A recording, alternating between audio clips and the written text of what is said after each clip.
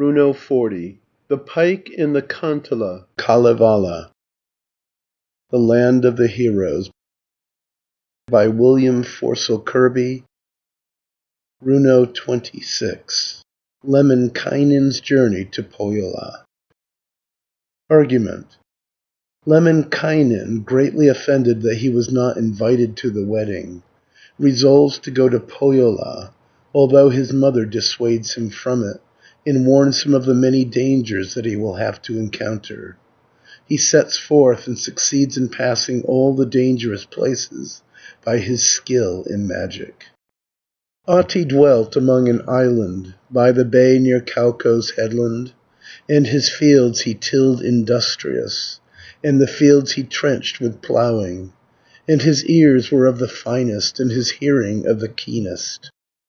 Heard he shouting in the village, from the lake came sounds of hammering, on the ice the sound of footsteps, on the heath a sledge was rattling.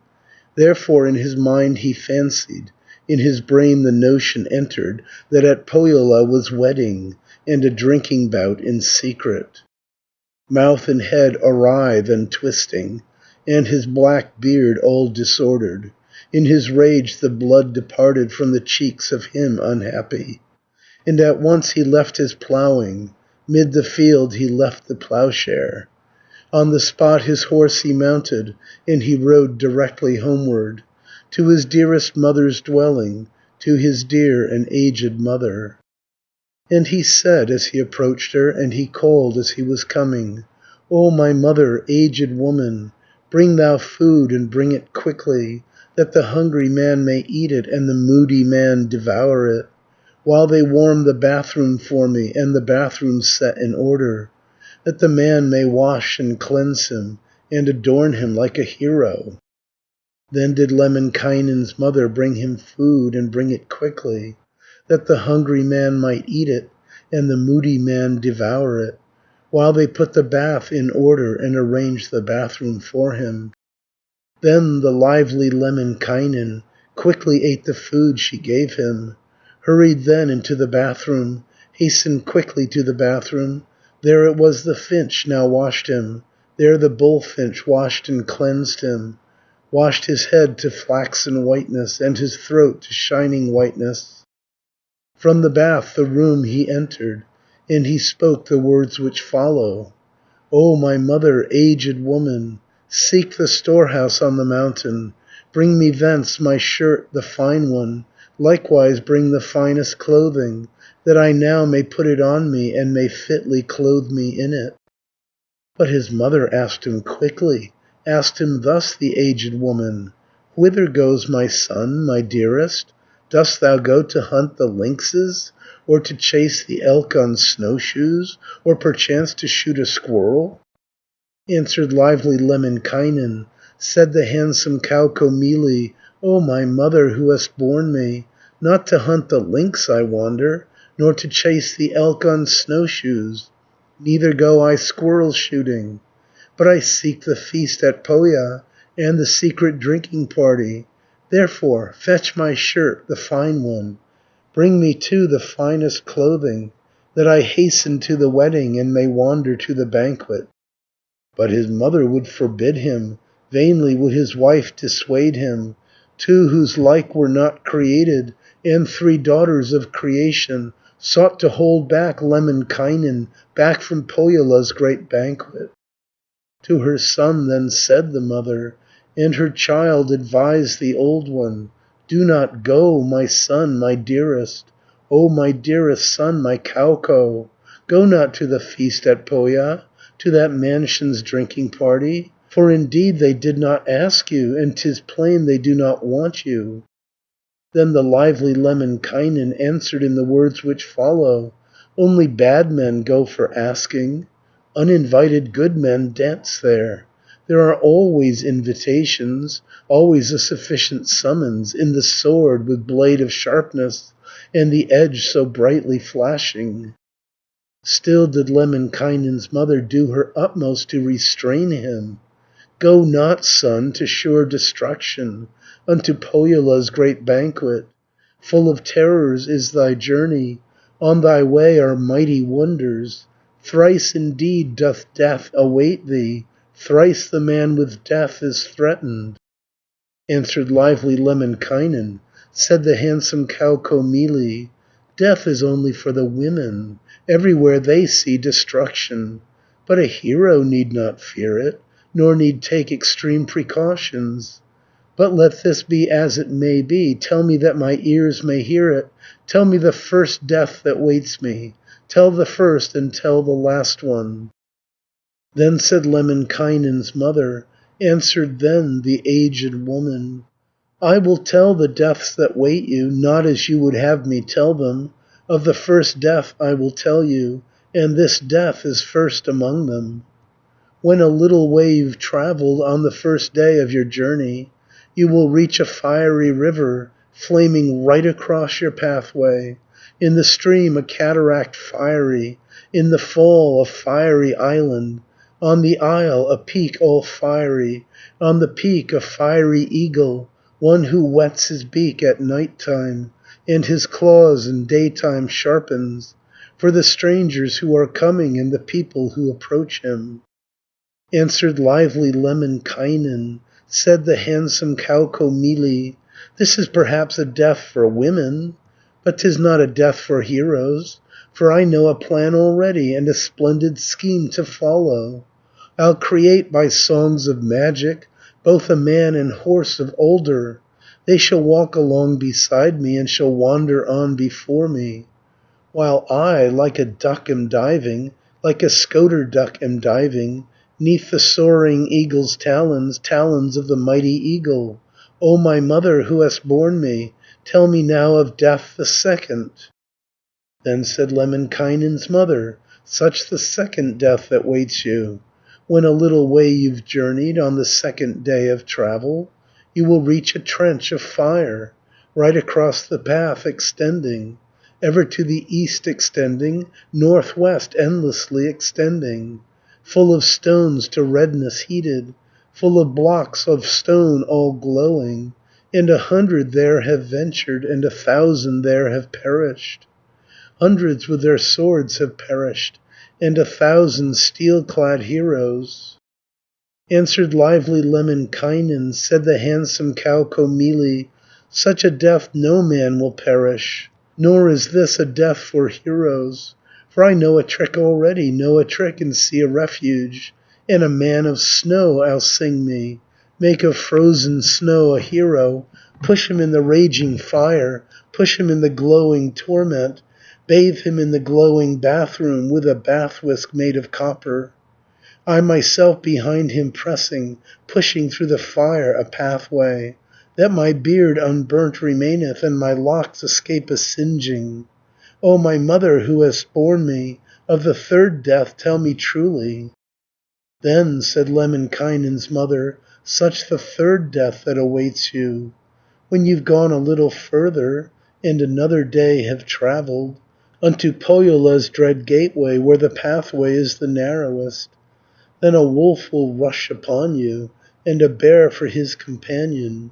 There in Pohjola's dread gateway, where the pathway is the narrowest, hundreds have been there devoured, heroes have by thousands perished. Wherefore should they not devour thee, kill thee likewise unprotected?"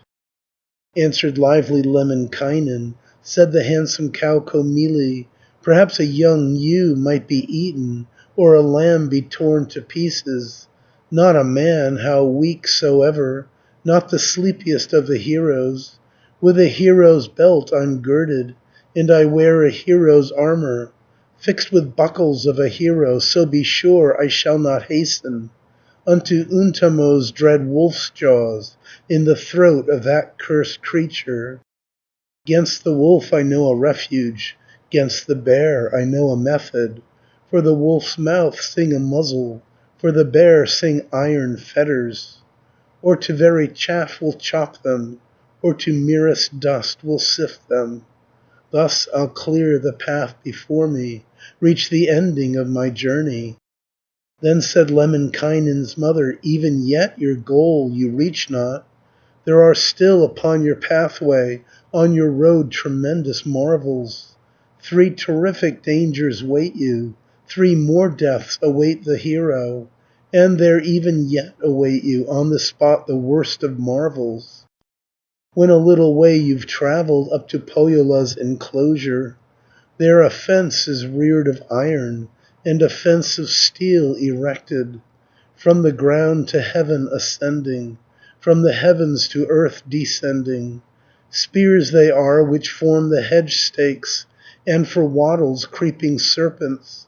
Thus the fence with snakes is wattled, and among them there are lizards, and their tails are always waving, and their thick heads always swelling, and their round heads always hissing, heads turned out and tails turned inwards.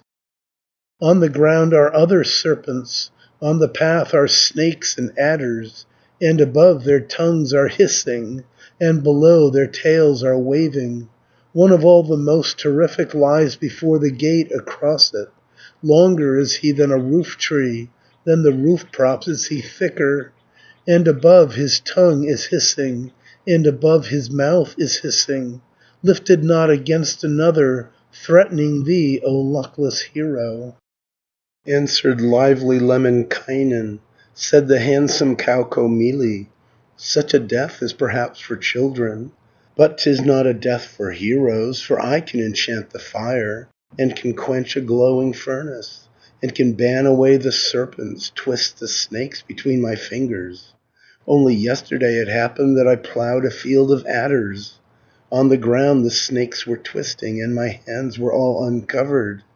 With my nails I seized the vipers, in my hands I took the serpents. 10 I killed among the vipers, and the serpents black by hundreds. Still my nails are stained with snake blood, and my hands with slime of serpents. Therefore will I not permit me, and by no means will I journey, as a mouthful for the serpents, to the sharp fangs of the adders. I myself will crush the monsters, crush the nasty things to pieces, and will sing away the vipers, drive the serpents from my pathway. Enter then the yard of Pohja, and into the house will force me." Then said Lemminkainen's mother, "O my son, forbear to venture into Pohjola's dread castle, house of Sariola, all timbered, for the men with swords are girded, heroes all equipped for battle, men with drink of hops excited, very furious from their drinking. They will sing thee, most unhappy, to the swords of all the keenest. Better men their songs have vanquished, mighty ones been overpowered." Answered lively Lemminkainen, said the handsome Kaukomieli, "Well, but I have dwelt already there in Pohjola's dread fortress. Not a lap with spells shall chain me, forth no son of Turja drive me. I'll enchant the lap by singing, drive away the son of Turja, and in twain will sing his shoulders, from his chin his speech I'll sever, tear his shirt apart by singing, and I'll break in two his breastbone." Then said Lemminkainen's mother, "O alas, my son unhappy, dost thou think of former exploits? Bragg'st thou of thy former journey? True it is thou hast resided there in Pohjola's dread fortress, but they sent thee all a-swimming, floating overgrown with pondweed, o'er the raging cataract driven, down the stream in rushing waters. Thou hast known the falls of Tuoni, Manala's dread stream hast measured. There wouldst thou today be swimming, but for thine unhappy mother. Listen now to what I tell thee. When to Pohjola thou comest, all the slope with stakes is bristling, and the yard with poles is bristling, all with heads of men surmounted, and one stake alone is vacant, and to fill the stake remaining will they cut thy head from off thee." Answered lively Lemminkainen, said the handsome Kaukomieli, "Let a weakling ponder o'er it, let the worthless find such ending. After 5 or 6 years' warfare, 7 long summers spent in battle, not a hero would concern him, nor retire a step before it.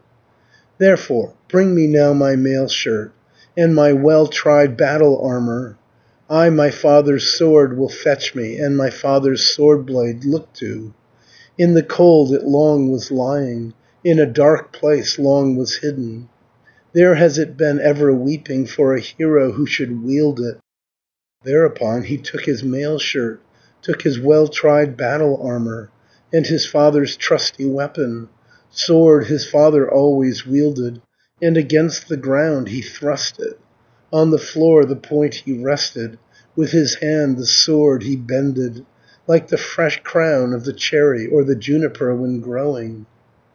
Said the lively Lemminkainen, hard 'twill be in Pohja's castle, rooms of Sariola the misty, such a sword as this to gaze on, such a sword blade to encounter.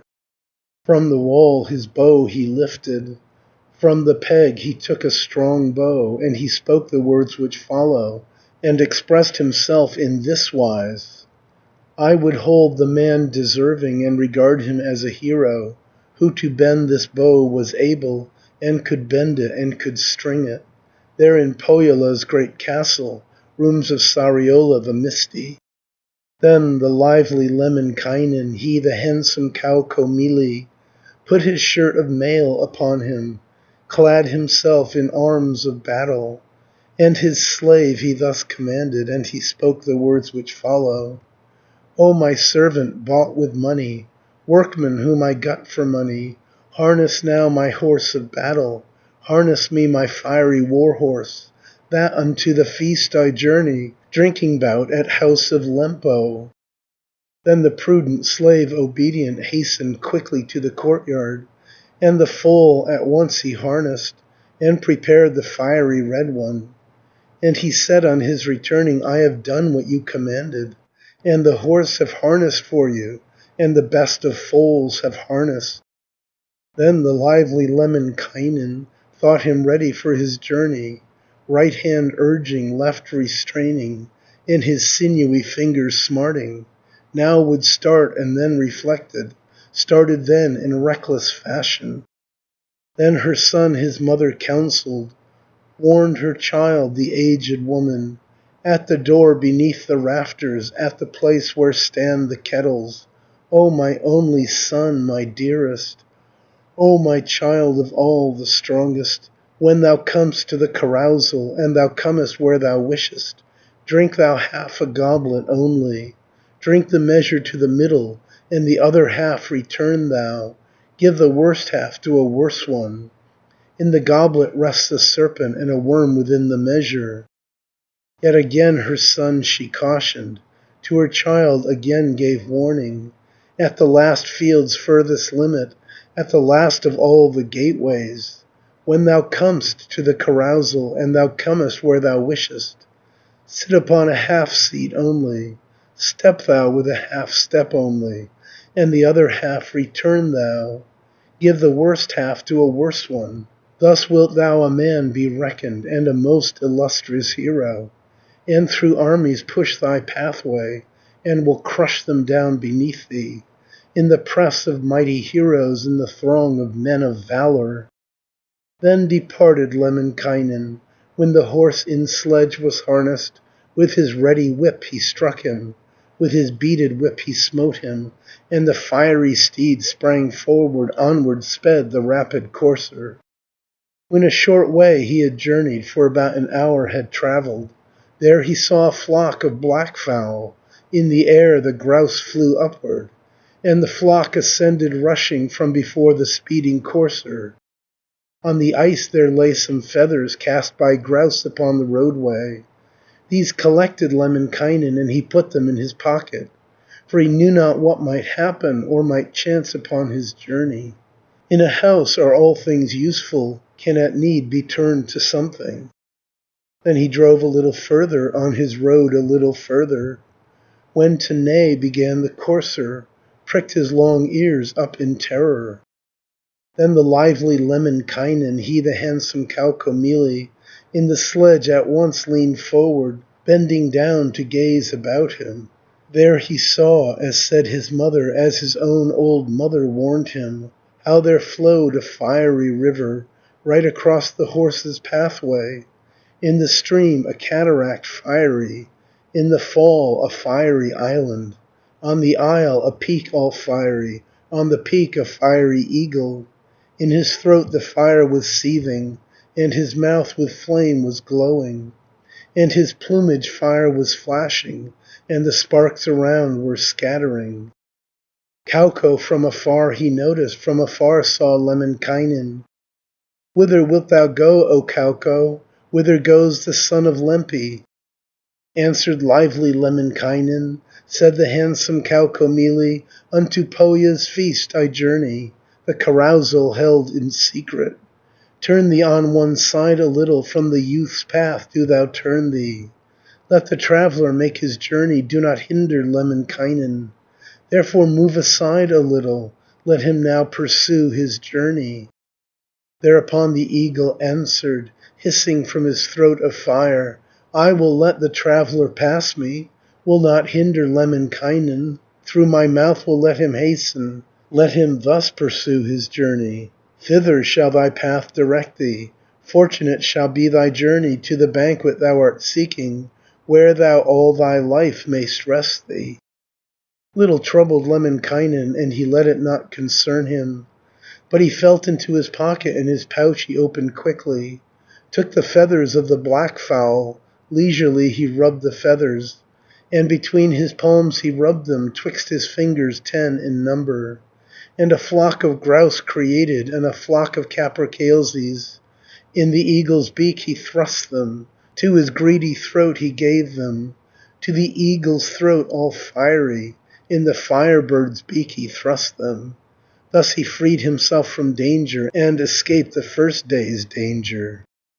With his whip he struck the courser, with a beaded whip he struck him, and the horse sped quickly onward, and the steed sprang lightly forward. Then he drove a little further, but a little way had travelled, when the horse again was shying, and again the steed was neighing. From the sledge again he raised him, and he strove to gaze around him. And he saw, as said his mother, as his aged mother warned him, right in front a trench of fire, right across the path extending, ever to the east extending, northwest endlessly extending, full of stones to redness heated, full of blocks of stone all glowing. Little troubled Lemminkainen, but he raised a prayer to Ukko. "Ukko, thou of gods the highest, Ukko, thou our heavenly Father, send thou now a cloud from northwest, send thou from the west a second, and a third to east establish. In the northeast let them gather, push their borders all together, drive them edge to edge together. Let the snow fall staff deep round me, deep as is the length of spear shaft, on these stones to redness heated, blocks of stone all fiery glowing." Ukko then of gods the highest, he the aged heavenly Father, sent a cloud from out the northwest, from the west he sent a second, in the east a cloud let them gather in the northeast, and he heaped them all together, and he closed the gaps between them. Let the snow fall staff deep downward, deep as is the length of spear shaft, on the stones to redness heated, blocks of stone all fiery glowing. From the snow a pond was fashioned, and a lake with icy waters. Then the lively Lemminkainen sang a bridge of ice together, stretching right across the snow pond, from the one bank to the other. O'er the fiery trench passed safely, passed the second day in safety. With his whip he urged the courser, cracked the whip all bead embroidered, and began to travel quickly as the courser trotted onward. Quick he ran a verst a second, for a short space well proceeded, when he suddenly stopped standing, would not stir from his position. Then the lively Lemminkainen started up to gaze around him. In the gate the wolf was standing, and the bear before the passage, there in Pohjola's dread gateway, at the end of a long passage. Then the lively Lemminkainen, he the handsome Kaukomieli, quickly felt into his pocket what his pouch contained, exploring, and he took some ewe's wool from it, and until 'twas soft he rubbed it, and between his palms he rubbed it, 'twixt his fingers 10 in number. On his palms then gently breathing, ewes ran bleating forth between them. Quite a flock of sheep he fashioned, and a flock of lambs among them. And the wolf rushed straight upon them, and the bear rushed after likewise, while the lively Lemminkainen further drove upon his journey. Yet a little space he journeyed, unto Pohjola's enclosure. There a fence was raised of iron, fenced with steel the whole enclosure. In the ground 100 fathoms, in the sky 1,000 fathoms. Spears they were which formed the hedge stakes, and for wattles creeping serpents.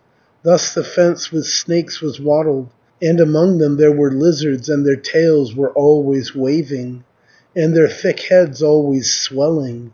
Rows of heads erected always, heads turned out and tails turned inwards.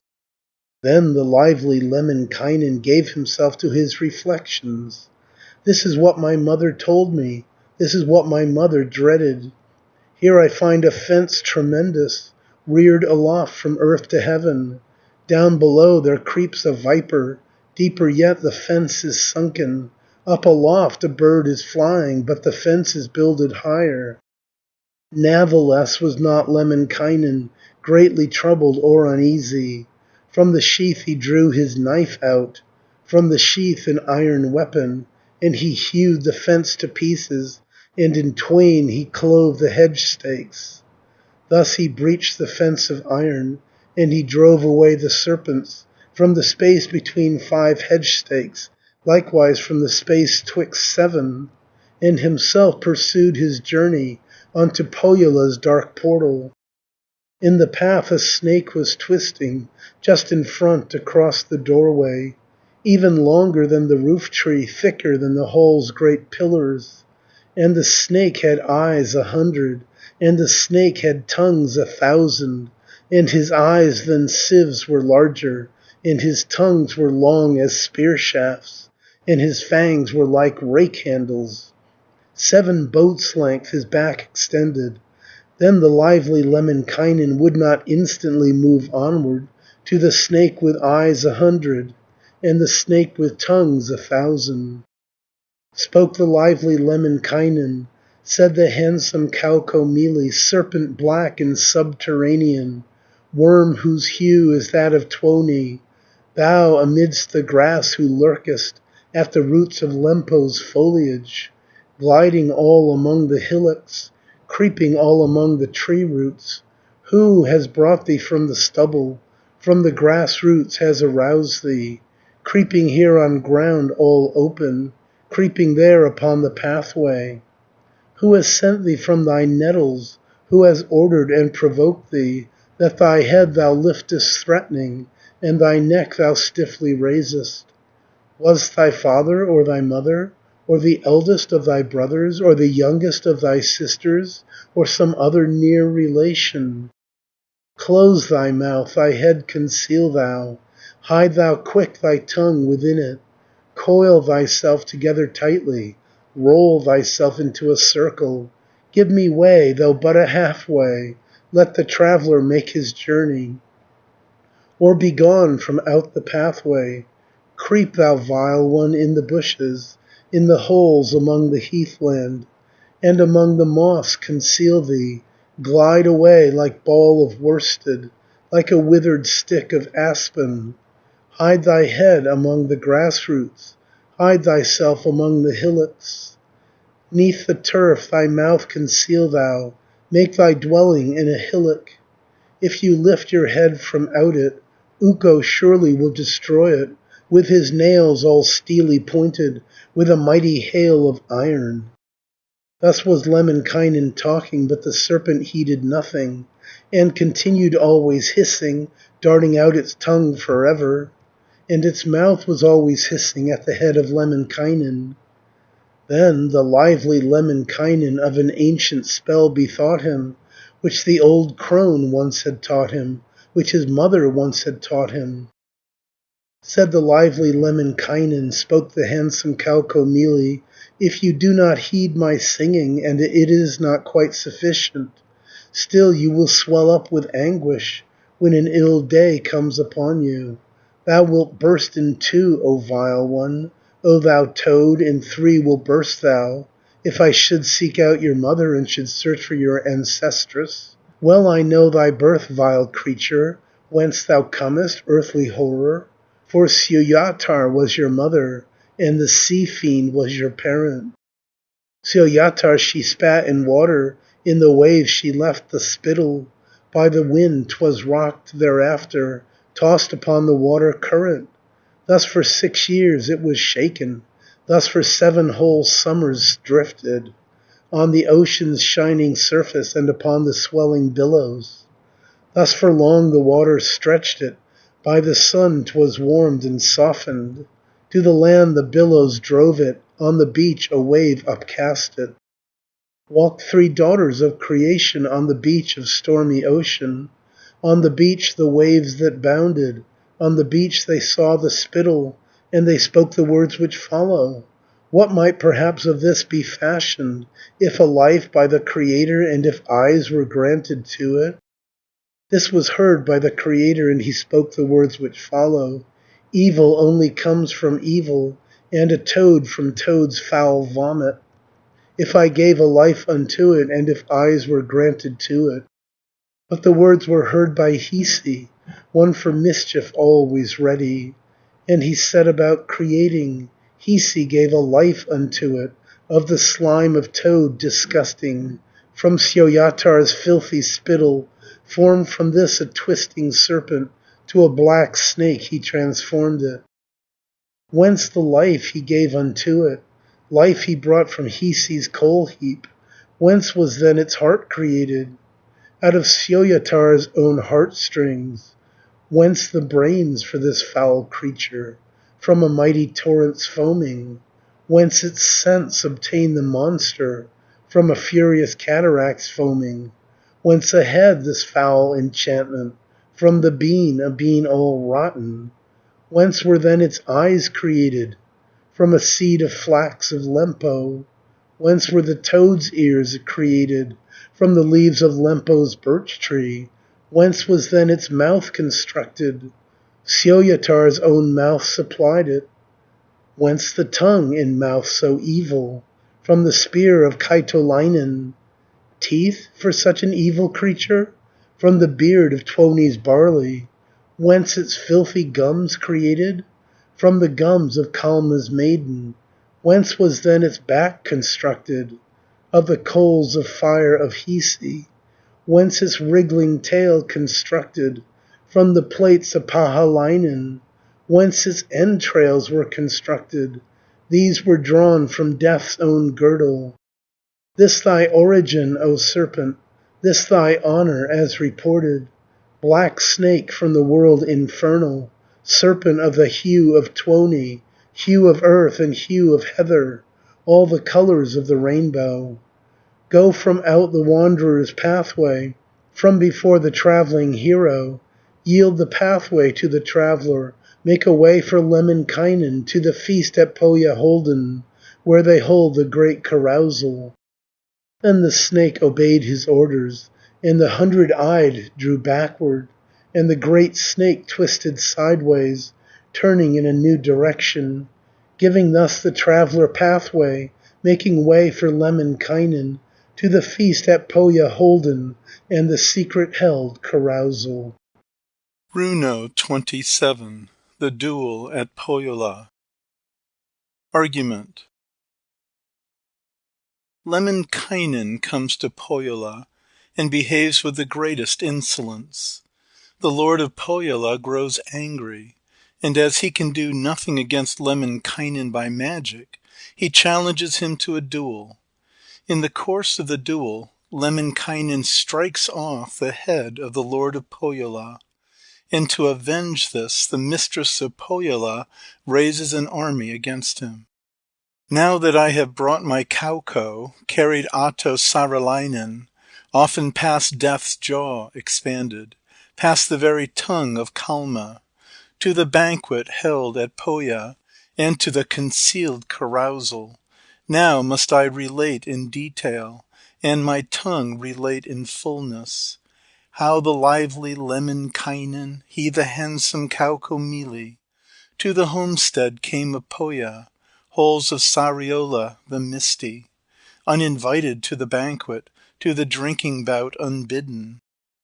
Thus the lively Lemminkainen, ruddy youth and arrant scoundrel, in the room at once came forward, walking to the very middle. 'Neath him swayed the floor of linden, and the room of firwood rattled. Spoke the lively Lemminkainen, and he said the words which follow. Greetings to ye on my coming, greetings also to the greeter. Hearken, Pohjola's great master, have you here within this dwelling barley for the horse's fodder, beer to offer to the hero? There sat Pohjola's great master at the end of the long table, and from thence he made his answer, in the very words which follow. Perhaps there is within this dwelling standing room for your fine courser. Nor would I indeed forbid you in the room a quiet corner, or to stand within the doorway, in the doorway 'neath the rafters, in the space between two kettles, there where 3 large hoes are standing. Then the lively Lemminkainen tore his black beard in his anger, 'twas the color of a kettle, and he spoke the words which follow. Lempo may perchance be willing thus to stand within the doorway, where he might with soot be dirtied, while the soot falls all around him. But at no time did my father, never did my aged father ever stand in such a station in the doorway, 'neath the rafters. There was always room sufficient for his horse within the stable, and a clean room for the hero, and a place to put his gloves in, pegs whereon to hang his mittens, walls where swords may rest in order. Why should I not also find it as my father always found it? After this he strode on further, to the end of the long table, at the bench end then he sat him, at the end of bench of firwood, and the bench it cracked beneath him, and the bench of firwood tottered. Said the lively Lemminkainen, seems to me that I'm unwelcome, as no ale is offered to me, to the guest who just has entered. Ilpotar, the noble mistress, answered in the words which follow. O thou boy, O Lemminkainen, not as guest thou comest among us, but upon my head to trample, and to make it bow before you, for our ale is still in barley, still in malt the drink delicious, and the wheat bread still unbaken, and unboiled the meat remaineth. Yesternight you should have entered, or perchance have come tomorrow. Then the lively Lemminkainen twisted mouth, and turned his head round, tore his black beard in his anger, and he spoke the words which follow. Eaten is the feast already, finished feast, and drunk the bride ale, and the ale has been divided, to the men the mead been given, and the cans away been carried, and the pint pots laid in storage. Pohjola's illustrious mistress, long-toothed mistress of Pimentola, thou hast held the wedding badly, and in doggish fashion held it. Baked the bread in loaves enormous, thou hast brewed the beer of barley. 6 times sent thy invitations, 9 times hast thou sent a summons.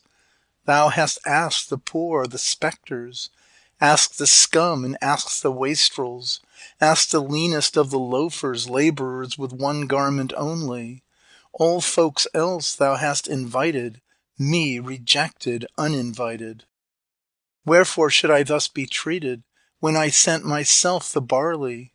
Others brought it by the spoonful, others poured it out by dishfuls, but I poured it out in bushels, by the 1/2 ton out I poured it, of my own the best of barley, corn which I had sown aforetime. 'Tis not now that Lemminkainen is a guest of great distinction, for no ale is offered to me, nor the pot set on the fire. In the pot is nothing cooking, not a pound of pork you give me, neither food nor drink you give me. Now my weary journey's ended. Ilpotar, the noble mistress, uttered then the words which follow. O my little waiting maiden, O my ever-ready servant, put into the pot some dinner, bring some ale to give the stranger.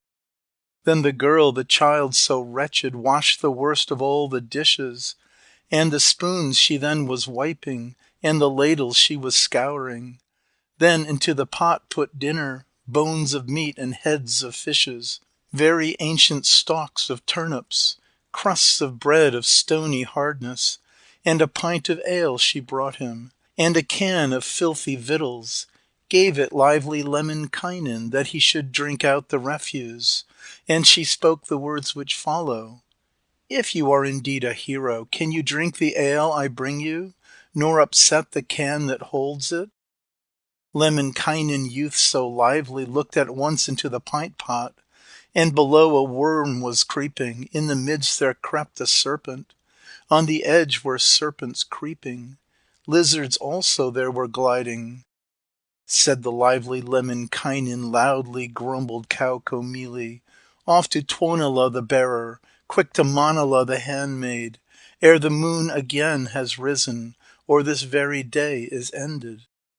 Afterwards these words he added, O thou beer, thou drink so nasty, in an evil hour concocted, evil only lurks within thee. Notwithstanding I will drink it, on the ground will cast the refuse, with my nameless finger lift it, with my left thumb will I lift it.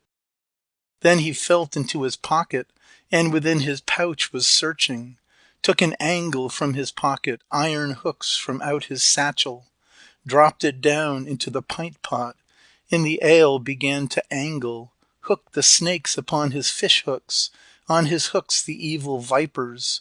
Up he drew of toads 100, and of dusky snakes 1,000. Down upon the ground he threw them all upon the planking. Thereupon a sharp knife taking, from the sheath he quickly drew it, cut the heads from off the serpents, broke the necks of all the serpents. Then he drank the ale with gusto, drank the black mead with enjoyment, and he spoke the words which follow. As a guest I am not honored, since no ale was brought unto me, which was better worth my drinking, offered me by hands more careful, in a larger vessel brought me. Since no sheep was slaughtered for me, no gigantic steer was slaughtered. In the whole no ox they brought me from the house of hoofed cattle. Then did Pohjola's great master answer in the words which follow. Wherefore have you then come hither? Who invited you among us? Answered lively Lemminkainen, said the handsome Kaukomieli, good is perhaps the guest invited, better still if uninvited. Hearken then, thou son of Pohja, Pohjola's illustrious master. Give me ale for cash directly, reach me here some drink for money. Then did Pohjola's great master angry grow and greatly furious, very furious and indignant, sang a pond upon the flooring, in the front of Lemminkainen, and he said the words which follow. Here's a river you may drink of, here's a pond that you may splash in. Little troubled Lemminkainen, and he spoke the words which follow. I'm no calf by women driven, nor a bull with tail behind me, that I drink of river water, or from filthy ponds the water. Then himself began to conjure, and himself commenced his singing, sang upon the floor a bullock, mighty ox with horns all golden. And he soon drank up the puddle, drank the river up with pleasure. But the mighty son of Pohja by his spells a wolf created, and upon the floor he sang him to devour the fleshy bullock. Lemminkainen, youth so lively, sang a white hare to his presence, and upon the floor 'twas leaping, near the wolf jaws widely open. But the mighty son of Pohja sang a dog with pointed muzzle, and the dog the hare devoured, rent the squint eye into fragments. Lemminkainen, youth so lively, on the rafters sang a squirrel, and it frolicked on the rafters, and the dog was barking at it. But the mighty son of Pohya sang a golden-breasted marten, and the marten seized the squirrel on the rafter's end while sitting. Lemminkainen, youth so lively, sang a fox of ruddy color, and it killed the gold-breast marten, and destroyed the handsome-haired one. But the mighty son of Pohya by his spells a hen created, and upon the ground 'twas walking just before the fox's muzzle. Lemminkainen, youth so lively, thereupon a hawk created. Quickly with its claws it seized it, and it tore the hen to pieces. Then said Pohjola's great master in the very words which follow, Better will not be the banquet, nor the guest provision lessened, house for work, the road for strangers, unrefreshed from the carousal. Quit this place, O scamp of Hisi, haste away from all folks' knowledge. To thy home, O toad the basest, forth, O scoundrel, to thy country. Answered lively Lemminkainen, said the handsome Kaukomieli, None would let himself be banished, not a man, how bad soever, from this place be ever driven, forced to fly from such a station. Then did Pohjola's great master snatch his sword from wall where hanging, grasped in haste the sharpened weapon, and he spoke the words which follow. O thou Ahti Saarelainen, O thou handsome Kaukomieli, let us match our swords together, match the glitter of the sword blades, whether my sword is the better, or is Ahti Saarelainen's.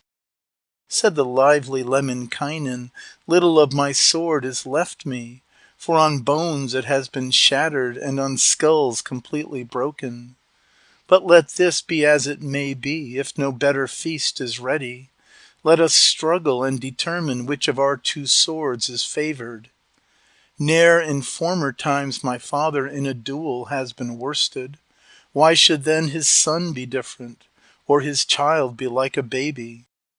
Sword he took and bared his sword blade, and he drew his sharp-edged weapon, drew it from the leather scabbard hanging at his belt of lambskin. Then they measured and inspected which of their two swords was longer, and a very little longer was the sword of Pohja's master, as upon the nail the blackness or a half joint of a finger. Spoke then Ahti Saarelainen, said the handsome Kaukomieli, As your sword is rather longer, let the first attack be yours. Then did Pohjola's great master aim a blow and tried to strike him, aimed his sword but never struck it. On the head of Lemminkainen once indeed he struck the rafters, and the beams resounded loudly, and across the beam was shattered, and the arch in twain was broken. Then spoke Ahti Saarelainen, said the handsome Kaukomieli, Well, what mischief did the rafters, and what harm the beam effected, that you thus attack the rafters, and have made the arch to rattle? Hear me, son of Pohja's country, Pohjola's illustrious master. Awkward 'tis in room to combat, trouble would it give the women, if the clean room should be damaged, and with blood defiled the flooring. Let us go into the courtyard, in the field outside to battle, on the grass outside to combat. In the yard the blood looks better, in the yard it looks more lovely, on the snow it looks much better. Out into the yard they wandered, and they found therein a cowhide, and they spread it in the courtyard, and they took their stand upon it. Then said Ahti Saarelainen, Hearken, O thou son of Pohja, as your sword is rather longer, and your sword is more terrific, perhaps indeed you need to use it, just before your own departure, or before your neck is broken. Strike away, O son of Pohja. Fenced away the son of Pohja, struck a blow and struck a second, and he struck a third blow after, but he could not strike him fairly, could not scratch the flesh upon him, from his skin a single bristle. Then spoke Ahti Saarelainen, said the handsome Kaukomieli, Give me leave to try a little, for at last my time is coming. Natheless Pohyola's great master did not pay the least attention, striking on without reflection, ever striking, never hitting. From his sword blade flashed red fire, and its edge was always gleaming. In the hands of Lemminkainen, and the sheen extended further, as against the neck he turned it of the mighty son of Pohja. Said the handsome Lemminkainen, "Hearken, Pohyola's great master. True it is, thy neck so wretched is as red as dawn of morning." Thereupon the son of Pohja, he the mighty lord of Pohja, bent his eyes that he might witness how his own neck had been reddened. Then the lively Lemminkainen hurriedly a stroke delivered. With his sword he struck the hero, quickly with the sword he struck him. Full and fair he struck the hero, struck his head from off his shoulders, and the skull from neck he severed, as from off the stalk a turnip, or an ear of corn is severed. From a fish a fin divided. In the yard the head went rolling, and the skull in the enclosure, as when it is struck by arrow falls the capercaillie from treetop. In the ground stood stakes 100, in the yard there stood 1,000.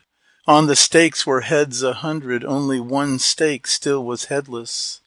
Then the lively Lemminkainen took the head of the poor fellow. From the ground the skull he lifted, and upon the stake he set it. Then did Ahti Saarelainen, he the handsome Kaukomieli, once again the house re-enter, and he spoke the words which follow. "Wicked maid, now bring me water, that I wash my hands and cleanse them, from the blood of wicked master, from the gore of man of evil." Furious was the crone of Pohja, wild with wrath and indignation. And at once she sang up swordsmen, heroes well equipped for battle. Up she sang 100 swordsmen, sang 1,000 weapon bearers, Lemminkainen's head to capture from the neck of Kaukomieli. Now the time seemed really coming, fitting time for his departure. Terror came at length upon him, and too hard the task before him. From the house the youthful Ahti Lemminkainen quick departed, from the feast prepared at Pohja, from the unannounced carousal. Runo 28. Lemminkainen and his mother. Argument. Lemminkainen escapes with all speed from Pohjola, comes home and asks his mother where he can hide himself from the people of Pohjola, who will soon attack him in his home 100 to 1. His mother reproaches him for his expedition to Pohjola, suggests various places of concealment, and at length advises him to go far across the lakes to a distant island, where his father once lived in peace during a year of great war. Then did Ahti Saarelainen, he the lively Lemminkainen, haste to reach a place for hiding, hasten quickly to remove him from the gloomy land of Pohja, from the gloomy house of Sara. From the room he rushed like snowfall, to the yard like snake he hurried, that he might escape the evil from the crime he had committed. When he came into the courtyard, then he gazed around and pondered, seeking for the horse he left there, but he nowhere saw him standing. In the field a stone was standing, on the waste a clump of willows. Who will come to give him counsel? Who will now advise and help him, that his head come not in danger, and his hair remain uninjured, nor his handsome hair be draggled in the courtyard foul of Pohja? In the village heard he shouting, uproar too from other homesteads. Lights were shining in the village, eyes were on the open windows. Then must lively Lemminkainen, then must Ahti Saarelainen alter now his shape completely, and transform without delaying, and must soar aloft as eagle, up to heaven to soar attempting. But the sun his face was scorching, and the moon shone on his temples. Then the lively Lemminkainen sent aloft a prayer to Ukko. Ukko, Jumala most gracious, thou the wisest in the heavens, of the thunder clouds the leader, of the scattered clouds the ruler. Let it now be gloomy weather, and a little cloudlet give me, so that under its protection I may hasten homeward quickly, homeward to my dearest mother, unto the revered old woman. As he flew upon his journey, as he chanced to look behind him, there he saw a hawk, a grey one, and its eyes were fiery glowing, as it were the son of Pohya, like the former lord of Pohya. And the grey hawk called unto him, Ati, O my dearest brother, think you on our former combat, head to head in equal contest? Then said Ati Saralainen, said the handsome Kaukomieli, O my hawk, my bird so charming, turn thyself and hasten homeward, to the place from which you started, to the gloomy land of Pohya. Hard it is to catch the eagle, clutch the strong-winged bird with talons. Then he hurried quickly homeward, homeward to his dearest mother, and his face was full of trouble, and his heart with care o'erladen. Then his mother came to meet him, as along the path he hurried.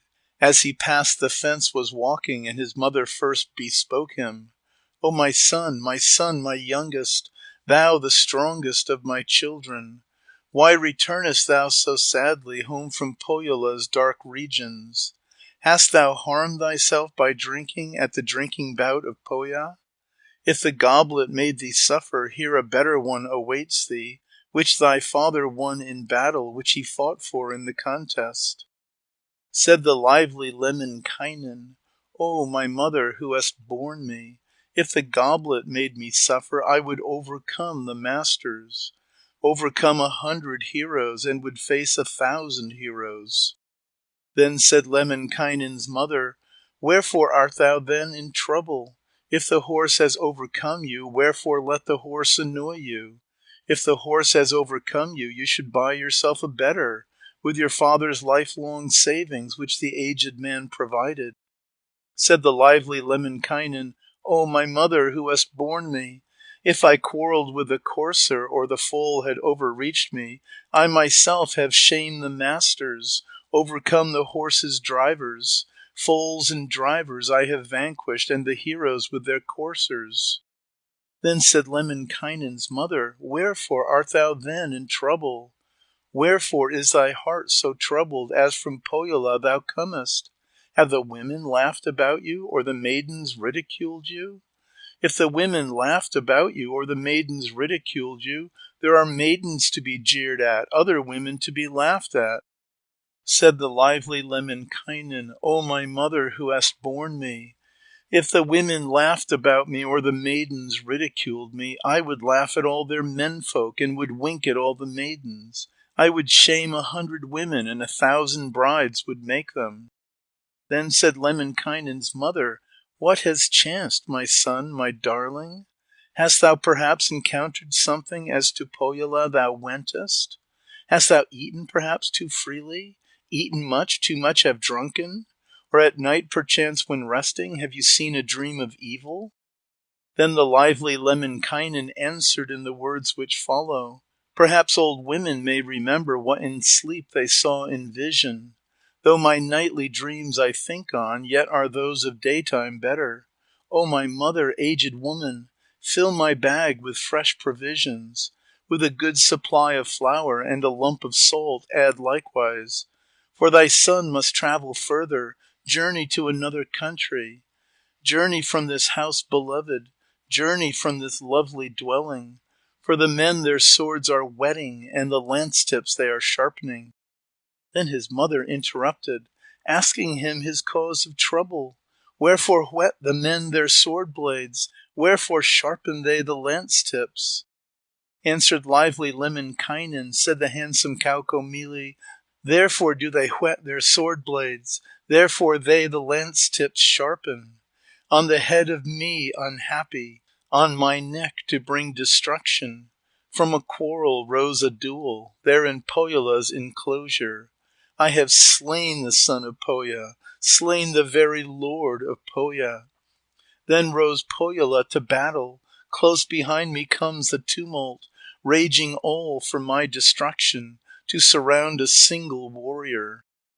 Then his mother gave him answer. To her child the old crone answered, I myself already told you, and I had already warned you, and forbidden you most strictly, not to Pohjola to venture. Had you stayed at home in quiet, living in your mother's dwelling, safely in your parents' homestead, in the home of her who bore thee, then no war had ever risen, nor appeared a cause of contest. Whither now, my son unhappy? Canst thou flee, unhappy creature?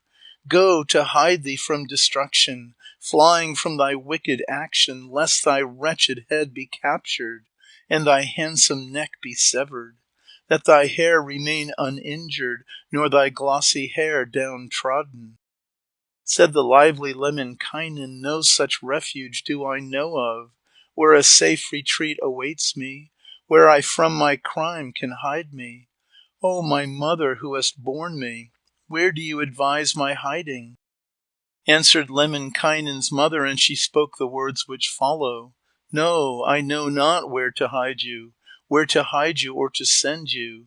As a pine upon the mountain, juniper in distant places, there might still misfortune find thee, evil fate might rise against thee. Often is the mountain pine tree cut to pieces into torches, and the juniper on heathland into posts is often cloven. As a birch tree in the valley, or an alder in the greenwood, there might still misfortune find thee, evil fate might rise against thee. Often is the valley birch tree chopped to pieces into faggots. Often is the alder thicket cut away to make a clearing.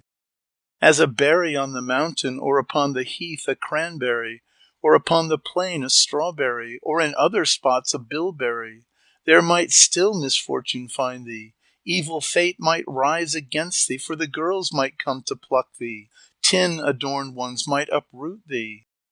In the lake as pike when hiding, Poen in slow-flowing river, there misfortune still might find thee, and at last destruction reach thee. If there came a youthful fisher, he might cast his net in water, and the young in net might take thee, and the old with net might capture. Didst thou roam as wolf in forest, or a bear in rugged country? There might still misfortune find thee. Evil fate might rise against thee. If a sooty tramp was passing, he perchance might spear the growler, or the wolves bring to destruction, and the forest bears might slaughter. Then the lively Lemminkainen answered in the words which follow, I myself know evil places. Worst of all do I esteem them. There where any death might seize me, and at last destruction reach me. O my mother who hast reared me, mother who thy milk hast given, whither wouldst thou bid me hide me? Whither should I now conceal me? Death's wide jaws are just before me, at my beard destruction standing. Every day for me it waiteth, till my ruin is accomplished. Then said Lemminkainen's mother, and she spoke the words which follow, I can tell the best of places, tell you one the best of any, where to hide yourself completely, and your crime conceal forever. For I know a little country, know a very little refuge, wasted not, and safe from battle, and untrodden by the swordsman. Swear me now by oaths eternal, binding, free from all deception, in the course of 60 summers, never more to go to battle, neither for the love of silver, nor perchance if gold was needed. Then said lively Lemminkainen, now I swear by oaths the strongest, never in the first of summers, nor in any other summer, mix myself in mighty battles, in the clashing of the sword blades. Wounds are still upon my shoulders, in my breast deep wounds still rankle, from my former battle pleasures, in the midst of all the tumult, in the midst of mighty battles, where the heroes all contended. Then did Lemminkainen's mother answer in the words which follow, Take the boat your father left you, and betake yourself to hiding. Traverse 9 lakes in succession, half the 10th one must thou traverse, to an island on its surface, where the cliffs arise from water. There in former times your father hid and kept himself in safety. in the furious fights of summer, in the hardest years of battle. There you'll find a pleasant dwelling, and a charming place to linger. Hide thyself a year, a second. In the third year come thou homeward, to your father's well-known homestead, to the dwelling of your parents. Runo 29. Lemminkainen's adventures on the island. Argument. Lemminkainen sails across the lakes in his boat, and comes safely to the island. There he lives pleasantly among the girls and women till the return of the men from warfare, who conspire against him. Lemminkainen flies from the island, much to the grief both of the girls and himself. His boat is wrecked in a violent storm, but he escapes by swimming to land, makes a new boat, and arrives safely on the shores of his own country. He finds his old house burned, and the whole surroundings laid waste, when he begins to weep and lament, especially for the loss of his mother. His mother, however, is still alive, having taken refuge in a thick forest, where Lemminkainen finds her to his great joy. She relates how the army of Pohjola came and burned down the house. Lemminkainen promises to build a finer house, after he has revenged himself upon the people of Pohjola, and describes his pleasant life in the island of refuge. Lemminkainen, youth so lively, he the handsome Kaukomieli, took provisions in his satchel, in his wallet summer butter for a year to last him, for another pork sufficient. Then he travelled off to hide him, started in the greatest hurry, and he said the words which follow. Now I go, and I'm escaping, for the space of 3 whole summers, and for 5 years in succession. Be the land to snakes abandoned, let the lynxes snarl in greenwood. In the fields the reindeer wander, in the brakes the geese conceal them. Fare thee well, my dearest mother, if the people come from Pohja, from Pimentola the army, and about my head they ask you, say that I have fled before them and have taken my departure, and I have laid waste my clearing, that which I had reaped so lately. Then he pushed his boat in water, on the waves he launched his vessel, from the rollers steel he launched it, from the haven lined with copper. On the mast the sails he hoisted, and he spread the sails of linen. At the stern himself he seated, and prepared him for his journey, sitting by his birchwood rudder, with the stern oar deftly steering. Then he spoke the words which follow, and in words like these expressed him. Wind, inflate the sails above me. Wind of spring, drive on the vessel. Drive with speed the wooden vessel. Onward drive the boat of pinewood, forward to the nameless island, and the nameless promontory. So the wind, the bark drove onward, o'er the foaming lake 'twas driven, o'er the bright expanse of water, speeding o'er the open water, rocking while 2 moons were changing, till a third was near its ending. At the cape were maidens sitting, there upon the blue lake's margin they were gazing and were casting glances o'er the azure billows. One was waiting for her brother, and another for her father, but the others all were waiting, waiting each one for a lover. In the distance spied they Kauko, sooner still the boat of Kauko, like a little cloud in distance, just between the sky and water. And the island maids reflected, said the maidens of the island, what's this strange thing in the water? What this wonder on the billows? If a boat of our relations, sailing vessel of our island, hasten then and speed thee homeward, to the harbor of the island, that we hear the tidings quickly, hear the news from foreign countries, if there's peace among the shore folks, or if war is waged among them. Still the wind, the sail inflated, and the billows drove the vessel. Then the lively Lemminkainen guided to the isle the vessel. To the island's end he drove it, where it ends in jutting headland. And he said on his arrival, to the cape as he was coming, is there room upon this island, on the surface of the island, where the boat may land upon it, and to dry land I may bring it? Said the girls upon the island, and the island maidens answered, "There is room upon this island, on the surface of the island, where the boat may land upon it, and to dry land you may bring it. There are harbors for the vessel, on the beach sufficient rollers, to receive 100 vessels, though the boats should come by thousands." Then the lively Lemminkainen on the land drew up his vessel, on the wooden rollers laid it, and he spoke the words which follow. "Is there room upon this island, on the surface of the island, where a little man may hide him, and a weak man may take refuge from the din of furious battle, and the clash of steely sword blades?" Said the girls upon the island, and the island maidens answered, "There is room upon this island, on the surface of the island, where a little man may hide him, and a weak man may conceal him. Here are very many castles, stately castles to reside in, though there came 100 heroes and 1,000 men of valor." Said the lively Lemminkainen, and he spoke the words which follow. "Is there room upon this island, on the surface of the island, where there stands a birch tree forest, and a stretch of other country, where I perhaps may make a clearing, work upon my goodly clearing?"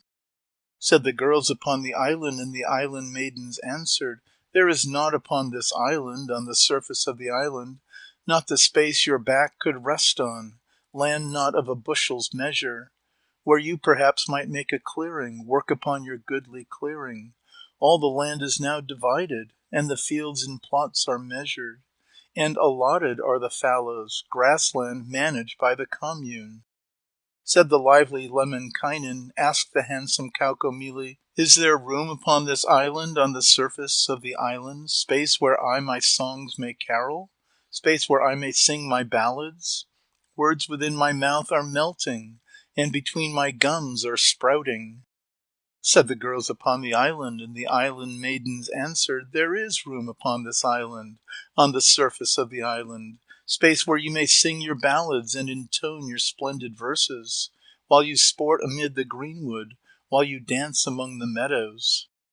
Then the lively Lemminkainen hastened to commence his singing. In the court sang mountain ash trees, in the farmyard oaks grew upward. On the oaks were equal branches, and on every branch an acorn. Golden globes within the acorns, and upon the globes were cuckoos. When the cuckoos all were calling, from their mouths was gold distilling. From their beaks was copper flowing, likewise silver pouring onward to the hills all golden shining, and among the silver mountains. Once again sang Lemminkainen, once again he sang and chanted. Gravel sang to pearls of beauty, all the stones to gleaming luster, all the stones to glowing redness, and the flowers to golden glory.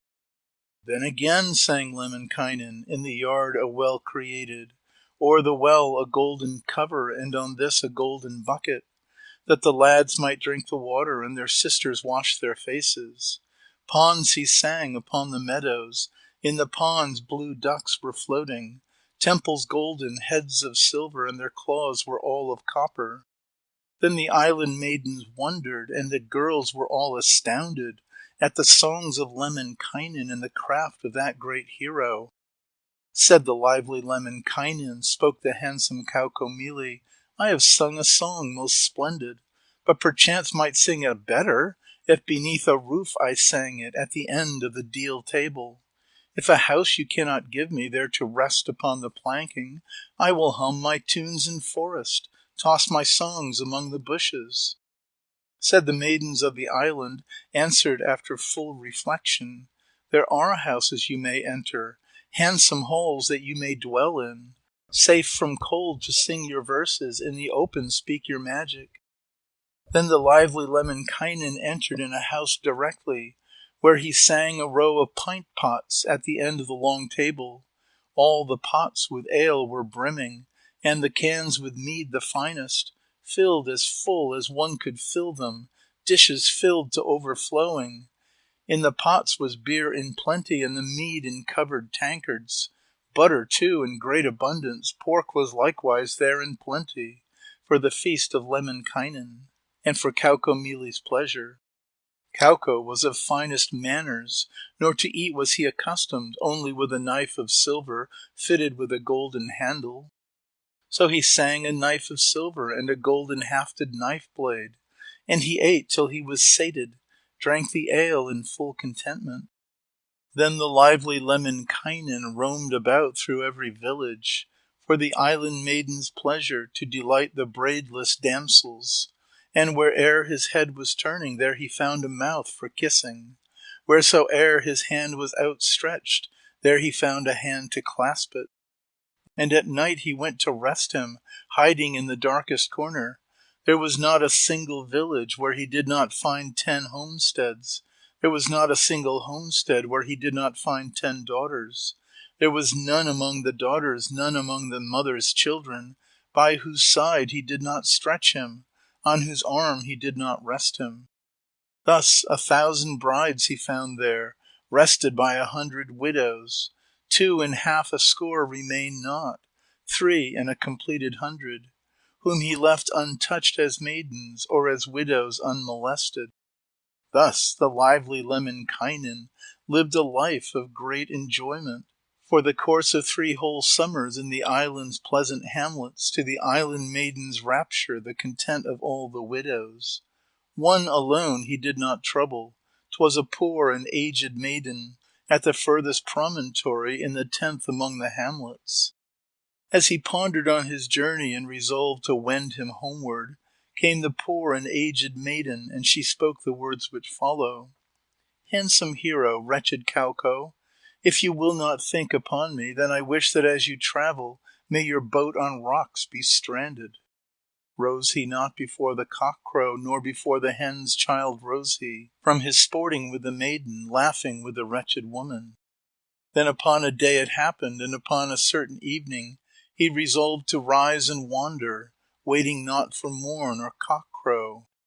Long before the time he rose up, sooner than the time intended, and he went around to wander, and to wander through the village, for his sporting with the damsels to amuse the wretched women. As alone by night he wandered, through the villages he sauntered, to the isle's extremest headland, to the 10th among the hamlets. He beheld not any homestead, where 3 rooms he did not notice. There was not a room among them where he did not see 3 heroes, and he saw not any hero with a sword blade left unwhetted, sharpened thus to bring destruction on the head of Lemminkainen. Then the lively Lemminkainen spoke aloud the words which follow. Woe to me, the day is dawning, and the pleasant sun is rising, o'er a youth of all most wretched, o'er the neck of me unhappy. Lempo may perchance a hero with his shirt protect and cover, perhaps will cover with his mantle, cast it round him for protection, though 100 men attacked him, and 1,000 pressed upon him. Unembraced he left the maidens, and he left them unmolested, and he turned him to his vessel, luckless to his boat he hurried. But he found it burned to ashes, utterly consumed to ashes. Mischief now he saw approaching, o'er his head ill days were brooding, so began to build a vessel and a new boat to construct him. Wood was failing to the craftsman, boards with which a boat to fashion, but he found of wood a little, begged some wretched bits of boarding, 5 small splinters of a spindle, and 6 fragments of a bobbin. So from these a boat he fashioned, and a new boat he constructed. By his magic art he made it, with his secret knowledge made it. Hammered once one side he fashioned, hammered twice, called up the other, hammered then a 3rd time only. And the boat was quite completed. Then he pushed the boat in water, on the waves he launched the vessel, and he spoke the words which follow, and expressed himself in this wise. Float like bladder on the waves like water lily. Eagle, give me now 3 feathers, eagle 3 and 2 from raven, for the wretched boat's protection, for the wretched vessel's bulwarks. Then he stepped upon the planking, at the stern he took his station, head bowed down in deep depression, and his cap awry adjusted. Since by night he dare not tarry, nor by day could linger longer, for the island maiden's pleasure, sporting with the unbraided damsels. Spoke the lively Lemminkainen, Said the handsome Kaukomieli, now the youth must take departure, and must travel from these dwellings. Joyless leave behind these damsels, dance no longer with the fair ones. Surely when I have departed and have left this land behind me, never will rejoice these damsels, nor unbraided girls be jesting, in their homes so full of sadness, in the courtyards now so dreary. Wept the island girls already, damsels at the cape lamented, wherefore goest thou, Lemminkainen, and departest, hero bridegroom? Dost thou go for maiden's coyness, or for scarcity of women? Spoke the lively Lemminkainen, said the handsome Kaukomieli, 'tis not for the maiden's coyness, nor the scarcity of women. I have had 100 women, and embraced 1,000 maidens. Thus departeth Lemminkainen. Quit you thus your hero bridegroom, since the great desire has seized me, longing for my native country, longing for my own land's strawberries, for the slopes where grow the raspberries, for the maidens on the headland, and the poultry of my farmyard. Then the lively Lemminkainen pushed into the waves the vessel, blew the wind, and then it blustered. Rising waves drove on the vessel o'er the blue lake's shining surface, and across the open water. On the beach there stood the sad ones, on the shingles the unhappy, and the island girls were weeping, and the golden maids lamenting. Wept for long the island maidens, damsels on the cape lamented. Long as they could see the masthead, and the iron work was gleaming. But they wept not for the masthead, nor bewailed the iron fittings. By the mast they wept the steersman, he who wrought the iron fittings. Lemminkainen too was weeping, long he wept and long was saddened, long as he could see the island or the outline of its mountains. But he wept not for the island, nor lamented for the mountains, but he wept the island damsels, for the mountain geese lamented. Then the lively Lemminkainen o'er the blue lake took his journey, and he voyaged one day, a second, and at length upon the third day rose a furious wind against him, and the whole horizon thundered. Rose a great wind from the northwest, and a strong wind from the northeast, struck one side and then the other, thus the vessel overturning. Then the lively Lemminkainen plunged his hands into the water, rowing forward with his fingers, while his feet he used for steering. Thus he swam by night and daytime, and with greatest skill he steered him. And a little cloud perceived he, in the west a cloud projecting, which to solid land was changing, and became a promontory. On the cape he found a homestead, where he found the mistress baking, and her daughters' dough were kneading. "O thou very gracious mistress, if you but perceived my hunger, thought upon my sad condition, you would hurry to the storehouse, to the alehouse like a snowstorm, and a can of ale would fetch me, and a strip of pork would fetch me. In the pan would broil it for me, and would pour some butter on it, that the weary man might eat it, and the fainting hero drink it. Nights and days have I been swimming out upon the broad lake's billows, with the wind as my protector, at the mercy of the lake waves." Thereupon the gracious mistress hastened to the mountain storehouse, sliced some butter in the storehouse, and a slice of pork provided. In the pan thereafter broiled it, that the hungry man might eat it. Then she fetched of ale a canful for the fainting hero's drinking, and she gave him a new vessel and a boat completely finished, which to other lands should take him and convey him to his birthplace. Then the lively Lemminkainen started on his homeward journey, saw the lands and saw the beaches, here the islands, there the channels, saw the ancient landing stages, saw the former dwelling places, and he saw the pine-clad mountains, all the hills with fir trees covered. But he found no more his homestead, and the walls he found not standing. Where the house before was standing rustled now a cherry thicket. On the mound were pine trees growing, juniper beside the wellspring. Spoke the lively Lemminkainen, said the handsome Kaukomieli, "I have roamed among these forests, o'er the stones and plunged in river, and have played about the meadows, and have wandered through the cornfields. Who has spoiled my well-known homestead and destroyed my charming dwelling? They have burned the house to ashes, and the winds disperse the ashes. Thereupon he fell to weeping, and he wept one day, a second. But he wept not for the homestead, nor lamented for the storehouse. But he wept the house's treasure, dearer to him than the storehouse. Then he saw a bird was flying, and a golden eagle hovering. And he then began to ask it, "O my dearest golden eagle, can you not perchance inform me? What has happened to my mother, to the fair one who has borne me, to my dear and much-loved mother?" Nothing knew the eagle of her, nor the stupid bird could tell him, only knew that she had perished, said a raven she had fallen, and had died beneath the sword blades, neath the battle axes fallen.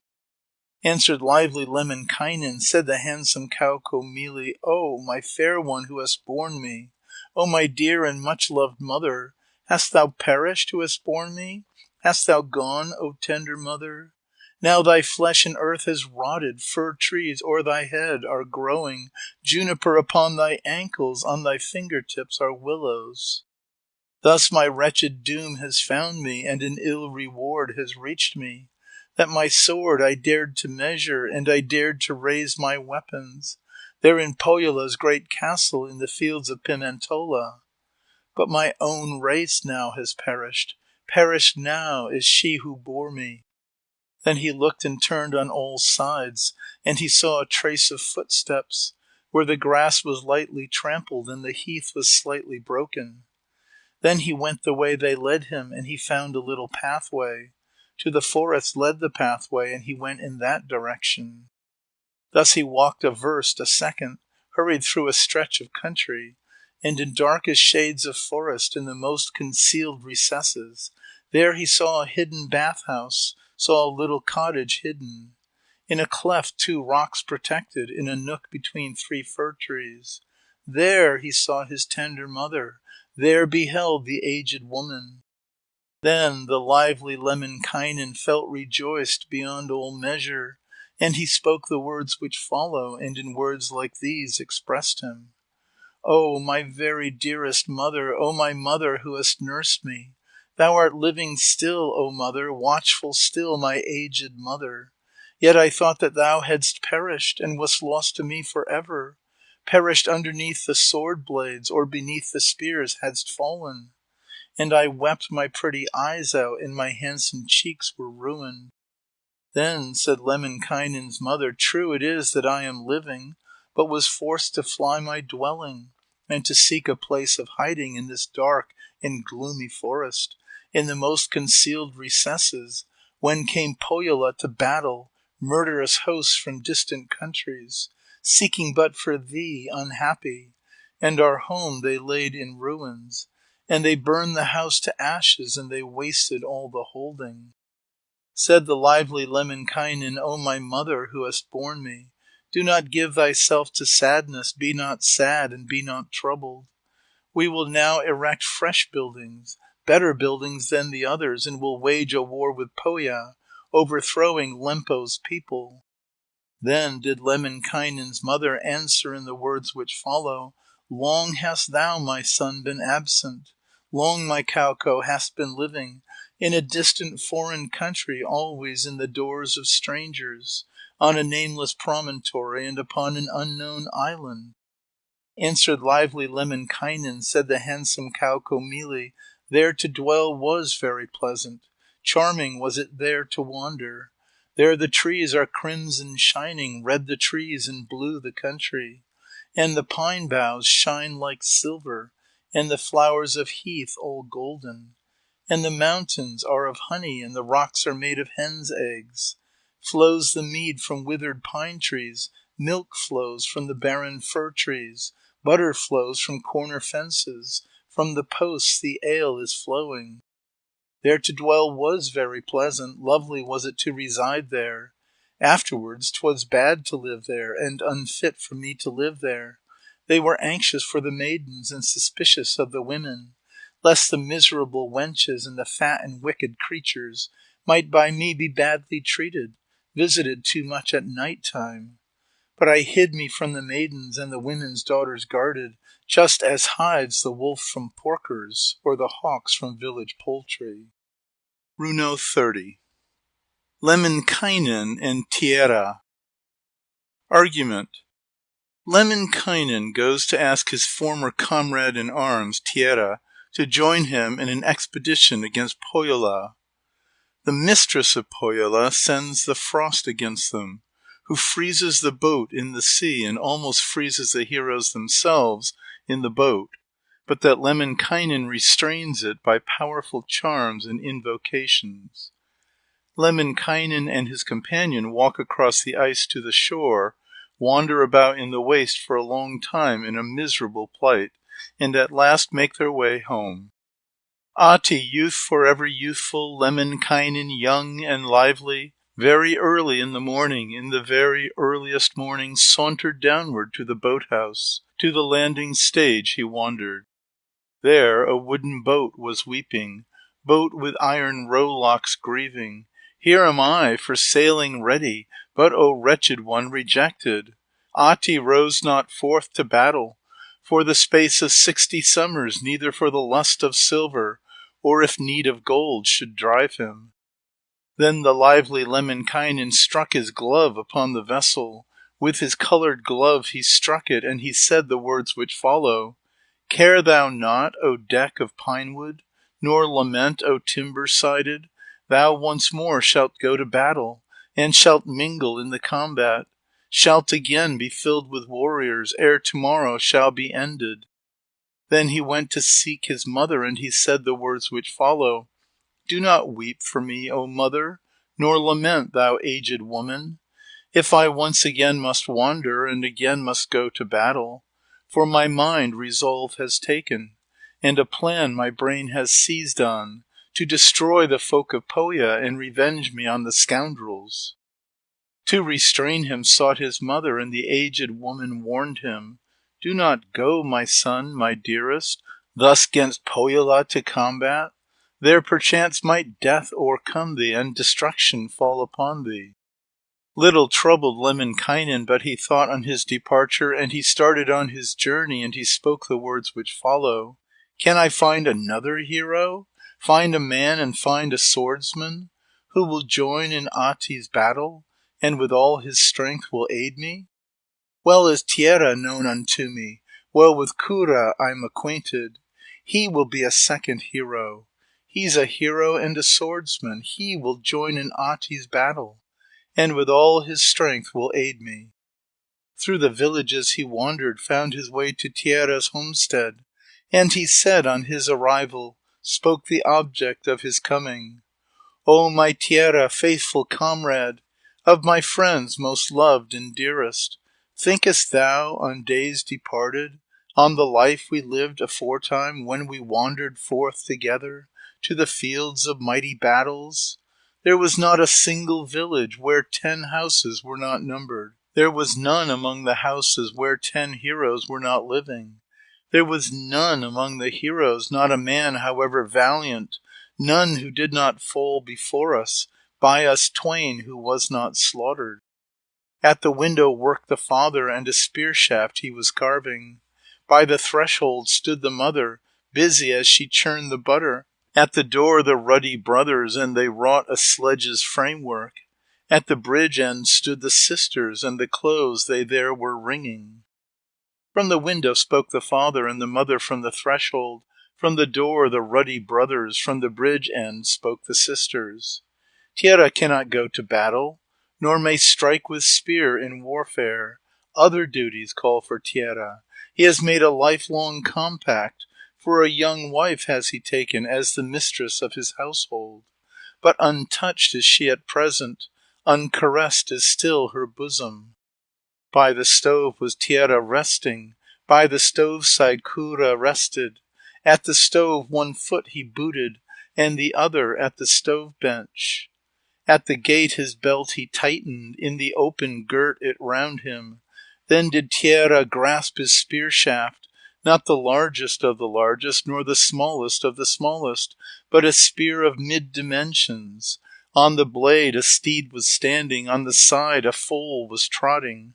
At the joint a wolf was howling, at the haft a bear was growling.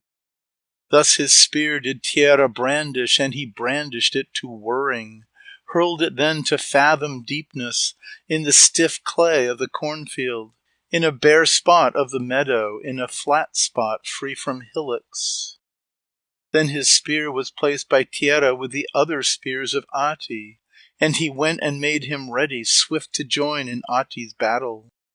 Then did Ahti Saarelainen push his boat into the water, like a snake in grass when creeping, even like a living serpent, and he sailed away to northwest on the lake that borders Pohja. Then did Pohjola's old mistress call the wicked frost to aid her, on the lake that borders Pohja, on the deep and open water. And she said the words which follow, thus she spoke and thus commanded. O my frost, my boy so little, O thou foster child I nurtured, go thou forth where I shall bid thee, where I bid thee and I send thee.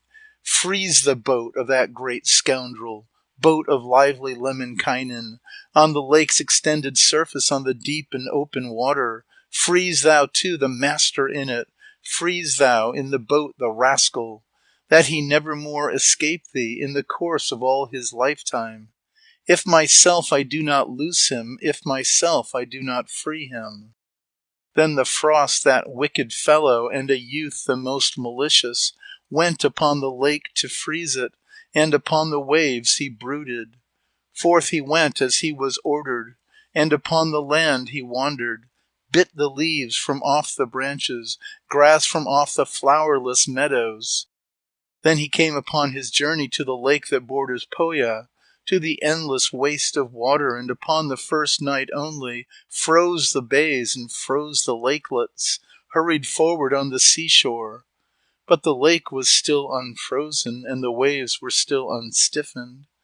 If a small finch swam the water, on the waves a water wagtail, still its claws remained unfrozen, and its little head unstiffened. On the second night, however, he began to work more strongly, growing insolent extremely, and he now grew most terrific. Then the ice on ice he loaded, and the great frost still was freezing, and with ice he clothed the mountains, scattered snow to height of spear shaft, froze the boat upon the water, Ahti's vessel on the billows. Then he would have frozen Ahti, and in ice his feet would fasten, and he seized upon his fingers, and beneath his toes attacked him. Angry then was Lemminkainen, very angry and indignant, pushed the frost into the fire, pushed him in an iron furnace. With his hands the frost then seized he, grasped him in his fists securely, and he spoke the words which follow, and in words like these expressed him. Pakkanen, Puhuri's offspring, thou, the son of cold, of winter, do not make my fingers frozen, nor my little toes thus stiffen. Let my ears remain unhandled, do not freeze my head upon me. There's enough that may be frozen, much is left you for your freezing. Though the skins of men you freeze not, nor the forms of mothers' children. Be the plains and marshes frozen, freeze the stones to frozen coldness, freeze the willows near the water, grasp the aspen till it murmurs, peel the bark from off the birch tree, and the pine trees break to pieces. But the men you shall not trouble, nor the hair of mothers' children. If this is not yet sufficient, other things remain for freezing. Thou mayst freeze the stones when heated, and the slabs of stone when glowing. Thou mayst freeze the iron mountains and the rocks of steely hardness, and the mighty river Vuoksi or the Imatra terrific. Stop the course of raging whirlpool, foaming in its utmost fury. Shall I tell you of your lineage, and shall I make known your honors? Surely do I know thy lineage, all I know of thine uprearing. For the frost was born mid willows, nurtured in the sharpest weather, near to Pohjola's great homestead, near the hall of Pimentola, sprung from father ever crime-stained, and from a most wicked mother. Who was it, the frost who suckled, bathed him in the glowing weather? Milkless wholly was his mother, and his mother wholly breastless. Adders 'twas the frost who suckled. Adders suckled, serpents fed him. Suckled with their pointless nipples, suckled with their dried-up udders. And the north wind rocked his cradle, and to rest the cold air soothed him. In the wretched willow thicket, in the midst of quaking marshes. And the boy was reared up vicious, led an evil life destructive. But as yet no name was given to a boy so wholly worthless. When at length a name was given, Frost it was they called the scoundrel. Then he wandered by the hedges, always dancing in the bushes, wading through the swamps in summer on the broadest of the marshes, roaring through the pines in winter, crying out among the fir trees, crashing through the woods of birch trees, sweeping through the alder thickets, freezing all the trees and grasses, making level all the meadows. From the trees he bit the foliage, from the heather bit the blossoms, cracked the bark from off the pine trees, and the twigs from off the fir trees. Now that thou hast grown to greatness, and attained thy fullest stature, darest thou me with cold to threaten, and to seize my ears a tempest, to attack my feet beneath me, and my fingertips attacking? But I shall not let you freeze me, not to miserably freeze me. Fire I'll thrust into my stockings, in my boots thrust burning firebrands, in the seams thrust burning embers. Fire will thrust beneath my shoestrings, that the frost may never freeze me, nor the sharpest weather harm me. Thither will I now condemn thee, to the furthest bounds of Pohya, to the place from whence thou camest, to the home from whence thou camest.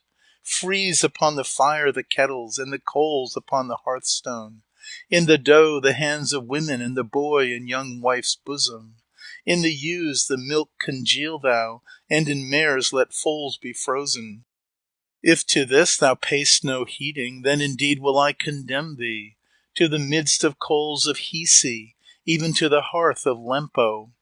Thrust thou there into the furnace, lay thee down upon the anvil, unprotected from the hammer, from the pounding of the hammer, that the hammer beat thee helpless, and the hammer beat thee sorely. If this will not overcome thee, and my spells are insufficient, still I know another station, know a fitting station for thee. I will lead thy mouth to summer, and thy tongue to home of summer, whence thou never canst release thee in the course of all thy lifetime, if I do not give thee freedom, and I should myself release thee.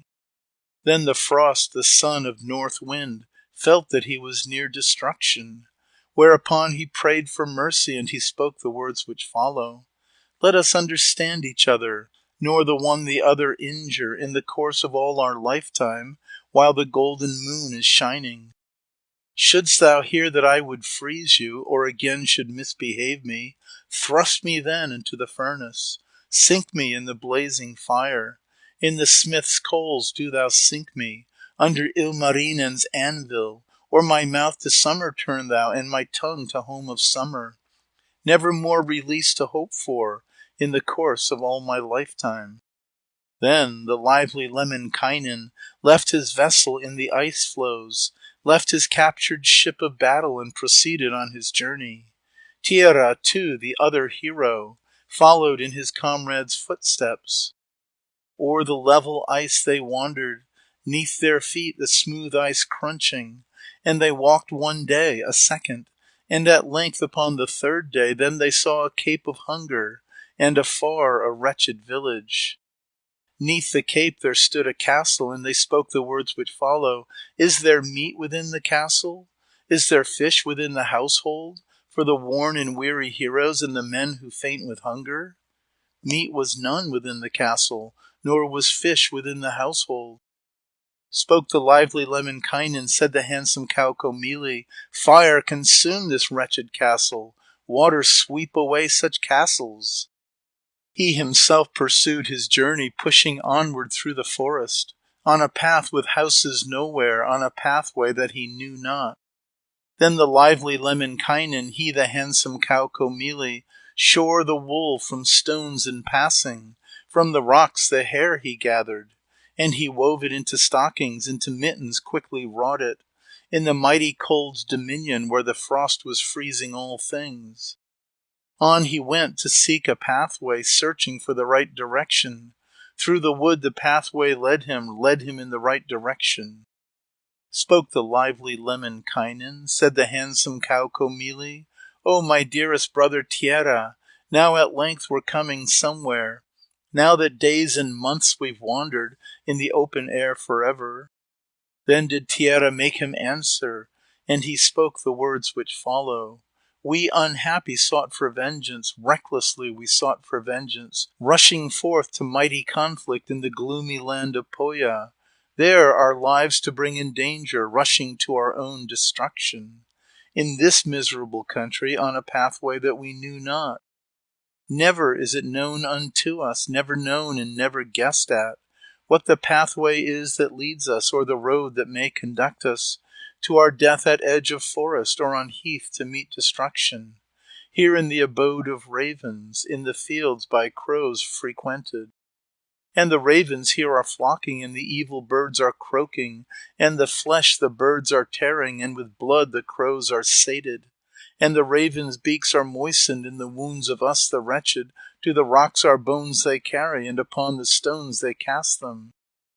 Ah, my hapless mother knows not, never she with pain who bore me, where her flesh may now be carried, and her blood may now be flowing, whether in the furious battle, in the equal strife of foemen, or upon a lake's broad surface, on the far extending billows, or on hills with pine cones loaded, wandering mid the fallen branches.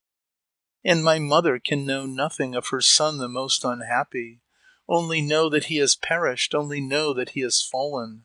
And my mother thus will weep me, thus lament the aged woman. Thus my hapless son has perished, and the wretched one has fallen. He has sown the seed of Tuoni, harrows now in Kalma's country. Perhaps the son I love so dearly, perhaps my son, O me unhappy, leaves his bows untouched forever, leaves his handsome bows to stiffen. Now the birds may live securely, in the leaves the grouse may flutter, bears may live their lives of rapine, in the fields the reindeer roll them. Answered lively Lemminkainen, said the handsome Kaukomieli, "Thus it is, unhappy mother, thou unhappy who hast borne me. Thou a flight of doves hast nurtured, quite a flock of swans hast nurtured. Rose the wind, and all were scattered. Lempo came, and he dispersed them. One in one place, one in other, and a third and yet another. I remember times aforetime, and the better days remember, how like flowers we gathered round thee, in one homeland just like berries. Many gazed upon our figures, and admired our forms so handsome. Otherwise than in the present, in this time so full of evil. Once the wind was our acquaintance, and the sun was gazing on us. Now the clouds are gathering round us, and the rain has overwhelmed us. But we let not trouble vex us, even in our greatest sorrow. Though the girls were living happy, and the braidless maids were jesting, and the women all were laughing, and the brides were sweet as honey. Tearless spite of all vexation, and unshaken when in trouble. But we are not here enchanted, not bewitched and not enchanted, here upon the paths to perish, sinking down upon our journey, in our youth to sadly perish, in our bloom to meet destruction. Let those whom the sorcerers harassed and bewitched with eyes of evil, let them make their journey homeward and regain their native country. Be the sorcerers' selves enchanted, and with songs bewitch their children. Let their race forever perish, and their race be brought to ruin. Ne'er in former times my father, never has my aged father, yielded to a sorcerer's orders, or the wiles of Lapland's children. Thus my father spoke aforetime, and I now repeat his sayings. Guard me, O thou kind Creator, guard me, Jumala, most gracious. Aid me with thy hand of mercy, with thy mighty power protect me. From the plots of men of evil, and the thoughts of aged women, and the curses of the bearded, and the curses of the beardless. Grant us now thy aid eternal, be our ever faithful guardian, that no child be taken from us, and no mother's child shall wander from the path of the Creator, which by Jumala was fashioned. Then the lively Lemminkainen, he the handsome Kaukomieli, from his care constructed horses, coursers black composed from trouble. Reins from evil days he fashioned, saddles from his secret sorrows. Then his horse's back he mounted, on his white front courser mounted, and he rode upon his journey, at his side his faithful Tiera. And along the shores he journeyed, on the sandy shores proceeded, till he reached his tender mother, reached the very aged woman. Now will I abandon Kauko, long from out my song will leave him, but he showed the way to Tiera, sent him on his homeward journey. Now my song aside will wander, while I turn to other matters. Runo 31. Untamo and Kullervo. Argument. Untamo wages war against his brother Kullervo, overthrows Kullervo and his army, sparing only a single pregnant woman of the whole clan. She is carried away to Untamo's people and gives birth to her son Kullervo. Kullervo resolves in his cradle to take revenge on Untamo, and Untamo attempts several times to put him to death, but without success. When Kullervo grows up, he spoils all his work, and therefore Untamo sells him as a slave to Ilmarinen. 'Twas a mother reared her chickens, large the flock of swans she nurtured. By the head she placed the chickens, sent the swans into the river. And an eagle came and scared them, and a hawk that came dispersed them, and a flying bird dispersed them. One he carried to Karelia, into Russia bore the second. In its home he left the third one. Whom the bird to Russia carried soon grew up into a merchant. Whom he carried to Karelia, Kullervo was called by others, while the third, at home remaining, bore the name of Untamoinen, for his father's lifelong anguish and his mother's deep affliction. Untamoinen laid his netting down in Kullervo's fish waters. Kullervoinen saw the netting, in his bag he put the fishes. Untamo, of hasty temper, then became both vexed and angry, and his fingers turned to battle. With his open palms he urged it, making strife for fish's entrails, and for perch fry made a quarrel. Thus they fought and thus contended, neither overcame the other, and though one might smite the other, he himself again was smitten. At another time it happened, on the next and third day after, Kullervoinen oats was sowing, back of Untamoinen's dwelling. Sheep of Untamo, most reckless, browsed the oats of Kullervoinen, whereupon his dog, ferocious, tore the sheep of Untamoinen. Untamo began to threaten Kullervo, his very brother. Kullervo's race vowed to slaughter, smite the great and smite the little, and to fall on all the people, and their houses burned to ashes. Men with swords and belt he mustered, weapons for their hands provided, little boys with spears and girdle, handsome youths who shouldered axes. And he marched to furious battle, thus to fight his very brother. Kullervoinen's son's fair consort then was sitting near the window, and she looked from out the window, and she spoke the words which follow. Is it smoke I see arising, or a gloomy cloud that rises on the borders of the cornfields, just beyond the new-made pathway? But no dark cloud there was rising, nor was smoke ascending thickly, but 'twas Untamo's assemblage marching onward to the battle. On came Untamo's assemblage, in their belts their swords were hanging. Kullervo's folk overwhelming, and his mighty race they slaughtered. And they burned his house to ashes, like a level field they made it. Left of Kullervo's folk only but one girl, and she was pregnant. Then did Untamo's assemblage lead her homeward on their journey, that she there might sweep the chamber, and the floor might sweep from litter. But a little time passed over, when a little boy was born her, from a most unhappy mother, so by what name should they call him? Kullervo his mother called him, Untamo the battle hero. Then the little boy they swaddled, and the orphan child they rested in the cradle made for rocking, that it might be rocked to lull him. So they rocked the child in cradle, rocked it till his hair was tossing, rocked him for 1 day, a second, rocked him on the 3rd day likewise, when the boy began his kicking, and he kicked and pushed about him, tore his swaddling clothes to pieces, freed himself from all his clothing. Then he broke the limewood cradle, all his rags he tore from off him. And it seemed that he would prosper and become a man of mettle. Untamola thought already that when he was grown to manhood, he would grow both wise and mighty, and become a famous hero as a servant worth 100, equal to 1,000 servants. Thus he grew for 2 and 3 months, but already in the 3rd month, when a boy no more than knee-high, he began to speak in this wise: "Presently, when I am bigger, and my body shall be stronger, I'll avenge my father's slaughter, and my mother's tears atone for." This was heard by Untamoinen, and he spoke the words which follow: "He will bring my race to ruin. Kalervo reborn is in him."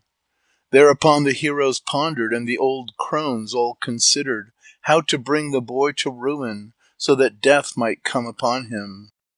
Then they put him in a barrel. In a barrel did they thrust him, and they pushed it to the water, pushed it out upon the billows.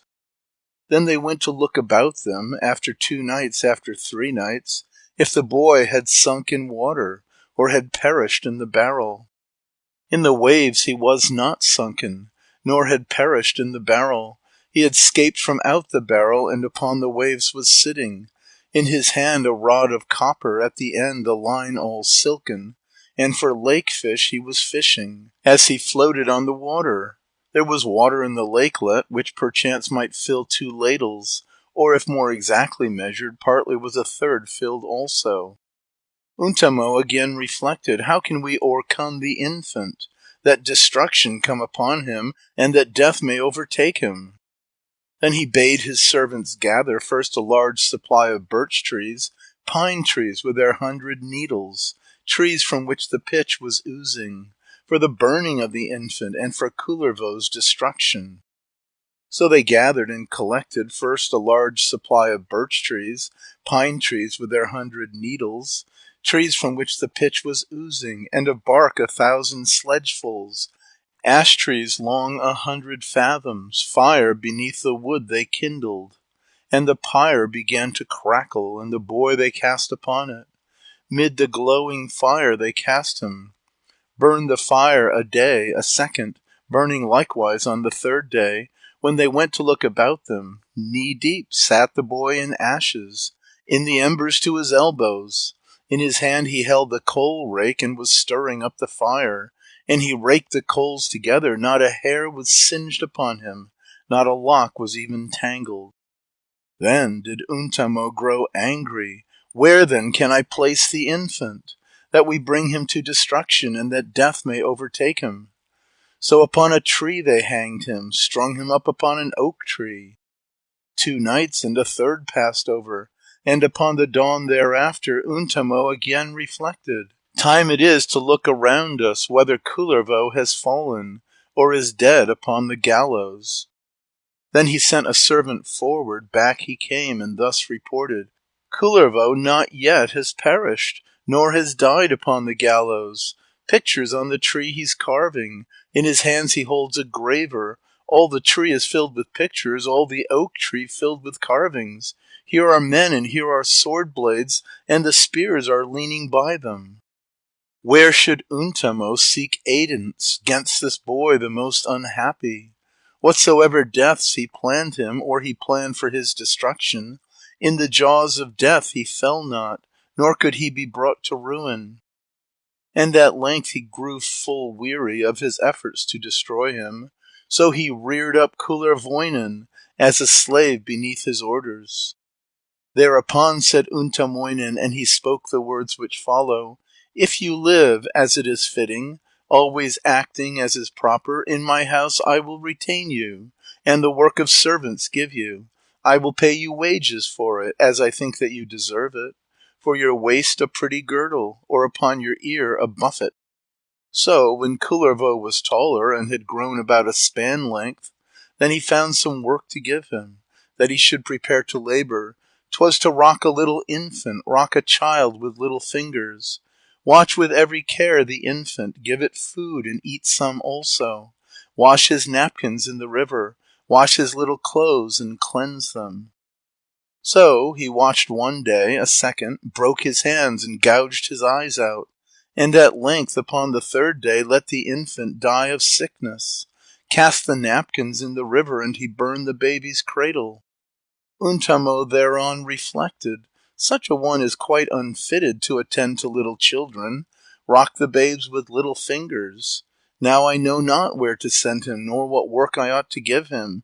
Perhaps he ought to clear the forest? So he went to clear the forest.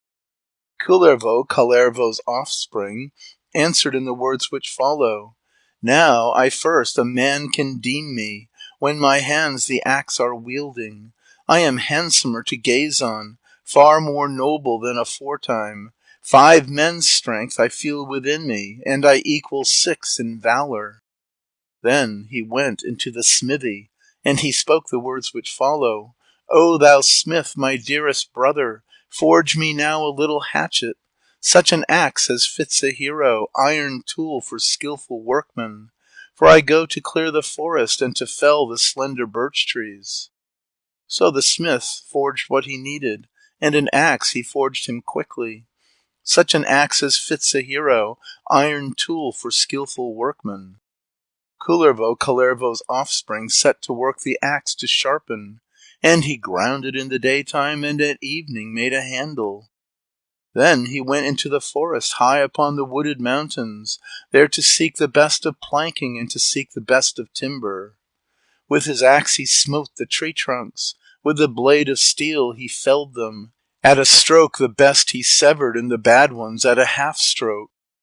5 large trees at length had fallen, 8 in all he felled before him, and he spoke the words which follow, and in words like these expressed him. Lempo may the work accomplish, Hisi now may shape the timber. In a stump he struck his axe blade, and began to shout full loudly, and he piped, and then he whistled, and he said the words which follow. Let the wood be felled around me, overthrown the slender birch trees, far as sounds my voice resounding, far as I can send my whistle. Let no sapling here be growing, let no blade of grass be standing, never while the earth endureth, or the golden moon is shining. Here in Kalervo's son's forest, here upon the good man's clearing. If the seed on earth has fallen, and the young corn should shoot upward, if the sprout should be developed, and the stalk should form upon it, may it never come to earing, or the stalk end be developed. Then the mighty Untamoinen wandered forth to gaze about him, learn how Kalervo's son cleared it, and the new slave made a clearing. But he found not any clearing, and the young man had not cleared it. Untamo thereon reflected, for such labor he's unsuited. He has spoiled the best of timber, and has felled the best for planking. Now I know not where to send him, nor what work I ought to give him. Should I let him make a fencing? So he went to make a fencing.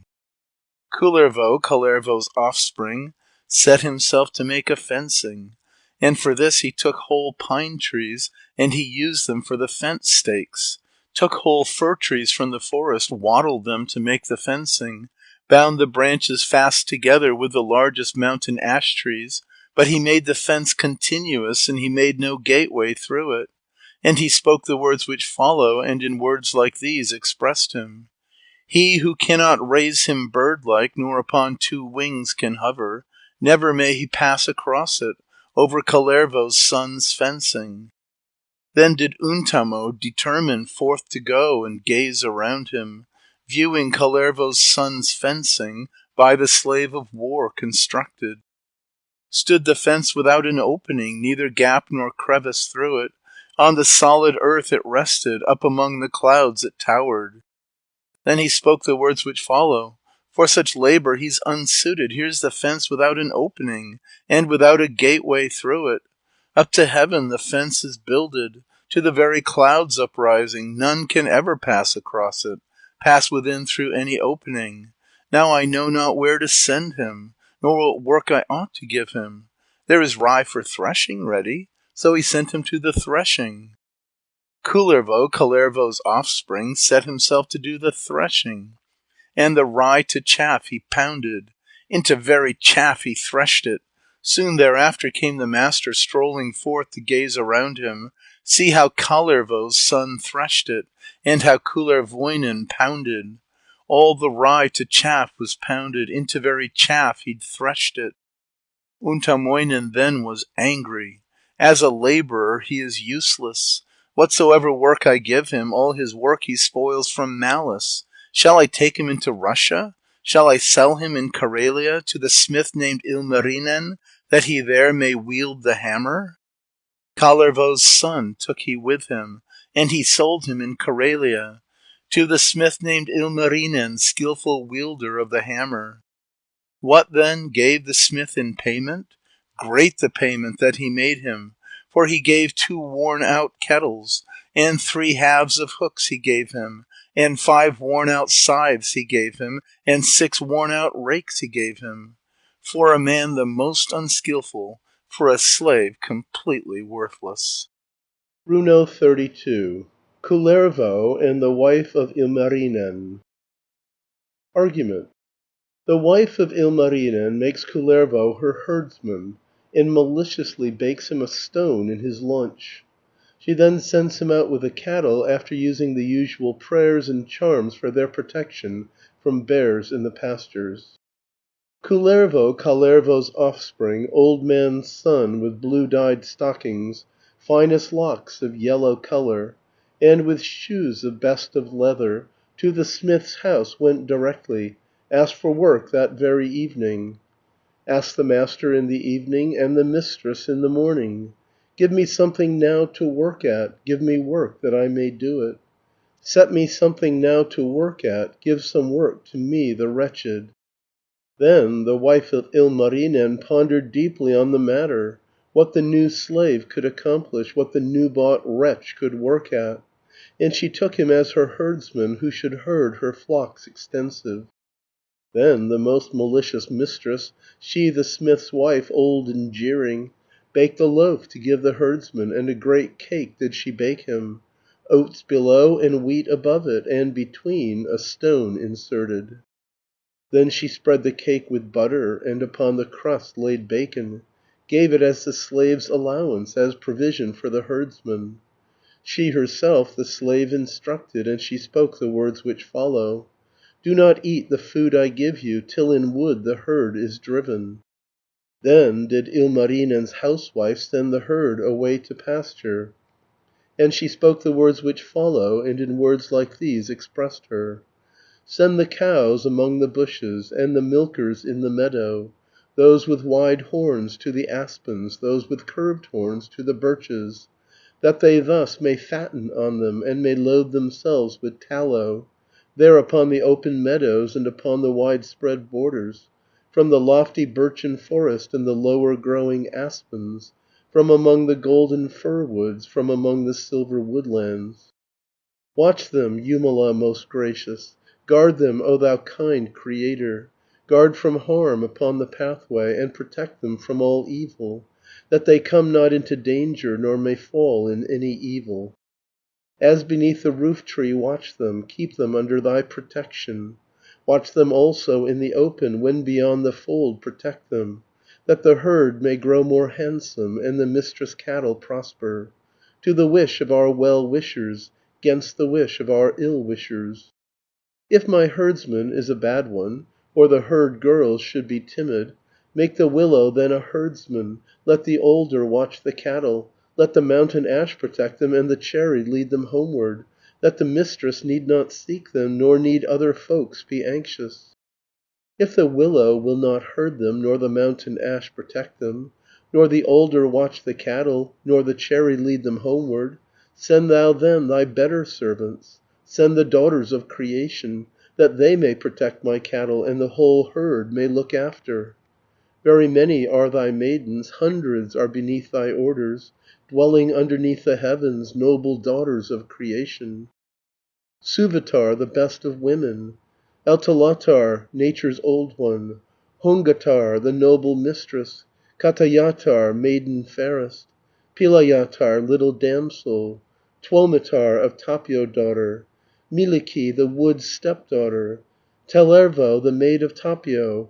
May ye all protect my cattle, and protect the best among them, through the beauty of the summer, in the pleasant time of leafage, while the leaves on trees are moving, grass upon the ground is waving. Suvatar, the best of women, Etelatar, nature's old one, spread thou out thy robe of softness, and do thou spread out thy apron, as a covering for my cattle, for the hiding of the small ones, that no ill winds blow upon them, nor an evil rain fall on them.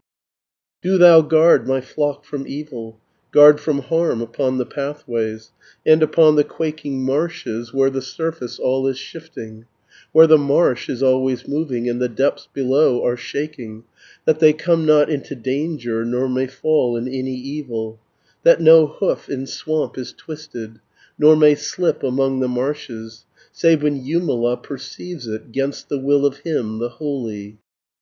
Fetch the cow horn from a distance, fetch it from the midst of heaven. Bring the mead horn down from heaven. Let the honey horn be sounded. Blow into the horn, then strongly, and repeat the tunes resounding. Blow then flowers upon the hummocks. Blow then fair the heathland's borders. Make the meadows' borders lovely, and the forest borders charming. Borders of the marshes fertile, of the springs the borders rolling. Then give fodder to my cattle, give the cattle food sufficient, give them food of honey sweetness, give them drink as sweet as honey. Feed them now with hay all golden, and the heads of silvery grasses, from the springs of all the sweetest, from the streams that flow most swiftly, from the swiftly rushing torrents, from the swiftly running rivers, from the hills all golden shining, and from out the silvery meadows.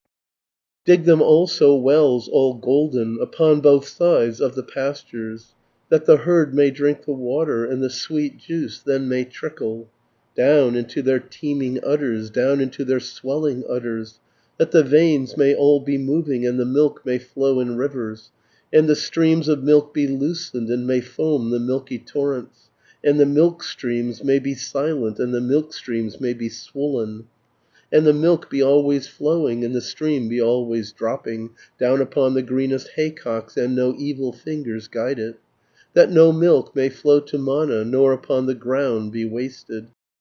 There are many who are wicked, and who send the milk to Mana, and upon the ground who waste it, give the cattle's yield to others. They are few, but they are skillful who can bring the milk from Mana, sourest milk from village storage, and when new from other quarters. Never has indeed my mother sought for counsel in the village, brought it from another household, but she fetched her milk from Mana, sour milk brought from those who stored it, and fresh milk obtained from others. Had the milk from distance carried, had it fetched from distant regions, fetched the milk from realms of Tuoni, 'neath the earth in Mana's kingdom, secretly at night they brought it, and in murky places hid it, that the wicked should not hear it, nor the worthless ones should know it, nor bad hay should fall into it, and it should be saved from spoiling. Thus my mother always told me in the very words which follow. Where has gone the yield of cattle? Whither has the milk now vanished? Has it been conveyed to strangers, carried to the village storehouse, in the laps of beggar wenches, in the arms of those who envy, or among the trees been carried, and been lost amid the forest, and been scattered in the woodlands, or been lost upon the heathlands? But no milk shall go to Mana, nor the yield of cows to strangers, in the laps of beggar wenches, in the arms of those who envy, nor among the trees be carried, nor be lost amid the forest, nor be scattered in the woodlands, nor be lost upon the heathlands. In the house the milk is useful, and at all times it is needed.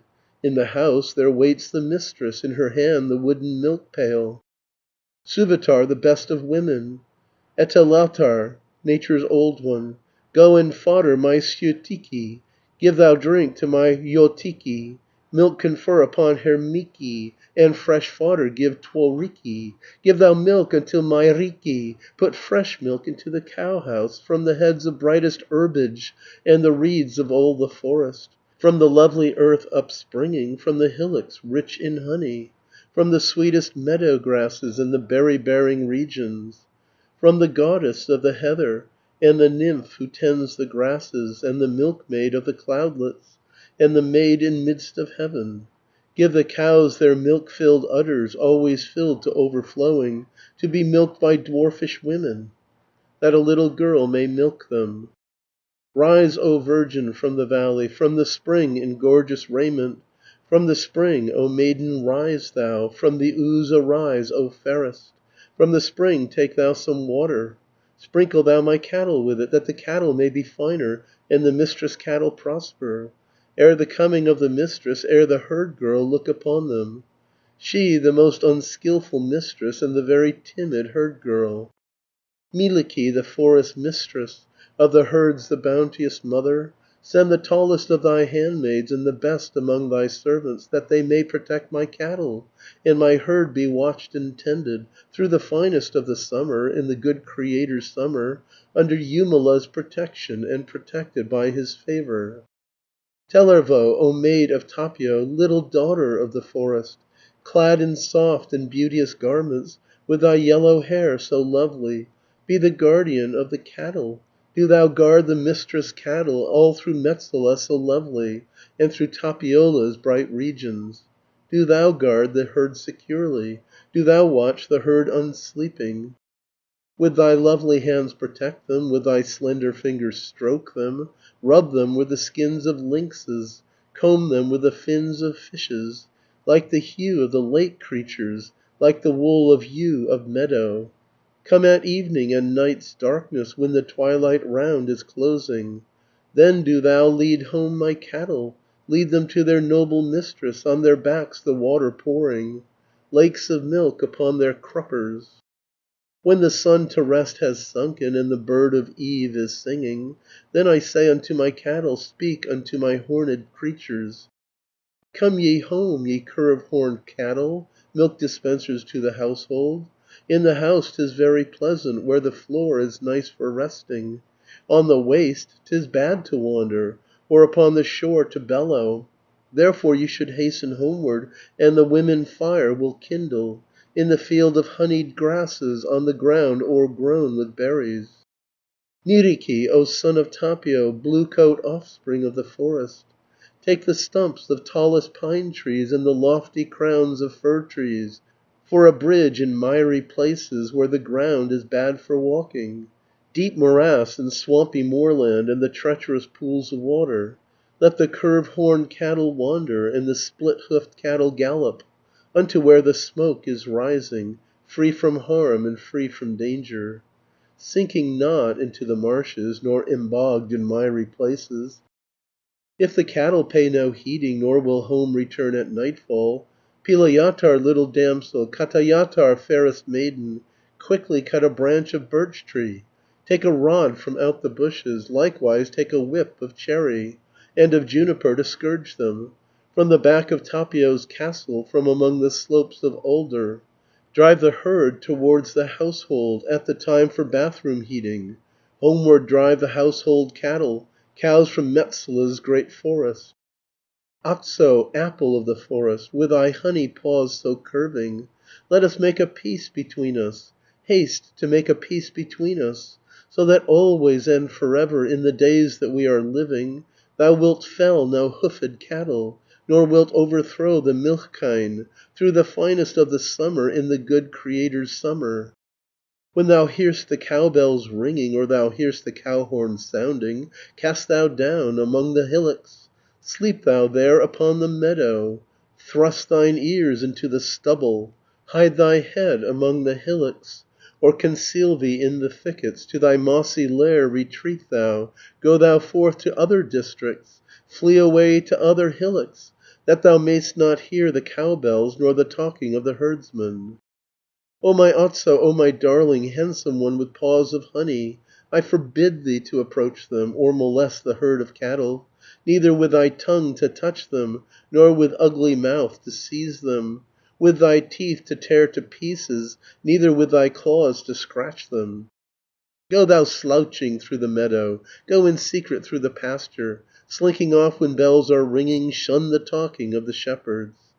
If the herd is on the heathland, then into the swamps retreat thou. If the herd is in the marshes, then conceal thee in the thickets. If the herd should climb the mountain, quickly then descend the mountain. If the herd should wander downward, wander then along the mountain. If they wander in the bushes, to the thicker woods retreat thou. If the thicker wood they enter, wander then into the bushes. Wander like the golden cuckoo, like the dove of silver colour. Move aside as moves the poen, glide away like fish in water, as a flock of wool drifts sideways, or a roll of flax the lightest. In thy fur thy claws conceal thou, in thy gums thy teeth conceal thou, that the herd thou dost not frighten, nor the little calves be injured. Let the cattle rest in quiet, leave in peace the hoofed cattle. Let the herd securely wander, let them march in perfect order, through the swamps and through the open, through the tangle of the forest. Never do thou dare to touch them, nor to wickedly molest them. Keep the former oath thou sworest, there by Tuonela's deep river, by the raging fall of water, at the knees of the Creator. Thou hast been indeed permitted 3 times in the course of summer to approach the bells when ringing, and the tinkling of the cowbells. But 'tis not permitted to thee, nor permission has been given to commence a work of evil, or a deed of shame accomplish. Should thy frenzy come upon thee, and thy teeth be seized with longing, cast thy frenzy in the bushes, on the heath thy evil longing. Then attack the trees all rotten, overthrow the rotten birch trees, turn to trees in water standing, growl in berry-bearing district. If the need for food should seize thee, or for food the wish thou feelest, eat the fungi in the forest, and do thou break down the ant hills, and the red roots do thou delve for. These are Metsola's sweet dainties. Eat no grass reserved for fodder, neither do thou hurt my pasture. When in Metsola the honey is fermenting and is working, on the hills of golden colour and upon the plains of silver, there is food for those who hunger, there is drink for all the thirsty, there is food to eat that fails not, there is drink that never lessens. Let us make a league eternal, make an endless peace between us, that we live in perfect quiet, and in comfort all the summer. And to us the lambs are common, and our provender delicious. If thou dost desire a combat, and wouldst live in hopes of battle, let us combat in the winter, and contend in time of snowfall. When the marshes thaw in summer, and the pools are all unfrozen, never venture to approach thou, where the golden herd is living. When thou comest to this country, and thou movest in this forest, we at any time will shoot you, though the gunners should be absent. There are very skillful women, all of them accomplished housewives, and they will destroy your pathway, on your journey bring destruction, lest you might work any evil, or indulge in any mischief. Ill by Jumala not sanctioned, and against his blessed orders. Ukko, thou of gods the highest, shouldst thou hear that he is coming, then do thou transform my cattle, suddenly transform my cattle, into stones convert my own ones, change my fair ones into tree trunks. When the monster roams the district, and the big one wanders through it, if I were myself a bruin, roamed about a honey-pawed one, never would I dare to venture to the feet of aged women. There are many other regions, there are many other penfolds, where a man may go to wander, roaming aimless at his pleasure. Therefore move thy paws across them, do thou move thy paws across them, in the blue woods' deep recesses, in the depths of murmuring forest. On the heath o'er pine cones wander, tramp thou through the sandy districts. Go thou where the way is level, do thou bound along the lake shore, to the furthest bounds of Pohja, to the distant plains of Lapland. There indeed mayst thou be happy, good it is for thee to dwell there, wandering shoeless in the summer, wandering sockless in the autumn, through the wide expanse of marshland and across the wide morasses. But if thou should not go thither, If thou canst not find the pathway, hasten then to distant regions. Do thou wander on thy pathway unto Tuonela's great forest, or across the heaths of Kalma. There are marshes to be traversed, there are heaths that thou mayst traverse. There is Kyrios, there is Karyos, there are many other cattle, fitted with their iron neck chains, 10 among them all together. There the lean kine quickly fatten, and their bones are soon flesh covered. Be propitious, wood and forest, be thou gracious, O thou blue wood. Give thou peace unto the cattle, and protection to the hoofed ones, through the whole length of the summer, of the Lord the loveliest season. Quippina, thou king of woodland, active greybeard of the forest, hold thy dogs in careful keeping. Watch thou well thy dogs and guard them. Thrust some fungus in one nostril, in the other thrust an apple, that they may not smell the cattle, and they may not scent their odour. Bind their eyes with silken ribbons, likewise bind their ears with linen, that they may not hear them moving, and they may not see them walking. If this is not yet sufficient, and they do not much regard it, then do thou forbid thy children, do thou drive away thy offspring, lead them forth from out this forest, from this lake shore do thou drive them, from the lands where roam the cattle, from among the spreading willows. Do thou hide thy dogs in caverns, nor neglect to bind them firmly. Bind them with the golden fetters, with the slender silver fetters, that they may commit no evil, and be guilty of no outrage. If this is not yet sufficient, and they do not much regard it, Ukko then, O golden monarch, Ukko, O thou silver guardian, hearken to my words so golden, listen to my lovely sayings. Take a snaffle made of rowan, fix it on their stumpy muzzles, or if rowan will not hold them, cast thou then a copper muzzle. If too weak is found the copper, forge thou then an iron muzzle. If they break the iron muzzle, and it should itself be shattered, drive thou then a stake, all golden, through the chin and through the jawbone. Do thou close their jaws securely, fix them that they cannot move them, that they cannot move their jawbones, and their teeth can scarcely open. If the iron is not opened, if the steel should not be loosened, if with knife it is not severed, if with hatchet 'tis not broken. Then did Ilmarinen's housewife, of the smith the wife so artful, drive from out their stalls the cattle, send the cattle forth to pasture. After them she sent the shepherd, that the slave should drive the cattle. Runo 33. The death of Ilmarinen's wife. Argument. While Kullervo is in the pasture in the afternoon, he tries to cut the cake with his knife, which he completely spoils, and this goes to his heart the more because the knife was the only remembrance left to him of his family. To revenge himself on the mistress, he drives the cattle into the marshes to be devoured by beasts of the forest, and gathers together a herd of wolves and bears, which he drives home in the evening. When the mistress goes to milk them, she is torn to pieces by the wild beasts. Kullervo, Kalervo's offspring, put his lunch into his wallet, drove the cows along the marshes, while across the heath he wandered. And he spoke as he was going, and repeated on his journey, "Woe to me, a youth unhappy, and a youth of wretched fortune! Wheresoe'er I turn my footsteps, nought but idleness awaits me. I must watch the tails of oxen, and must watch the calves I follow, always tramping through the marshes, through the worst of level country." Then upon the ground he rested, on a sunny slope he sat him, and he then composed these verses, and expressed himself in singing. "Son of Jumala, O shine thou, of the Lord thou wheel shine warmly, on the warder of the smith's herd, and upon the wretched shepherd. Not on Ilmarinen's household, least of all upon the mistress, for the mistress lives luxurious, and the wheaten bread she slices, and the finest cakes devours, and she spreads them o'er with butter, gives the wretched shepherd dry bread, dry crusts only for his chewing. Only oaten cake she gives me, even this with chaff she mixes, even straw she scatters through it. Gives for food the bark of fir tree, water in a birch bark bucket.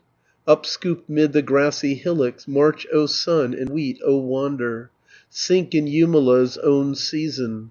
Hasten, sun, among the pine trees, wander, wheat, into the bushes. Mid the junipers, O hasten, fly thou to the plains of alder, lead thou then the herdsman homeward. Give him butter from the barrel, let him eat the freshest butter, over all the cakes extending. But the wife of Ilmarinen, while the shepherd was lamenting, and while Kullervo was singing, ate the butter from the barrel, and she ate the freshest butter, and upon the cakes she spread it, and hot soup had she made ready. But for Kullervo cold cabbage, whence the dog the fat had eaten, and the black dog made a meal from, and the spotted dog been sated, and the brown dog had sufficient. From the branch there sang a birdling, sang a small bird from the bushes. Time 'tis for the servant's supper, O thou orphan boy, 'tis evening. Kalervo's offspring, looked and saw the sun was sinking, and he said the words which follow: "Now the time has come for eating, yes, the time has come for eating, time it is to take refreshment." So to rest he drove the cattle, on the heath he drove the cattle, and he sat him on a hillock, and upon a green hill sat him.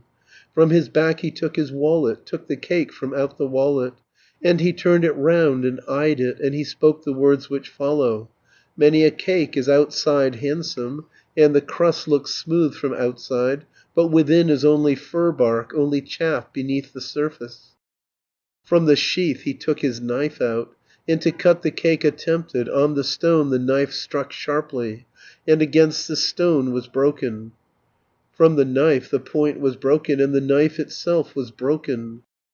Kalervo's offspring, looked and saw the knife was broken, and at length he burst out weeping, and he said the words which follow: "Save this knife I'd no companion, nought to love except this iron. 'Twas an heirloom from my father, and the aged man had used it.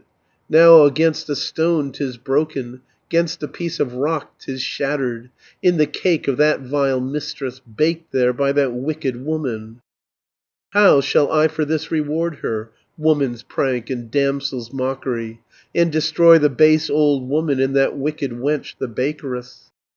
Then a crow cawed from the bushes, cawed the crow and croaked the raven, "O thou wretched golden buckle, Kalervo's surviving offspring, wherefore art thou so unhappy, wherefore is thy heart so troubled?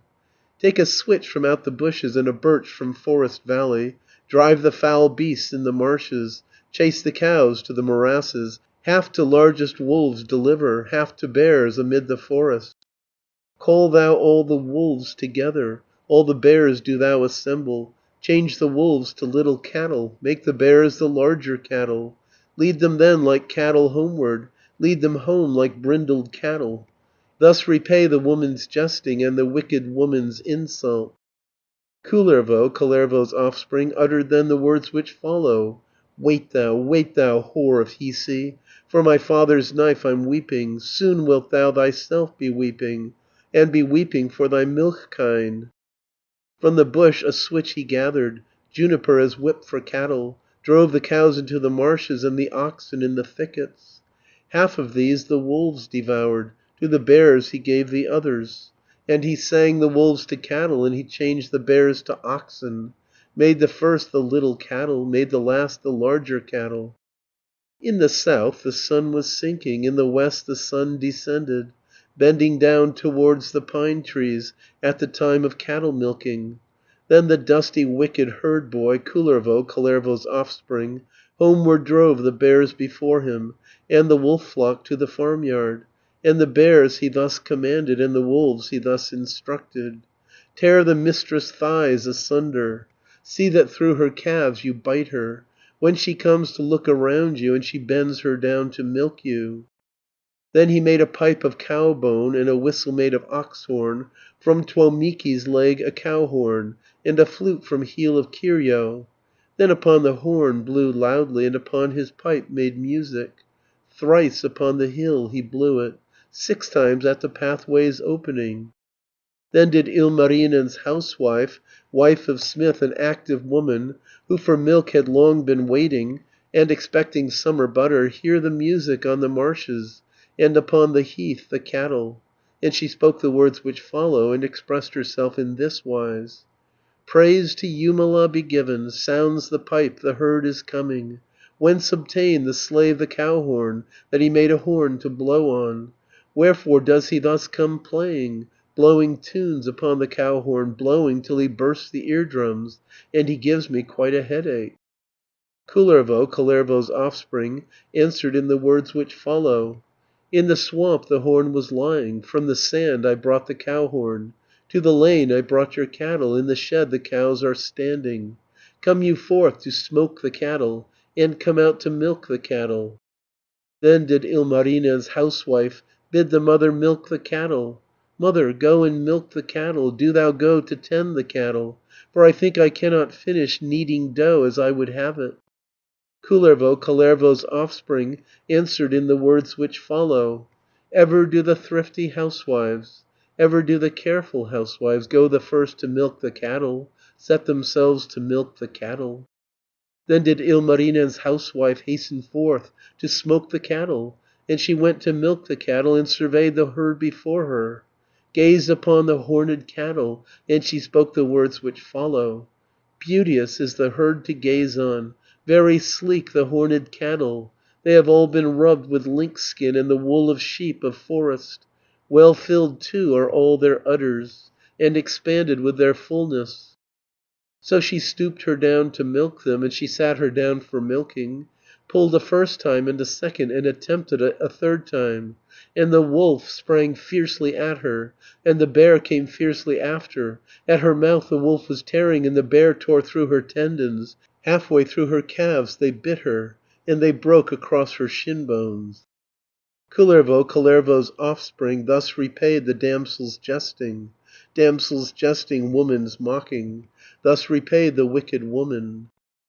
Ilmarinen's wife illustrious then herself was brought to weeping, and she spoke the words which follow: "Ill thou dost, O wicked herdsman, driving bears into the homestead, to the yard these wolves gigantic." Kullervo, Kalervo's offspring, heard, and thus he made her answer: "Ill I did, a wicked herd boy, not so great as wicked mistress. In my cake a stone she baked me, baked a lump of rock within it. On the stone my knife struck sharply, 'gainst the rock my knife was shattered. 'Twas the knife of mine own father, of our race a cherished heirloom." Then said Ilmarinen's housewife, "O thou herd boy, dearest herd boy, wilt thou alter thy intention, and recall thy words of magic, and release me from the wolf's jaws, from the bear's claws now release me?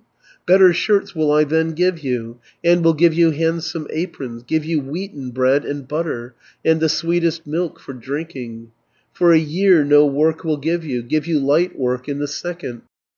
If you haste not to release me, come not quickly to my rescue, death will quickly fall upon me, and to earth shall I be altered." Kullervo, Kalervo's offspring, answered in the words which follow: "If you die, so may you perish. If you perish, may you perish. Room there is in earth to hold you, room in Kalma's home for lost ones, for the mightiest there to slumber, for the proudest to repose them."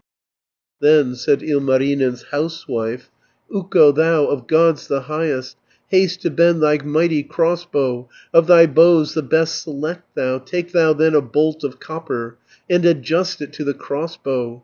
Shoot thou then a flaming arrow, shoot thou forth a bolt of copper, shoot it quickly through the armpits, shoot it that it split the shoulders. Thus let Kalervo's son perish. Shoot thou dead this wicked creature. Shoot him with the steel-tipped arrow, shoot him with thy bolt of copper." Kullervo, Kalervo's offspring, uttered then the words which follow: "Ukko, thou of gods the highest, shoot me not as she has prayed thee. Shoot the wife of Ilmarinen, do thou kill this wicked woman, ere from off this spot she riseth, or can move herself from off it." Then did Ilmarinen's housewife, wife of that most skilful craftsman, on the spot at once fall dying, fell as falls the soot from kettle. In the yard before her homestead, in the narrow yard she perished. Thus it was the young wife perished, thus the fairest housewife perished. whom the smith so long had yearned for, and for 6 long years was sought for, as the joy of Ilmarinen, pride of him, the smith so famous. Runo 34. Kullervo and his parents. Argument.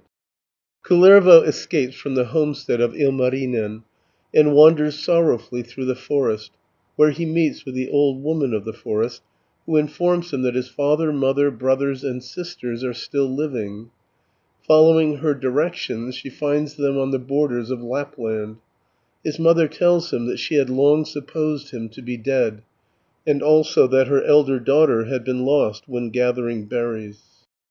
Kullervo, Kalervo's offspring, he the youth with blue-dyed stockings, and with yellow hair the finest, and with shoes of finest leather, hurried quickly on his journey from the home of Ilmarinen, ere report could reach the master of the death his wife had suffered, and might harm him in his anger, and he might at once destroy him. From the smith he hurried piping, joyful left the lands of Ilma. On the heath his horn blew loudly, shouted loudly in the clearing, and he dashed through plains and marshes, while the heath re-echoed loudly, and his horn kept loudly blowing, and made horrible rejoicing. In the smithy did they hear it, at the forge the smith was standing. To the lane he went to listen, to the yard to look around him. Who was playing in the forest, and upon the heath was piping. Then he saw what just had happened, saw the truth without deception. There he saw his wife was resting, saw the fair one who had perished, where she in the yard had fallen, on the grass where she had fallen. Even while the smith was standing, all his heart was dark with sorrow. Many nights he spent in weeping, many weeks his tears were flowing, and his soul like tar was darkened, and his heart than soot no lighter. Kullervo still wandered onwards. Aimlessly he hurried forward, for a day through thickest forest, through the timber grounds of Hiisi. And at evening when it darkened, down upon the ground he threw him. There the orphan boy was sitting, and the friendless one reflected, "Wherefore have I been created? Who has made me and has doomed me, thus 'neath moon and sun to wander 'neath the open sky for ever? Others to their homes may journey, and may travel to their dwellings, but my home is in the forest, and upon the heath my homestead. In the wind I find my fireplace, in the rain I find my bathroom. Never, Jumala most gracious, never in the course of ages form a child thus miscreated, doomed to be for ever friendless, fatherless beneath the heavens. From the first without a mother, as thou Jumala hast made me, and hast formed me to be wretched, formed me like a wandering seagull. Like a seagull on the lake cliffs shines the sun upon the swallow, brightly shines upon the sparrow. In the air the birds are joyous, I myself am never happy. On my life the sun shines never, and my life is always joyless. Now I know not who has nursed me, and I know not who has borne me. For, as water hens are used to, or as ducks among the marshes, like the teal on shore she left me, or in hollow stone merganser. I was small and lost my father, I was weak and lost my mother. Dead is father, dead is mother. All my mighty race has perished. Shoes of ice to wear they left me, filled with snow they left my stockings. On the ice they left me lying, rolling on the platform left me. Thus I fell into the marshes, and amid the mud was swallowed. But in all my life I never, never in my life I hastened through the swamp to make a platform, or a bridge in marshy places. But I sank not in the marshes, for I had 2 hands to help me, and I had 5 nimble fingers, and 10 nails to lift me from it. Then into his mind it entered, in his brain he fixed the notion, unto Untamo to journey, there his father's wrongs avenging, father's wrongs and tears of mother, and the wrongs himself had suffered. Then he spoke the words which follow: wait thou, Untamoinen, watch thou of my race destroyer. If I seek thee out in battle, I will quickly burn thy dwelling, and thy farms to flame deliver. Then an old dame came to meet him, blue-robed lady of the forest, And she spoke the words which follow, and in words like these expressed her. "Whither goeth Kullervoinen? Where will Kalervo's son hasten?" Kullervo, Kalervo's offspring, answered in the words which follow. "In my mind the thought has entered, in my brain has fixed the notion, hence to other lands to wander, unto Untamo's own village, there my father's death avenging, father's wrongs and tears of mother, there with fire to burn the houses and to burn them up completely."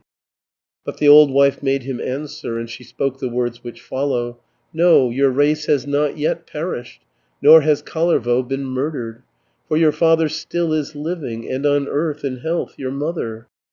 "O my dearest of old women, tell me, O my dear old woman, where I yet may find my father, where the fair one who has borne me?" "Thither is thy father living, there the fair one who has borne thee, far away on Lapland's borders, on the borders of a fish pond." "O my dearest of old women, tell me, O my dear old woman, how I best can journey to them, and the road I may discover." "Easy 'tis for thee to journey, though to thee unknown the pathway. Through the forest must thou journey, by the river thou must travel, thou must march one day, a second, and must march upon the third day, then must turn thee to the northwest till you reach a wooded mountain, then march on beneath the mountain, go the left side of the mountain, till thou comest to a river, on the right side thou wilt find it, by the riverside go further, till 3 waterfalls rush foaming. When thou comest to a headland, with a narrow tongue projecting, and a house at point of headland, and beyond a hut for fishing, there thy father still is living, there the fair one who has borne thee, there thou'lt also find thy sisters, 2 among the fairest maidens." Kullervo, Kalervo's offspring, started then upon his journey. And he marched one day, a second, likewise marched upon the third day, then he turned him to the northwest, till he reached a wooded mountain, then he marched half way below it, turning westward from the mountain, till at length he found the river, and he marched along the river, on the west bank of the river, past 3 waterfalls he journeyed, till at length he reached a headland with a narrow tongue projecting, and a house at point of headland, and beyond a hut for fishing. There upon the house he entered, in the room they did not know him. "From what lake has come the stranger? From what country is the wanderer? Is your son then all forgotten? Know you not your child, your offspring, who by Untamo's marauders with them to their home was carried, greater not than span of father, longer not than mother's spindle?"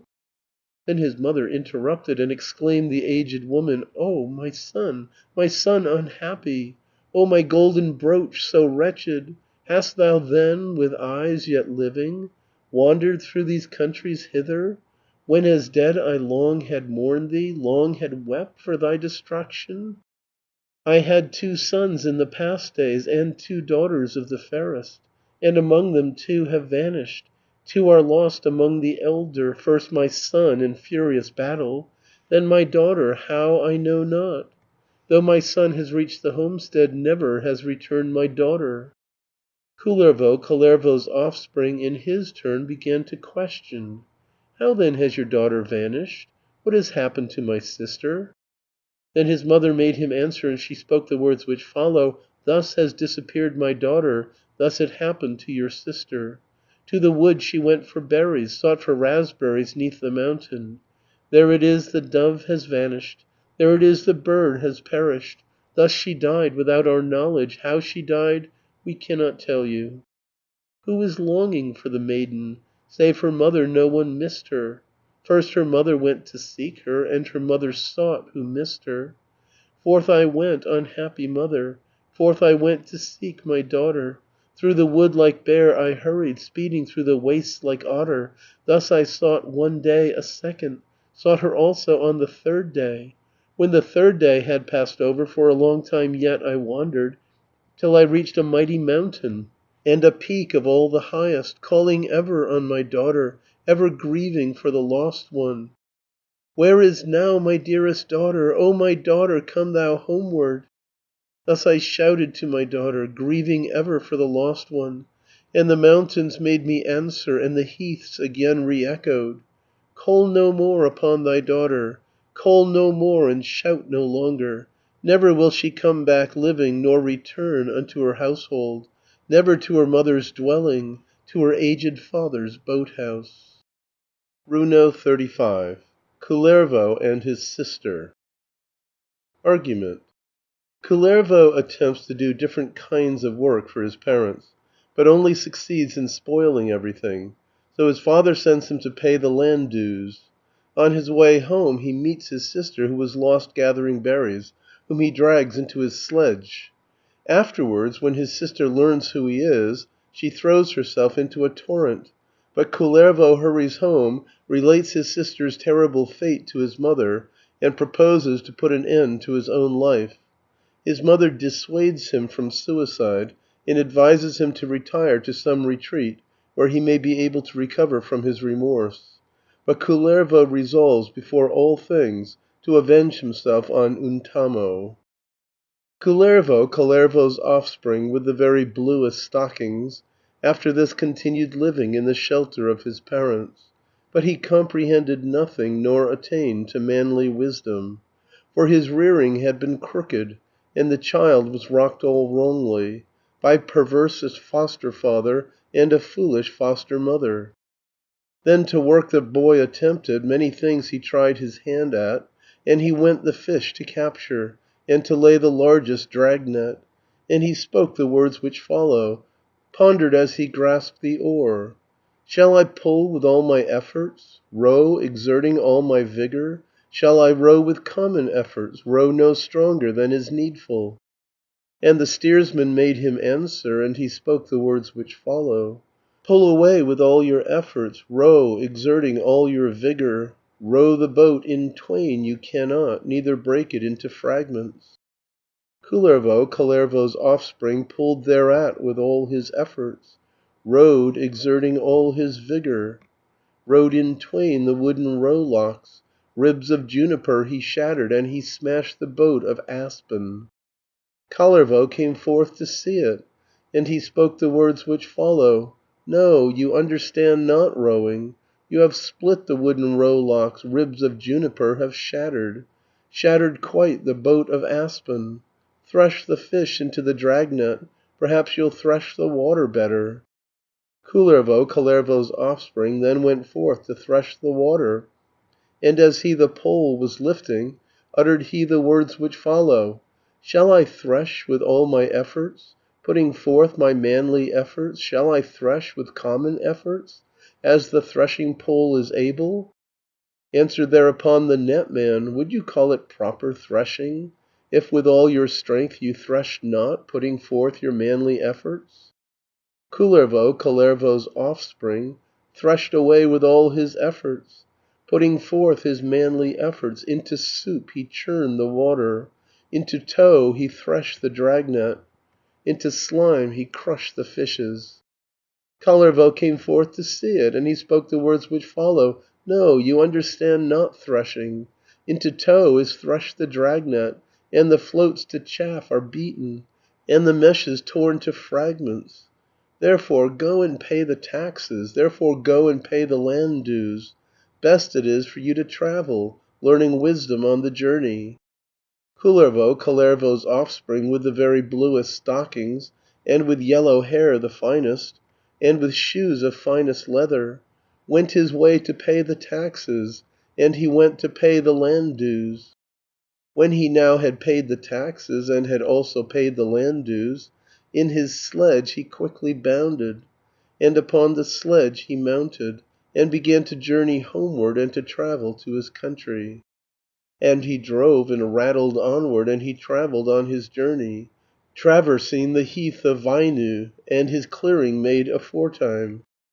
And by chance a maiden met him, with her yellow hair all flowing, there upon the heath of Vainu, on his clearing made aforetime. Kullervo's offspring, checked the sledge upon the instant, and began a conversation, and began to talk and wheedle. "Come into my sledge, O maiden, rest upon the furs within it." From her snowshoes said the maiden, and she answered as she skated, In thy sledge may death now enter, on thy furs be sickness seated." Kullervo's offspring, with the very bluest stockings, with his whip then struck his courser, with his beaded whip he lashed him, sprang the horse upon the journey, rocked the sledge, the road was traversed, and he drove and rattled onward, and he travelled on his journey, on the lake's extended surface and across the open water. And by chance a maiden met him, walking on with shoes of leather, o'er the lake's extended surface and across the open water. Kullervo's offspring, checked his horse upon the instant, and his mouth at once he opened and began to speak as follows: "Come into my sledge, O fair one, pride of earth, and journey with me." But the maiden gave him answer, and the well-shod maiden answered, "In thy sledge may Tuoni seek thee, Manalainen journey with thee." Kullervo's offspring, with the very bluest stockings, with the whip then struck his courser, with his beaded whip he lashed him, sprang the horse upon his journey, rocked the sledge, the way was shortened, and he rattled on his journey, and he sped upon his pathway, straight across the heaths of Pohja and the borders wide of Lapland. And by chance a maiden met him, wearing a tin brooch and singing, out upon the heaths of Pohja and the borders wide of Lapland. Kullervo's offspring, checked his horse upon the instant, and his mouth at once he opened and began to speak as follows: "Come into my sledge, O maiden, underneath my rug, my dearest, and you there shall eat my apples, and shall crack my nuts in comfort." But the maiden made him answer, and the tin-adorned one shouted, "At your sledge I spit, O villain, even at your sledge, O scoundrel. Underneath your rug is coldness, and within your sledge is darkness." Kullervo's offspring, with the very bluest stockings, dragged into his sledge the maiden, and into the sledge he pulled her, and upon the furs he laid her, underneath the rug he pushed her. And the maiden spoke unto him, thus outspoke the tin-adorned one: "From the sledge at once release me, leave the child in perfect freedom, that I hear of nothing evil, neither foul nor filthy language, or upon the ground I'll throw me, and will break the sledge to splinters, and will smash your sledge to atoms, break the wretched sledge to pieces." Kullervo's offspring, with the very bluest stockings, opened then his hide-bound coffer, clanging raised the pictured cover, and he showed her all his silver, out he spread the choicest fabrics, stockings too, all gold embroidered, girdles all adorned with silver. Soon the fabrics turned her dizzy, to a bride the money changed her, and the silver it destroyed her, and the shining gold diluted. Kullervo's offspring, with the very bluest stockings, thereupon the maiden flattered, and he wheedled and caressed her, with one hand the horse controlling, on the maiden's breast the other.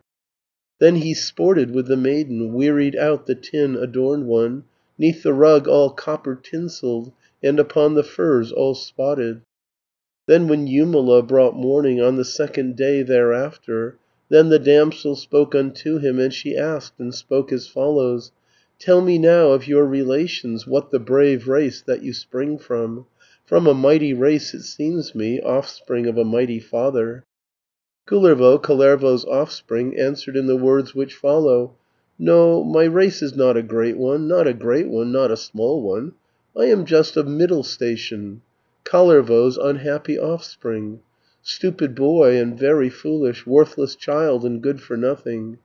Tell me now about your people and the brave race that you spring from, perhaps from mighty race descended, offspring of a mighty father." And the girl made answer quickly, and she spoke the words which followed: "No, my race is not a great one, not a great one, not a small one. I am just of middle station, Kalervo's unhappy daughter, stupid girl and very foolish, worthless child and good for nothing. When I was a little infant living with my tender mother, to the wood I went for berries, 'neath the mountain sought for raspberries. On the plains I gathered strawberries, underneath the mountain raspberries. Plucked by day, at night I rested, plucked for one day and a second, and upon the third day likewise. But the pathway home I found not, in the woods the pathways led me, and the footpath to the forest. There I stood, and burst out weeping, wept for one day and a second, and at length upon the third day, then I climbed a mighty mountain to the peak of all the highest. On the peak I called and shouted, and the woods made answer to me, while the heaths re-echoed likewise. Do not call, O girl so senseless, shout not, void of understanding.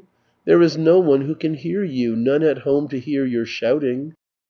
Then upon the third and fourth days, lastly on the fifth and sixth days, I to take my life attempted, tried to hurl me to destruction. But by no means did I perish, nor could I, the wretched, perish. Would that I, poor wretch, had perished, hapless one, had met destruction, that the second year thereafter, or the third among the summers, I had shone forth as a grass blade, as a lovely flower existed. On the ground a beauteous berry, even as a scarlet cranberry. Then I had not heard these horrors, would not now have known these terrors. Soon as she had finished speaking, and her speech had scarce completed, quickly from the sledge she darted, and she rushed into the river, in the furious foaming cataract, and amid the raging whirlpool, there she found the death she sought for. There at length did death o'ertake her, found in Tuonela a refuge, in the waves she found compassion. Kalervo's offspring, from his sledge at once descended, and began to weep full loudly with a piteous lamentation. "Woe my day, O me unhappy! Woe to me and all my household! For indeed my very sister I my mother's child have outraged. Woe my father, woe my mother, woe to you my aged parents! To what purpose have you reared me up to be so wretched?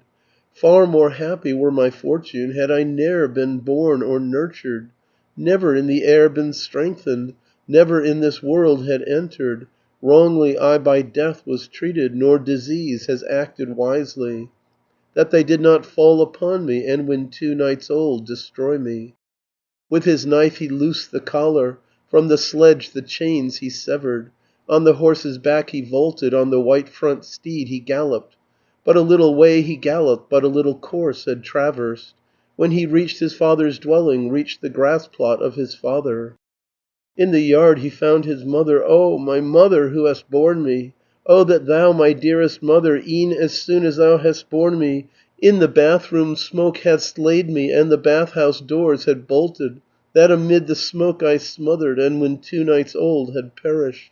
Smothered me among the blankets, with the curtain thou hast choked me, thrust the cradle in the fire, pushed it in the burning embers.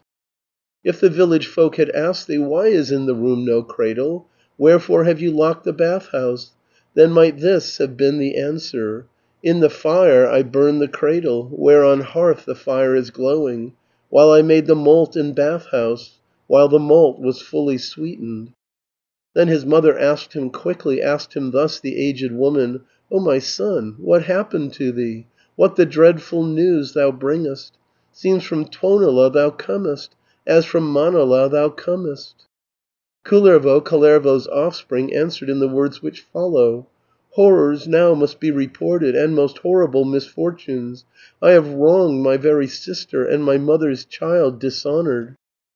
First I went and paid the taxes, and I also paid the land dues, and by chance there came a maiden, and I sported with the maiden, and she was my very sister, and the child of mine own mother. Thereupon to death she cast her, plunged herself into destruction, in the furious foaming cataract, and amid the raging whirlpool. But I cannot now determine, not decide, and not imagine, how myself to death should cast me. I, the hapless one, should slay me, in the mouths of wolves all howling, in the throats of bears all growling, in the whale's vast belly perish, or between the teeth of lake pike."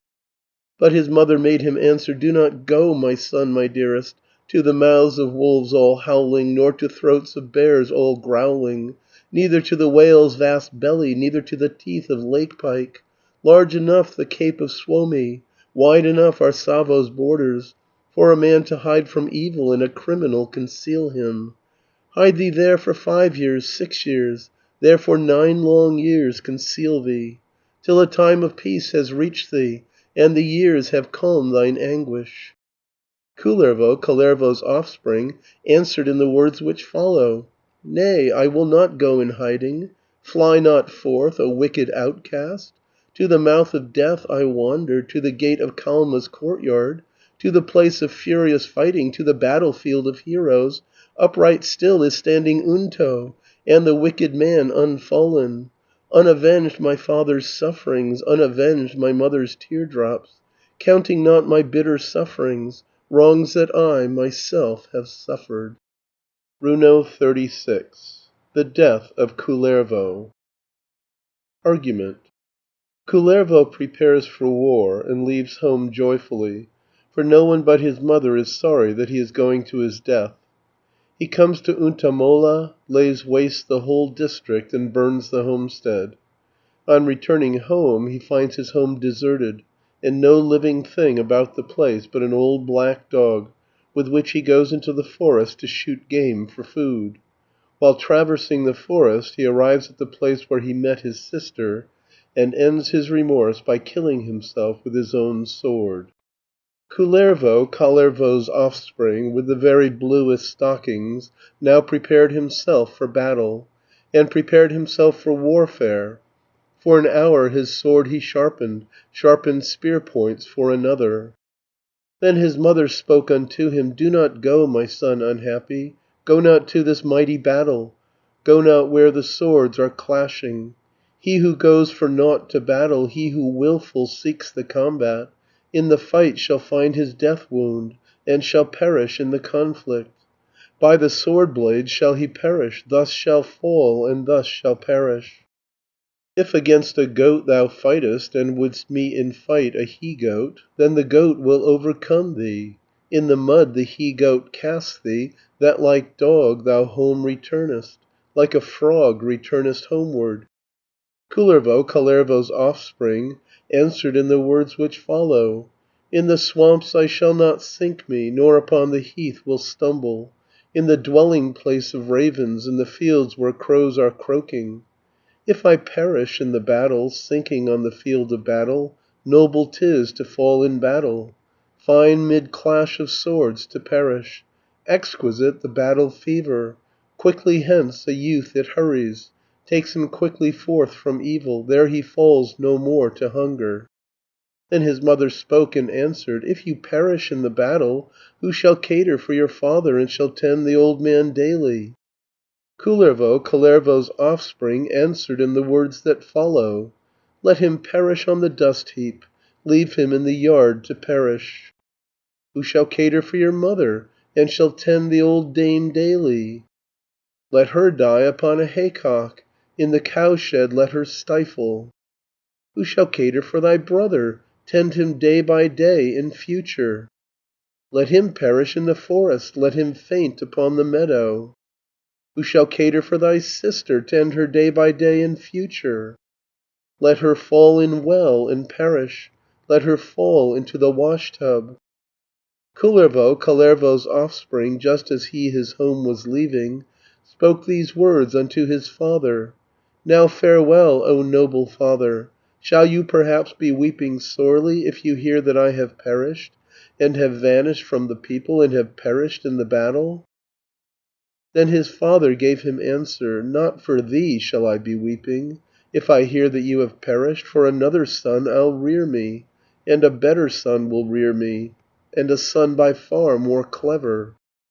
Kullervo, Kalervo's offspring, answered in the words which follow: "Nor for you shall I be weeping, if I hear that you have perished. I will make me such a father, mouth of clay and head of stonework, eyes of cranberries from the marshes, and a beard of withered stubble.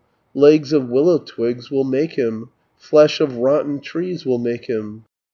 Then he spoke unto his brother, "Now farewell, my dearest brother. Shall you weep for my destruction, if you hear that I have perished, and have vanished from the people, and have fallen in the battle?" But his brother gave him answer: "Not for you shall I be weeping, if I hear that you have perished. I will find myself a brother, better brother far than thou art, and a brother twice as handsome." Kullervo, Kalervo's offspring, answered in the words which follow: "Nor for you shall I be weeping. If I hear that you have perished, I will make me such a brother, head of stone and mouth of sallow. Eyes of cranberries I will make him hair of withered stubble, legs of willow twigs will make him, flesh of rotten trees will make him." Then he spoke unto his sister, "Now farewell, my dearest sister. Shall you weep for my destruction if you hear that I have perished, and have vanished from the people, and have perished in the battle?" But his sister gave him answer, "Not for you shall I be weeping. If I hear that you have perished, I will find myself a brother, better brother far than thou art, and a brother far more clever." Kullervo, Kalervo's offspring, answered in the words which follow: "Nor for you shall I be weeping. If I hear that you have perished, I will make me such a sister, head of stone and mouth of sallow. Eyes of cranberries I will make her hair of withered stubble, ears of water lily make her, and of maple make her body." Then he said unto his mother, "O my mother, O my dearest, thou the fair one who hast borne me, thou the golden one who nursed me, shalt thou weep for my destruction, shouldst thou hear that I have perished, and have vanished from the people, and have perished in the battle?" Then his mother gave him answer, and she spoke the words which follow: "Not thou knowest a mother's feelings, nor a mother's heart esteemest. I shall weep for thy destruction, if I hear that thou hast perished, and from out the people vanished, and have perished in the battle. Weep until the house is flooded, weep until the floor is swimming, weep until the paths are hidden, and with tears the cowsheds waded. Weep until the snows are slippery, till the ground is bare and slippery, lands unfrozen teem with verdure, and my tears flow through the greenness. If I cannot keep on weeping, and no strength is left for grieving, weeping in the people's presence, I will weep in bathroom hidden, till the seats with tears are flowing, and the flooring all is flooded." Kullervo, Kalervo's offspring, with the very bluest stockings, went with music forth to battle. Joyfully he sought the conflict, playing tunes through plains and marshes, shouting over all the heathland, crashing onwards through the meadows, trampling down the fields of stubble. And a messenger o'ertook him, in his ear these words he whispered: "At thy home has died thy father, and thy aged parent perished. Now return to gaze upon him, and arrange for his interment." Kullervo, Kalervo's offspring, made him answer on the instant: "Is he dead? So let him perish. In the house there is a gelding, which unto the grave can drag him, and can sink him down to Kalma." Played he as he passed the marshes, and he shouted in the clearings, and a messenger o'ertook him. In his ear these words he whispered: "At thy home has died thy brother, and thy parent's child has perished. Now return to gaze upon him, and arrange for his interment." Kullervo, Kalervo's offspring, made him answer on the instant: "Is he dead? So let him perish. In the house there is a stallion, which unto the grave can drag him, and can sink him down to Kalma."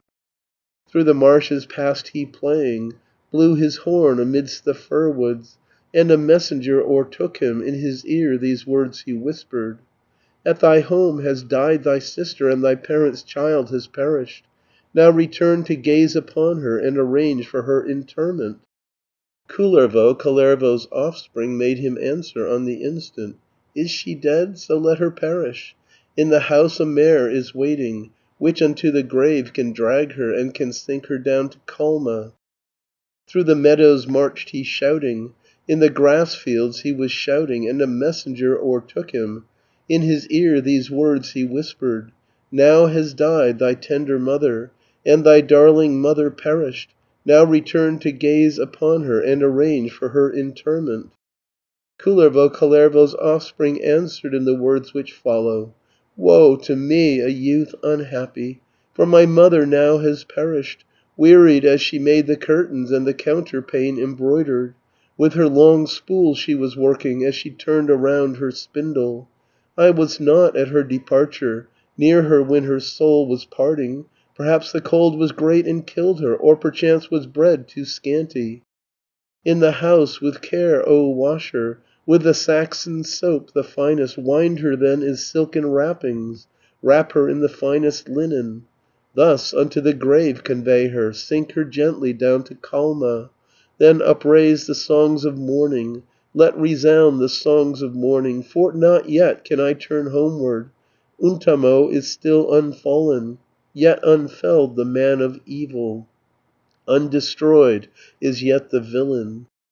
Forth he went to battle playing, went to Untala rejoicing, and he said the words which follow: "Ukko, thou of gods the highest, give me now a sword befitting, give me now a sword most splendid, which were worth an army to me, though 100 came against me." Then the sword he asked was granted, and a sword of all most splendid. And he slaughtered all the people, Untamo's whole tribe he slaughtered, burned the houses all to ashes, and with flame completely burned them, leaving nothing but the hearthstones, naught but in each yard the rowan. Kullervo, Kalervo's offspring, then to his own home retired, to his father's former dwelling, to the home fields of his parents. Empty did he find the homestead, desolate the open places. No one forward came to greet him, no one came his hand to offer. To the hearth he stretched his hand out, on the hearth the coals were frozen, and he knew on his arrival that his mother was not living. To the stove he stretched his hand out, at the stove the stones were frozen, and he knew on his arrival that his father was not living. On the floor his eyes then casting, all he noticed in confusion, and he knew on his arrival that his sister was not living. To the mooring place he hastened, but no boats were at their moorings, and he knew on his arrival that his brother was not living. Thereupon he broke out weeping, and he wept one day a second, and he spoke the words which follow: "O my mother, O my dearest, hast thou left me nought behind thee, when thou liv'st in this country? But thou hearest not, O mother, even though my eyes are sobbing, and my temples are lamenting, and my head is all complaining." In the grave his mother wakened, and beneath the mould made answer: "Still there lives the black dog, Musti. Go with him into the forest, at thy side let him attend thee. Take him to the wooded country, where the forest rises thickest, where reside the forest maidens, where the blue maids have their dwelling. And the birds frequent the pine trees, there to seek for their assistance, and to seek to win their favour." Kullervo, Kalervo's offspring, at his side the black dog taking, tracked his path through trees of forest, where the forest rose the thickest. But a short way had he wandered, but a little way walked onward, when he reached the stretch of forest, recognized the spot before him, where he had seduced the maiden, and his mother's child dishonoured. There the tender grass was weeping, and the lovely spot lamenting, and the young grass was deploring, and the flowers of heath were grieving for the ruin of the maiden, for the mother's child's destruction. Neither was the young grass sprouting, nor the flowers of heath expanding, nor the spot had covered over where the evil thing had happened, where he had seduced the maiden, and his mother's child dishonoured. Kullervo, Kalervo's offspring, grasped the sharpened sword he carried, looked upon the sword and turned it, and he questioned it and asked it, and he asked the sword's opinion, if it was disposed to slay him, to devour his guilty body, and his evil blood to swallow. Understood the sword his meaning, understood the hero's question, and it answered him as follows: "Wherefore at thy heart's desire should I not thy flesh devour, and drink up thy blood so evil?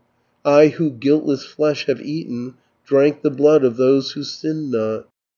Kullervo, Kalervo's offspring, with the very bluest stockings, on the ground the haft set firmly, on the heath the hilt pressed tightly, turned the point against his bosom, and upon the point he threw him.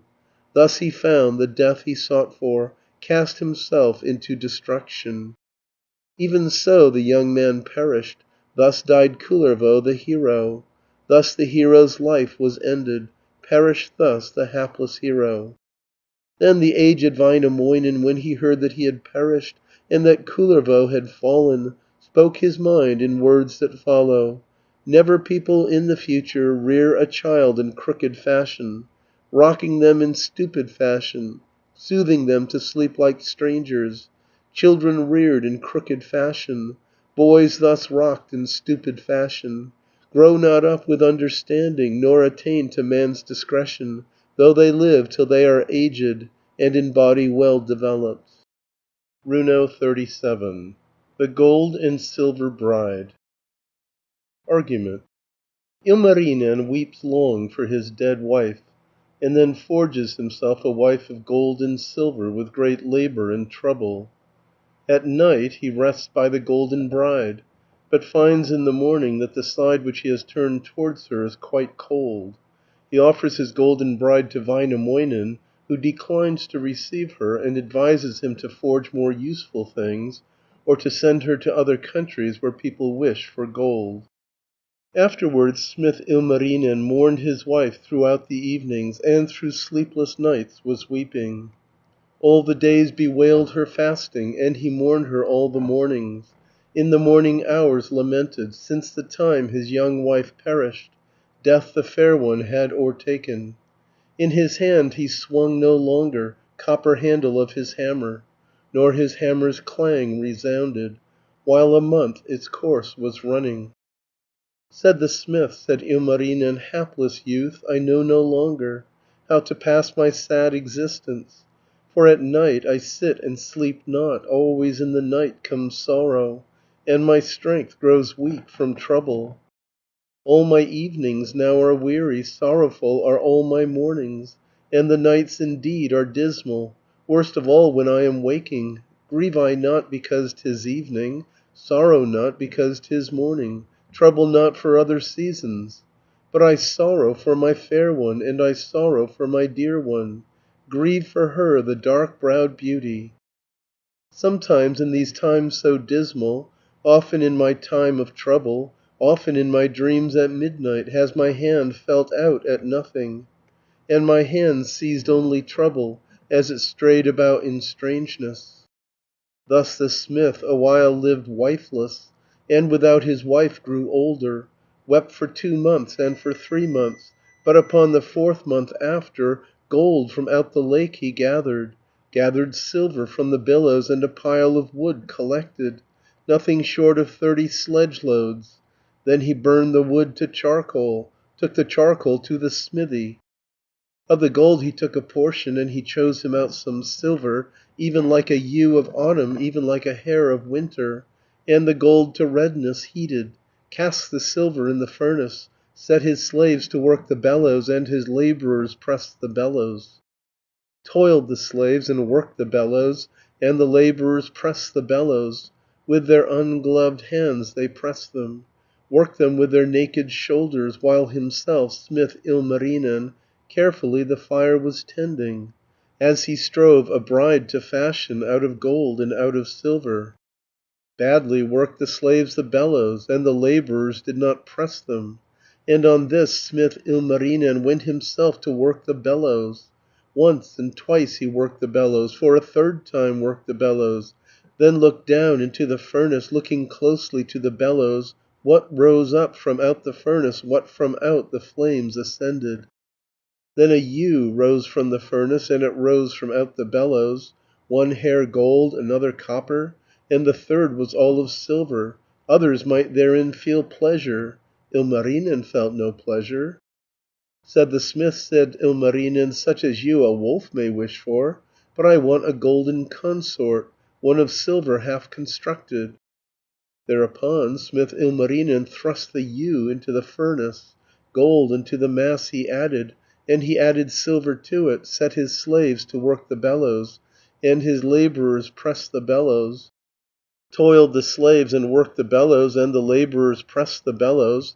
With their ungloved hands they pressed them, worked them with their naked shoulders, while himself, smith Ilmarinen, carefully the fire was tending, as he strove a bride to fashion out of gold and out of silver. Badly worked the slaves the bellows, and the labourers did not press them, and on this smith Ilmarinen went himself to work the bellows. Once and twice he worked the bellows, for the third time worked the bellows, then looked down into the furnace, looking closely to the bellows, what rose up from out the furnace, what from out the flames ascended. Then a foal rose from the furnace, and it rose from out the bellows, mane of gold and head of silver, and his hoofs were all of copper. But though others it delighted, Ilmarinen felt no pleasure. Said the smith, said Ilmarinen, such as you a wolf may wish for, but I want a golden consort, one of silver half constructed. Thereupon smith Ilmarinen thrust the foal into the furnace. Gold unto the mass he added, and he added silver to it. Set his slaves to work the bellows, and his labourers pressed the bellows. Toiled the slaves and worked the bellows, and the labourers pressed the bellows. With their ungloved hands they pressed them, worked them with their naked shoulders, while himself, smith Ilmarinen, carefully the fire was tending, as he strove a bride to fashion out of gold and out of silver. Badly worked the slaves the bellows, and the labourers did not press them. And on this smith Ilmarinen went himself to work the bellows. Once and twice he worked the bellows, for a third time worked the bellows, then looked down into the furnace, looking closely to the bellows, what rose up from out the furnace, what from out the flames ascended. Then a maid rose from the furnace, golden locked from out the bellows, head of silver, hair all golden, and her figure all was lovely. Others might have shuddered at her, Ilmarinen was not frightened. Thereupon smith Ilmarinen set to work to shape the image, worked at night without cessation, and by day he worked unresting. Feet he fashioned for the maiden, fashioned feet and hands he made her. But the feet would not support her, neither would the arms embrace him. Ears he fashioned for the maiden, but the ears served not for hearing. And a dainty mouth he made her, tender mouth and shining eyeballs. But the mouth served not for speaking, and the eyes served not for smiling. Said the smith, said Ilmarinen, she would be a pretty maiden, if she had the art of speaking, and had sense, and spoke discreetly. After this he laid the maiden on the softest of the blankets, smoothed for her the softest pillows, on the silken bed he laid her. After this smith Ilmarinen quickly warmed the steaming bathroom, took the soap into the bathroom, and provided twigs for bath whisks, and of water took 3 tubs full, that the little finch should wash her, and the little goldfinch cleanse her beauty from the ashes. When the smith had also bathed him, washed him to his satisfaction, at the maiden's side he stretched him, on the softest of the blankets, 'neath the steel-supported hangings, 'neath the overarching iron. After this smith Ilmarinen, even on the very first night, asked for coverlets in plenty, and for blankets to protect him, also 2 and 3 of bearskins, 5 or 6 of woolen mantles, all upon one side to lay him, that towards the golden image. And one side had warmth sufficient, which was covered by the bedclothes, that beside the youthful damsel turned towards the golden image, all that side was fully frozen, and with frost was quite contracted, like the ice on lake when frozen, frozen into stony hardness. Said the smith, said Ilmarinen, this is not so pleasant for me. I will take the maid to Vainu, pass her on to Väinämöinen, on his knee as wife to seat her, dove-like in his arms to nestle. So to Väinölä he took her, and he said upon his coming, in the very words which follow, O thou aged Väinämöinen, here I bring a damsel for you, and a damsel fair to gaze on, and her mouth gapes not too widely, and her chin is not too broadened. Väinämöinen, old and steadfast, looked upon the golden image, looked upon her head all golden, and he spoke the words which follow. Wherefore have you brought her to me, brought to me this golden spectre? Said the smith, said Ilmarinen, with the best intent I brought her, on your knee as wife to rest her, dove-like in your arms to nestle. Said the aged Väinämöinen, O thou smith, my dearest brother, thrust the damsel in the furnace, forge all sorts of objects from her, or convey her hence to Russia, take your image to the Saxons, since they wed the spoils of battle, and they woo in fiercest combat. But it suits not my position, nor to me myself is suited, thus to woo a bride all golden, or distress myself for silver. Then dissuaded Väinämöinen, and forbade the wave-sprung hero, all the rising generation, likewise those upgrown already, for the sake of gold to bow them, or debase themselves for silver.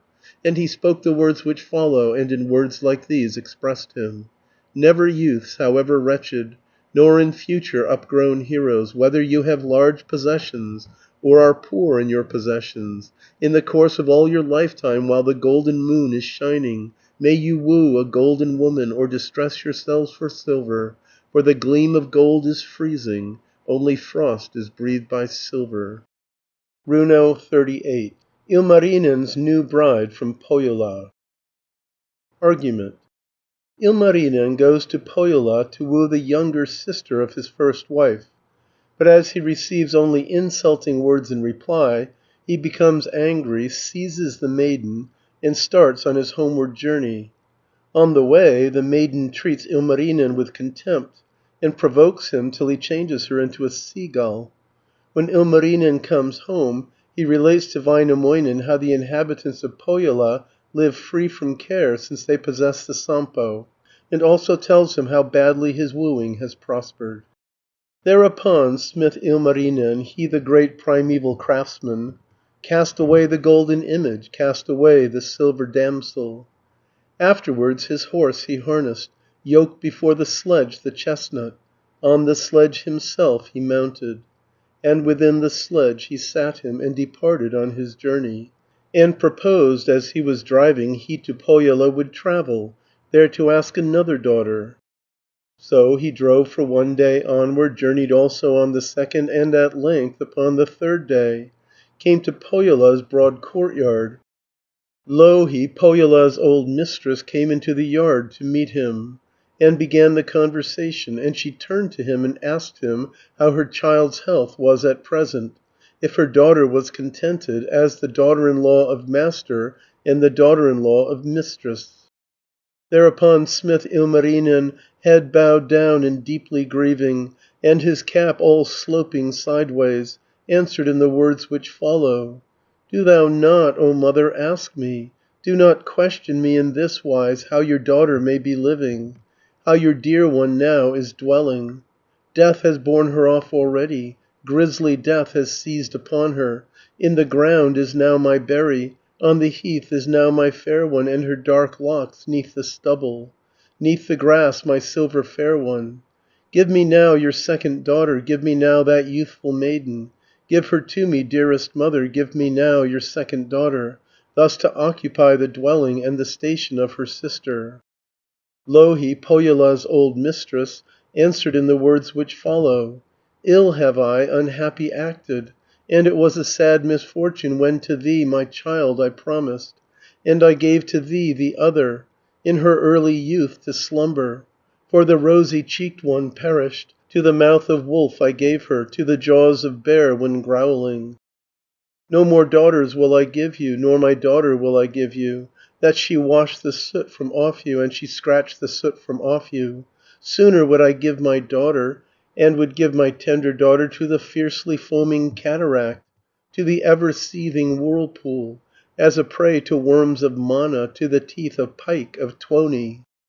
Thereupon smith Ilmarinen, mouth and head both turning sideways, with his black hair in disorder, as his head he shook in anger, pushed his way into the chamber, and beneath the roof he entered, and he spoke the words which follow: "Come thou now with me, O maiden, in the station of thy sister, and to occupy her dwelling, cakes of honey there to bake me, and the best of ale to brew me."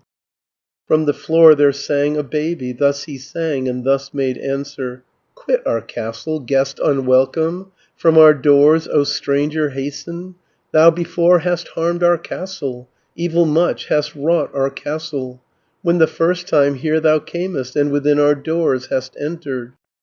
Maiden, O my dearest sister, O rejoice not in this lover, neither in his mouth so subtle, neither in his feet well shapen, for his gums are like a wolf's gums, curved his claws like those of foxes, and the claws of bears conceals he, and his belt knife blood is drinking.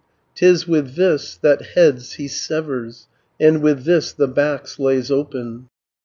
Then the maiden's self made answer, thus she spoke to Ilmarinen: "I myself will not go with you. Trouble not for such a scoundrel. For your first wife you have murdered, and my sister you have slaughtered. You perchance would also slay me, murder me as her you murdered. Such a maiden is deserving of a man of greater standing, and whose form is far more handsome. In a finer sledge to take me, to a larger, finer dwelling, to a better home than thou hast, not unto a smith's black coal house, to a stupid husband's homestead." Thereupon smith Ilmarinen, he the great primeval craftsman, mouth and head both turning sideways, and his black hair in disorder, seized without ado the maiden. In his grasp he seized the maiden. From the room he rushed like snowstorm, dragged her where his sledge was standing. In the sledge he pushed the maiden, and within the sledge he cast her. Started quickly on his journey, and prepared him for his journey. With one hand the horse he guided, on the girl's breast laid the other. Wept the maiden and lamented, and she spoke the words which follow: "Now I come where grow the cranberries, to the swamps where grow the arums. Now the dove approaches ruin, and the bird is near destruction. Hear me now, smith Ilmarinen, if you will not now release me, I will smash your sledge to pieces, and will break it into fragments, break it with my knees asunder, break it with my legs to fragments." Thereupon smith Ilmarinen answered in the words that follow: "No, the sledge by smith was fashioned, and the boards are bound with iron, and it can withstand the pushing and the noble maiden's struggles." Then the hapless girl lamented, and bewailed the copper belted, struggled till she broke her fingers, struggled till her hands were twisted, and she spoke the words which follow: "If you will not now release me, to a lake fish I'll transform me, in the deepest waves a poen." Thereupon smith Ilmarinen answered in the words which follow: "Even so you will not 'scape me, I myself as pike will follow." Then the hapless girl lamented, and bewailed the copper belted, struggled till she broke her fingers, struggled till her hands were twisted, and she spoke the words which follow: "If you will not now release me, to the wood will I betake me, hiding in the rocks like ermine." Thereupon smith Ilmarinen answered in the words which follow: "Even thus you will not 'scape me, for as otter I'll pursue you." Then the hapless girl lamented, and bewailed the copper belted, struggled till she broke her fingers, struggled till her hands were twisted, and she spoke the words which follow: "If you will not now release me, as a lark I'll soar above you, and behind the clouds will hide me." Thereupon smith Ilmarinen answered in the words which follow: "Even thus you will not 'scape me, for as eagle I'll pursue you." But a little way they journeyed, short the distance they had traversed, when the horse pricked ears to listen, and the long-eared steed was shying. Then her head the maiden lifted, in the snow she saw fresh footprints, and she thereupon inquired: "What has passed across our pathway?" Said the smith, said Ilmarinen, "'Twas a hare that ran across it." Then the hapless girl was sighing, much she sobbed and much was sighing, and she spoke the words which follow: "Woe to me, unhappy creature! Better surely had I found it, and my lot were surely better if the hare's track I could follow, in the traces of the crook-leg, than in sledge of such a suitor, 'neath the rug of one so wrinkled, for the hairs of hair are finer, and his mouth cleft is more handsome." Thereupon smith Ilmarinen bit his lips, his head turned sideways, and the sledge drove rattling onward, and a little way they journeyed, when the horse pricked ears to listen, and the long-eared steed was shying. Then her head the maiden lifted, in the snow she saw fresh footprints, and she thereupon inquired: "What has passed across our pathway?" Said the smith, said Ilmarinen, "'Twas a fox that ran across it." Then the hapless girl was sighing, much she sobbed and much was sighing, and she spoke the words which follow: "Woe to me, unhappy creature! Better surely had I found it, and my lot were surely better, were I riding in a fox sledge, and in Lapland sledge were fleeing, than in sledge of such a suitor, 'neath the rug of one so wrinkled, for the hairs of fox are finer, and his mouth cleft is more handsome." Thereupon smith Ilmarinen bit his lips, his head turned sideways, and the sledge drove rattling onward, and a little way they journeyed, when the horse pricked ears to listen, and the long-eared steed was shying. Then her head the maiden lifted, in the snow she saw fresh footprints, and she thereupon inquired, "What has passed across our pathway?" Said the smith, said Ilmarinen, "'Twas a wolf that ran across it." Then the hapless girl was sighing, much she sobbed and much was sighing, and she spoke the words which follow: "Woe to me, unhappy creature! Better surely had I found it, and my lot were surely better if a growling wolf I followed, tracked the pathway of the snouted, than in sledge of such a suitor, 'neath the rug of one so wrinkled, for the hair of wolf is finer, and his mouth cleft is more handsome." Thereupon smith Ilmarinen bit his lips, his head turned sideways, and the sledge drove rattling onwards, and at night they reached a village. With the journey overwearied, slept the smith and slept profoundly, and another than her husband made the girl laugh as he slept there. Thereupon smith Ilmarinen in the morning when he wakened, mouth and head both twisted sideways, tossed his black hair in disorder. After this smith Ilmarinen pondered till he spoke as follows: "Shall I now commence my singing? Shall I sing a bride like this one, to a creature of the forest, or a creature of the water? Not to forest beast I'll sing her, all the forest would be troubled, neither to a water creature, lest the fishes all should shun her. Better slay her with my hanger, with my sword will I dispatch her." But the sword perceived his object, understood the hero's language, and it spoke the words which follow: "Not for this was I constructed, that I should dispatch the women, and the weak I thus should slaughter." Thereupon smith Ilmarinen presently commenced his singing, and began to speak in anger, sung his wife into a sea mew, thenceforth round the cliffs to clamour, scream upon the rocks in water, moan around the jutting headlands, struggle with the winds against her. After this smith Ilmarinen in his sledge again dashed forward, and the sledge drove rattling onward, head bowed down in great depression. Back he journeyed to his country till he reached the well-known regions. Väinämöinen, old and steadfast, came upon the road to meet him, and began to speak as follows: "Ilmarinen, smith and brother, wherefore is your mood so gloomy? Wherefore is your cap pushed sideways? As from Pohjola thou comest, how at Pohjola exist they?" Said the smith, said Ilmarinen, "How at Pohjola exist they? There the Sampo grinds for ever, and revolves the pictured cover, and one day it grinds provisions, grinds for sale, upon the second, on the third, what needs the household. Thus I speak and tell you truly, and again repeat it to you, how at Pohjola exist they, when at Pohjola's the Sampo. There is ploughing, there is sowing, there is every kind of increase, and their welfare is eternal." Said the aged Väinämöinen, Ilmarinen, smith and brother, "Where hast thou thy wife abandoned? Where thy youthful bride so famous, that you here return without her, ever driving homeward wifeless?" Thereupon smith Ilmarinen answered in the words which follow: "Such a wife she was, I sang her to the sea cliffs as a sea mew.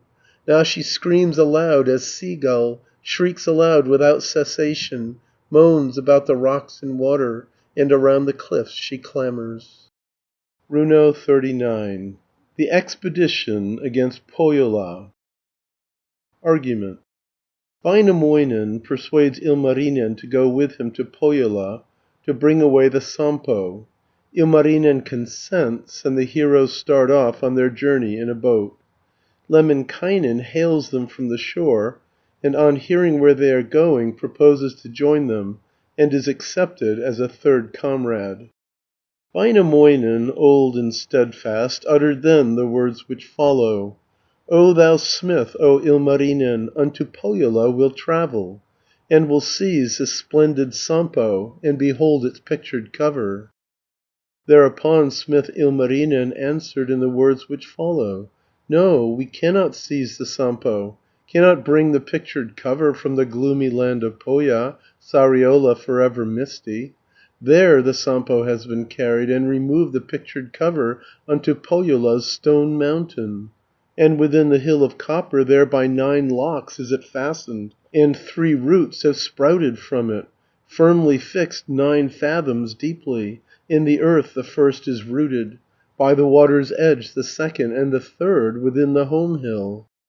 Said the aged Väinämöinen, "O thou smith, my dearest brother, Unto Pohjola we'll travel, And will carry off the Sampo. Let us build a ship enormous, Fit to carry off the Sampo, And convey the pictured cover Forth from Pohjola's stone mountain, From within the hill of copper, And the 9-fold locks that hold it."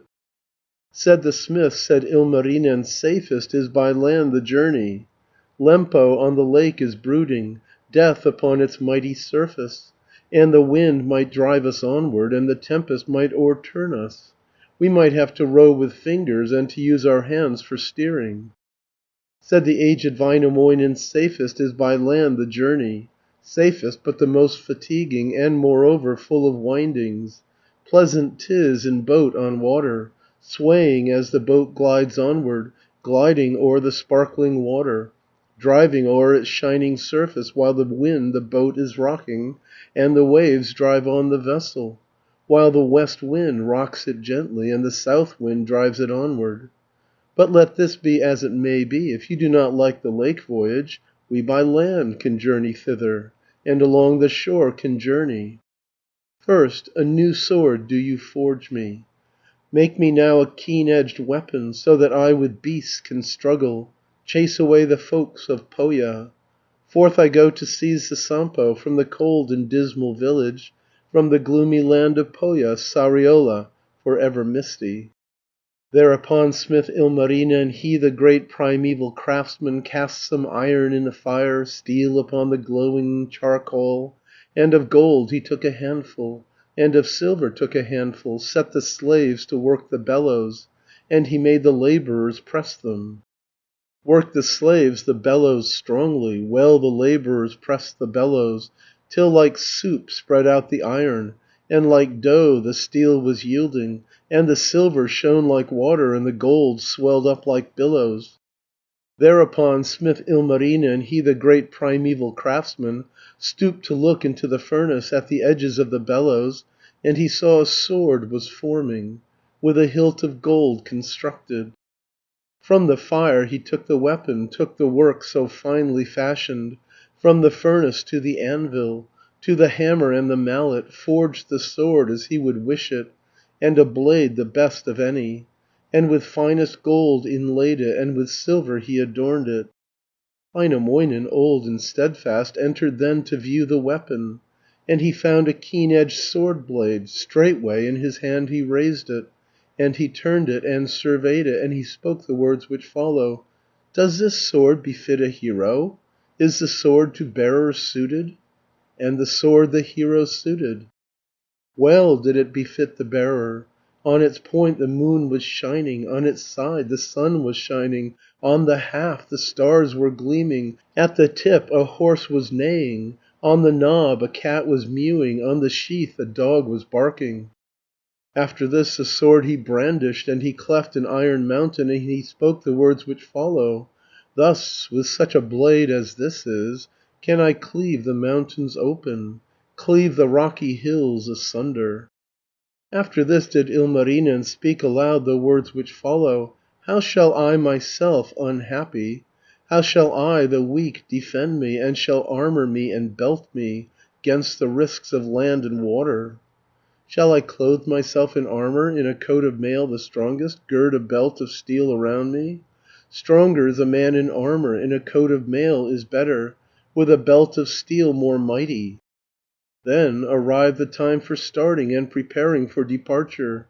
First the aged Väinämöinen, Secondly smith Ilmarinen, And they went to seek the courser, And to find the yellow-maned one, And the 1-year-old to bridle, And to see the foal was rough-shod.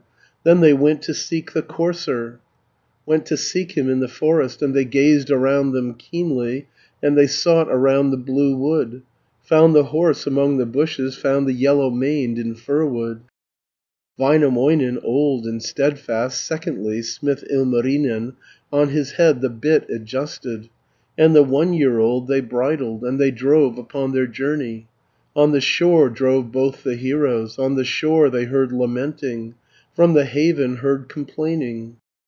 Then the aged Väinämöinen spoke aloud the words which follow: "Perhaps it is a girl complaining, or perchance a dove lamenting. Shall we go to look about us? Shall we nearer go to listen?" Therefore to the spot they sauntered, nearer went to gaze around them, but no maiden there was weeping, and no dove was there lamenting. But they found a vessel weeping, and a boat was there lamenting. Said the aged Väinämöinen as he went towards the vessel, "Wherefore weep, O wooden vessel, boat with rowlocks, why lamentest? Dost thou weep that thou art clumsy, and art dreaming at thy moorings?" Then the wooden boat made answer, thus replied the boat with rowlocks, "No, a vessel longs for water, and its tarry sides desire it, as a maiden may be longing for the fine home of a husband. Therefore weeps the boat unhappy, and the hapless boat lamenteth, and I weep to speed through water, and to float upon the billows.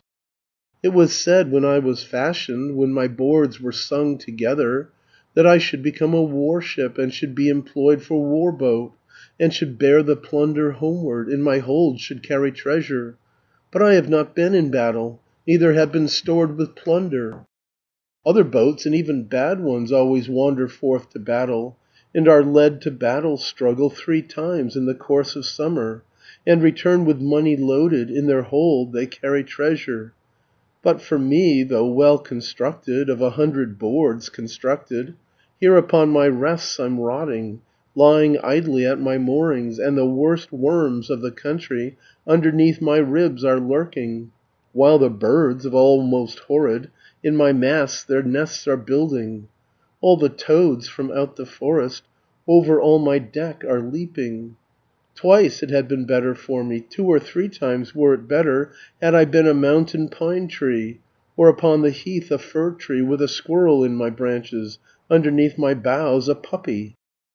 Väinämöinen, old and steadfast, answered in the words which follow: "Do not weep, O wooden vessel, fret thyself, O boat with rowlocks. Soon shalt thou go forth to battle, there to mix in furious conflict.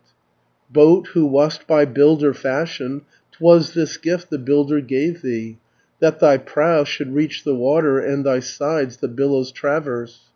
Even though no hand should touch thee, neither arm be thrust against thee, though no shoulder should direct thee, and although no arm should guide thee."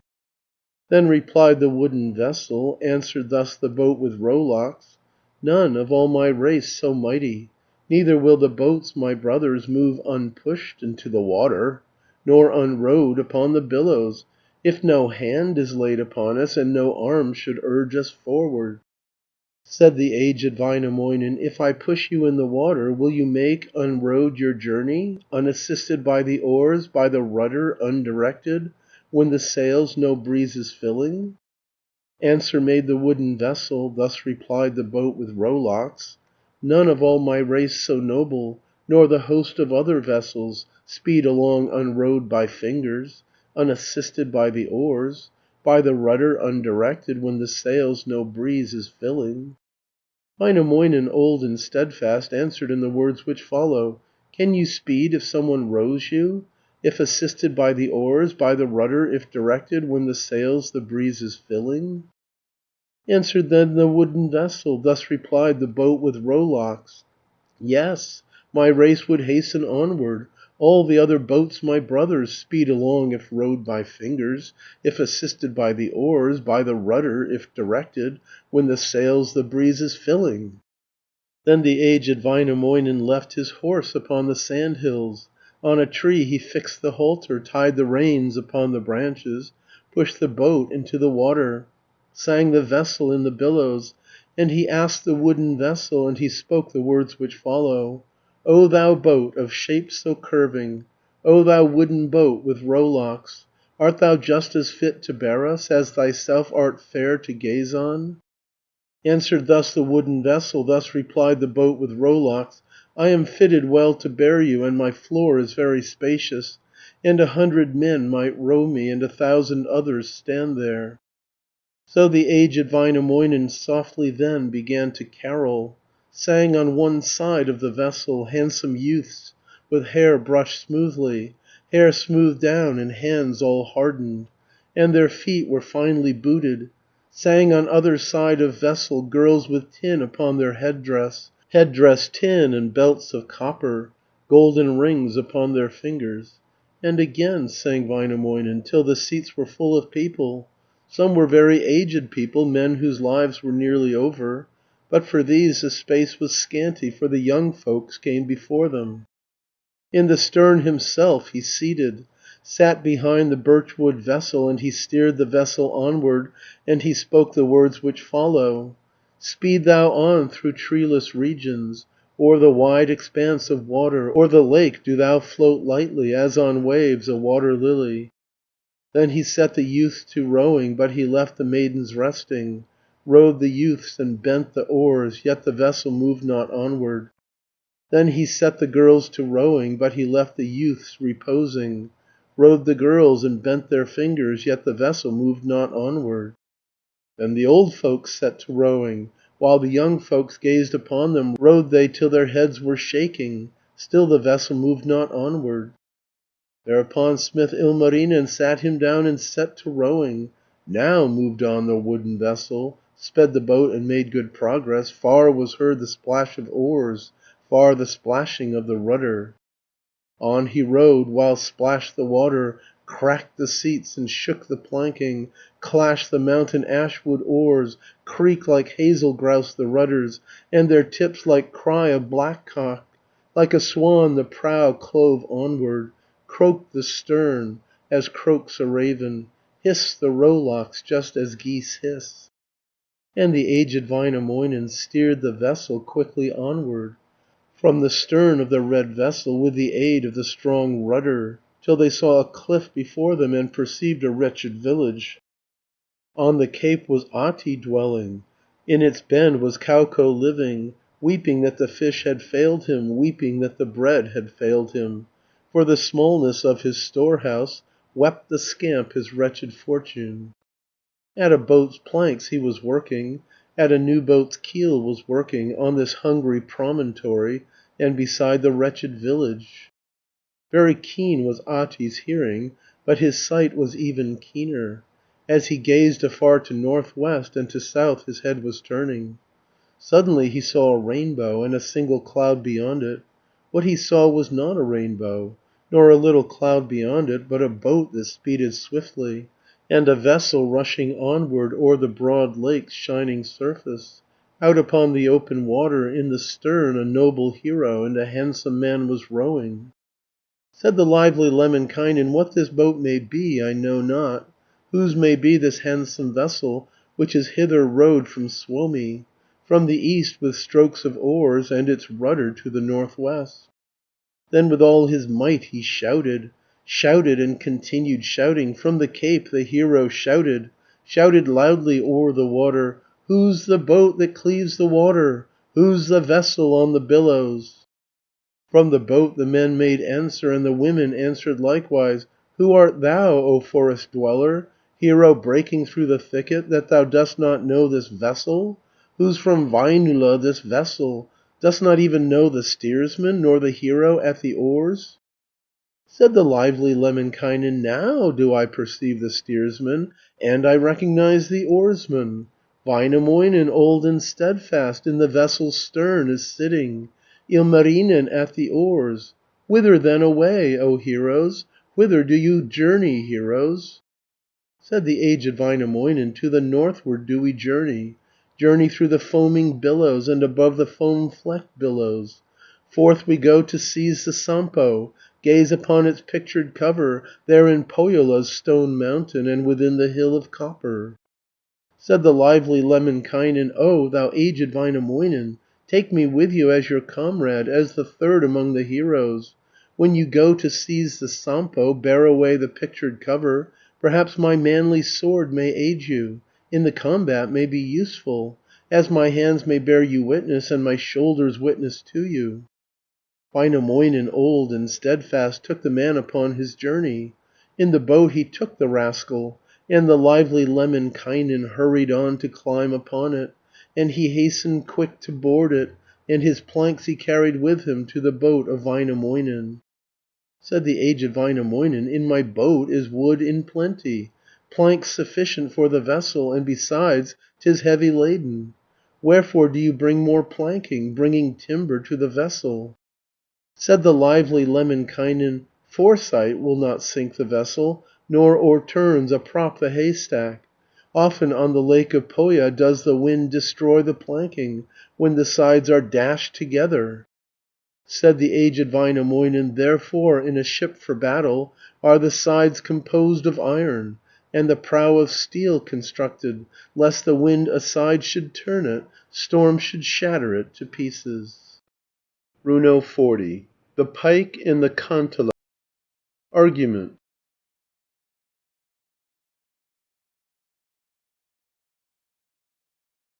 The Sampo raiders come to a waterfall, beneath which the boat is caught fast on the back of a great pike. The pike is killed, and the front part is taken into the boat, cooked and eaten. Väinämöinen makes the jaws of the pike into a kantele, on which several of the party attempt to play, but without success. Väinämöinen, old and steadfast, steered the vessel swiftly forward, on beyond the jutting headland, on beyond the wretched village, singing songs upon the water, joyous songs upon the billows. On the cape were maidens standing, and they looked around and listened. From the lake there comes rejoicing, and what song from lake re-echoes, far more joyous than aforetime, and a finer song than any. Onward steered old Väinämöinen, for a day o'er lake was steering, for the next through marshy waters, for the third day past a cataract. Then the lively Lemminkainen thought of spells he heard aforetime, for the ears of furious cataract, and the sacred river's whirlpool, and he spoke the words which follow, and expressed himself in singing. "Cease, O cataract, thy foaming, mighty water, cease thy rushing. Thou foam maiden, cataract's daughter, on the foam flecked stones, O seat thee, on the wet stones do thou seat thee, in thy lap the waters gather, and in both thy hands collect them. With thy hands repress their fury, that upon our breasts they splash not, nor upon our heads are falling. Thou, old dame, beneath the billows, lady pillowed on the waters, raise thy head above the waters, rise from bosom of the waters, that the foam be heaped together, and that thou mayst watch the foam wreaths, lest they should o'erwhelm the guiltless, and should overthrow the faultless. Stones that stand amid the river, slabs of stone with foam o'ercovered, be ye sunk into the water, and your heads be pressed beneath it. From the red boat's pathway banished, from the course the tarred boat follows. If this is not yet sufficient, Kimo stone, O son of Kamo, make an opening with thy auger, pierce an opening with thy auger through the stones in river standing, and the dangerous slabs that border, that the boat may pass uninjured, and the vessel pass undamaged. If this is not yet sufficient, Water Father, 'neath the river, into moss the rocks transform thou, make the boat like pike's light bladder, as amid the foam it rushes, as beneath the banks it passes. Maiden, in the cataract dwelling, girl who dwell'st beside the river, do thou spin a thread of softness, in a soft ball do thou wind it, drop thy thread into the water, through the blue waves do thou guide it, that the boat its track may follow, while its tarry breast speeds onward, so that men the least instructed, e'en the inexperienced, find it. Melitar, thou gracious matron, of thy favour take the rudder, that with which thou guidest the vessel safely through the streams enchanted, to the house that lies beyond them, and beneath the sorcerer's windows. If this is not yet sufficient, Ukko, Jumala in heaven, with thy sword direct the vessel, with thy naked sword direct it, that the wooden boat speed onward, journey on, the pine wood vessel. Then the aged Väinämöinen steered the vessel swiftly forward, through the river rocks he steered it through the foaming waters, and the wooden vessel wedged not, nor the wise man's boat was grounded. But as they their voyage continued, once again in open water, suddenly the vessel halted, stopped the boat upon its journey, in its place remained it fastened, and the vessel rocked no longer. Thereupon smith Ilmarinen with the lively Lemminkainen pushed into the lake the rudder, in the waves the spar of pine wood, and they tried to loose the vessel, and to free the wooden vessel, but they could not move the vessel, nor release the wooden vessel. Väinämöinen, old and steadfast, uttered then the words which follow: "O thou lively son of Lempi, stoop thou down and look around thee, look what stops the boat from moving, look what keeps the vessel moveless here amid the open water. What the force beneath that holds it, whether stopped by rocks or branches, or by any other hindrance?" Then the lively Lemminkainen stooped him down to look about him, and he looked beneath the vessel, and he spoke the words which follow: "Not on rock the boat is resting, not on boat and not on branches, but upon a pike's broad shoulders, and on water dog's great backbone." Väinämöinen, old and steadfast, answered in the words which follow: "All things may be found in rivers, whether they are pikes or branches.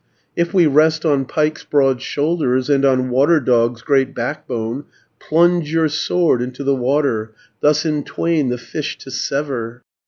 Then the lively Lemminkainen, ruddy youth, accomplished rascal, drew his sword from out his sword belt, from his side the bone destroyer. In the lake his sword plunged deeply, thrust it underneath the vessel, but he splashed into the water, plunged his hands into the billows. Thereupon smith Ilmarinen by the hair seized fast the hero, dragged from out the lake the hero, and he spoke the words which follow: "All pretend to grow to manhood, and are ready to be bearded. Such as these we count by hundreds, and their number mounts to thousands." From his belt he drew his sword blade, from the sheath the keen-edged weapon, and he struck the fish with fury, striking down beneath the vessel, but the sword in pieces shivered, and the pike was injured nothing. Väinämöinen, old and steadfast, uttered then the words which follow: "Not the half of manhood have you, not the third part of a hero, but a man is now required, and a man's sense now is needed, all the sense of the unskilful, all the efforts of the others." Then himself he drew his sword blade, firmly grasped the keen-edged weapon. In the lake his sword then thrust he, underneath the boat he struck it, at the pike's great shoulders striking, at the water dog's great backbone.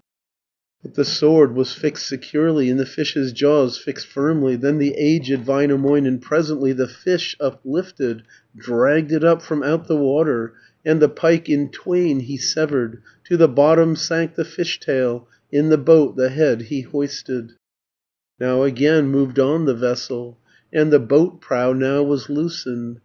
Väinämöinen, old and steadfast, to the shoals steered on the vessel, to the shore the boat he guided. And he turned and looked about him, and the pike's great head examined, and he spoke the words which follow: "Let the eldest of the yeomen come and cleave the pike to pieces, let him carve it into slices, let him hew the head to pieces." From the boat the men made answer, from the boat replied the women, "But the captor's hands are finer, and the speaker's fingers better." Väinämöinen, old and steadfast, drew from out the sheath his knife blade, from his side the cold sharp iron, that the pike might be divided, and he cut the fish to pieces, and he spoke the words which follow: "Let the youngest of the maidens cook the pike that we have captured, let her mince it for our breakfast, that on fish we make our dinner." Then the maidens set to cooking, 10 there were who made the effort, and they cooked the pike for eating, and they minced it for their breakfast. On the reefs the bones they scattered, on the rocks they left the fish bones. Väinämöinen, old and steadfast, saw the bones where they were lying, and he turned to look upon them, and he spoke the words which follow: "What might perhaps be fashioned from them, from the pike's teeth be constructed, from the fragments of the jawbones? Were they to the smithy taken, to the skilful smith entrusted, to the hands of one most skilful?" Said the smith, said Ilmarinen, nothing comes from what is useless, nothing can be made of fish bones, by a smith in smithy working, though to skilful smith entrusted, to the hands of one most skilful. Väinämöinen, old and steadfast, answered in the words which follow: "Yet a harp might be constructed even of the bones of fishes, if there were a skilful workman who could from the bones construct it. As no craftsman there was present, and there was no skilful workman who could make a harp of fish bones, Väinämöinen, old and steadfast, then began the harp to fashion, and himself the work accomplished, and he made a harp of pike bones, fit to give unending pleasure.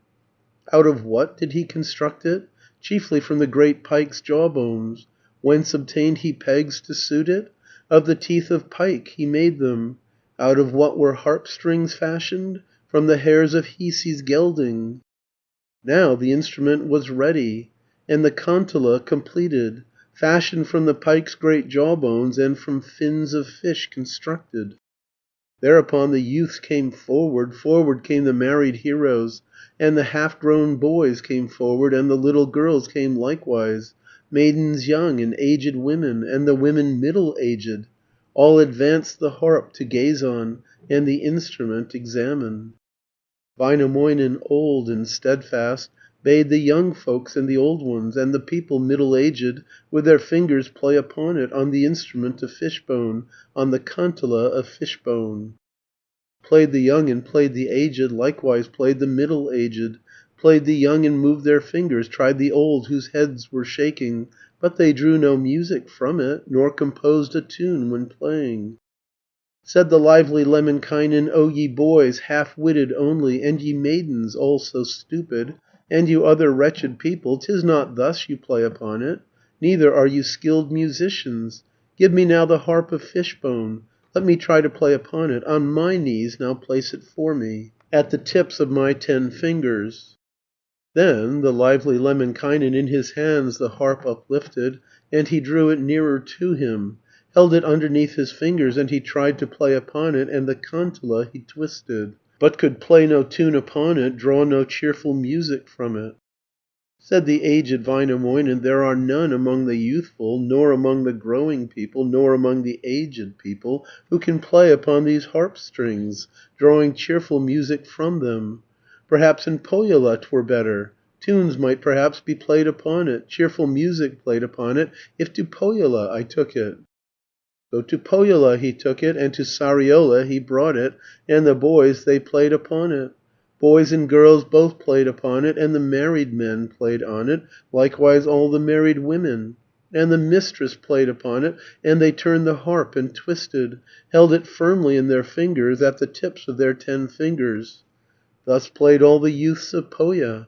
People played of every station, but no cheerful notes came from it, and they played no music on it, for the strings were all entangled, and the horsehair whined most sadly, and the notes were all discordant, and the music all was jarring.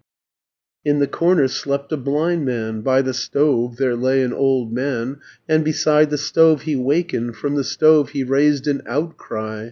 From his couch he grumbled loudly, and he grumbled and he mumbled, "Leave it off, and stop your playing, cut it short, and finish quickly, for the noise my ears is bursting, through my head the noise is echoing, and through all my hair I feel it. For a week you've made me sleepless. And the harp of Suomi's people cannot really give us pleasure, lulls us not to sleep when weary, nor to rest does it incline us.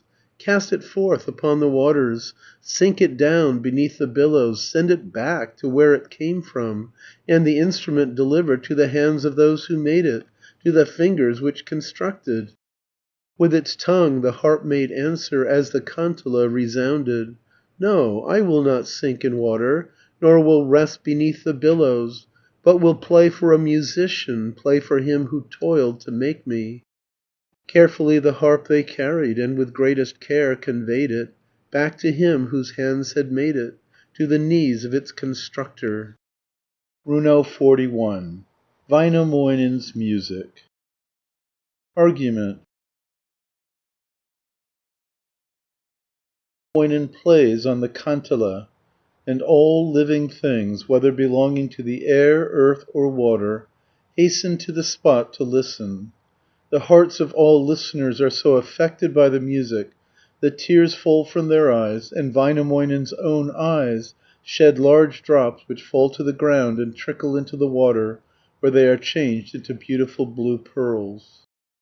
Väinämöinen, old and steadfast, he the great primeval minstrel, presently stretched out his fingers, washed his thumbs the harp for playing. On the stone of joy he sat him, on the singer's stone he sat him, on a hill all silver shining, from a golden heath arising. Then the harp he grasped with fingers, and upon his knee he propped it, and his hands he placed beneath it. Then he spoke the words which follow: "Come ye now to listen to me, ye before who never heard me, hear with joy my songs primeval, while the Kantala is singing." Then the aged Väinämöinen quick commenced his skilful playing on the instrument of pike bone, on the kantala of fish bone. And he raised his fingers nimbly, and his thumb he lifted lightly. Now came pleasure after pleasure, as the sweet notes followed others, as he sat and played the music, as he sang his songs melodious. As he played upon the pike teeth, and he lifted up the fish tail, and the horsehair sounded sweetly, and the horsehair sounded clearly. Played the aged Väinämöinen, nothing was there in the forest, which upon 4 feet was running, or upon their legs were hopping, and which came not near to listen, came not to rejoice and wonder. Gathered round him all the squirrels, as from branch to branch they clambered, and the ermines flocked around him, laid them down against the fences. On the plains the deer were springing, and the lynxes shared the pleasure. In the swamp each wolf awakened, from the heath the bear aroused him, from his lair among the fir trees and the thickly growing pine trees. And the wolves ran lengthy journeys, and the bears came through the heather, till they sat upon the fences, side by side against the gateway. On the rocks the fence fell over, on the field the gate fell over.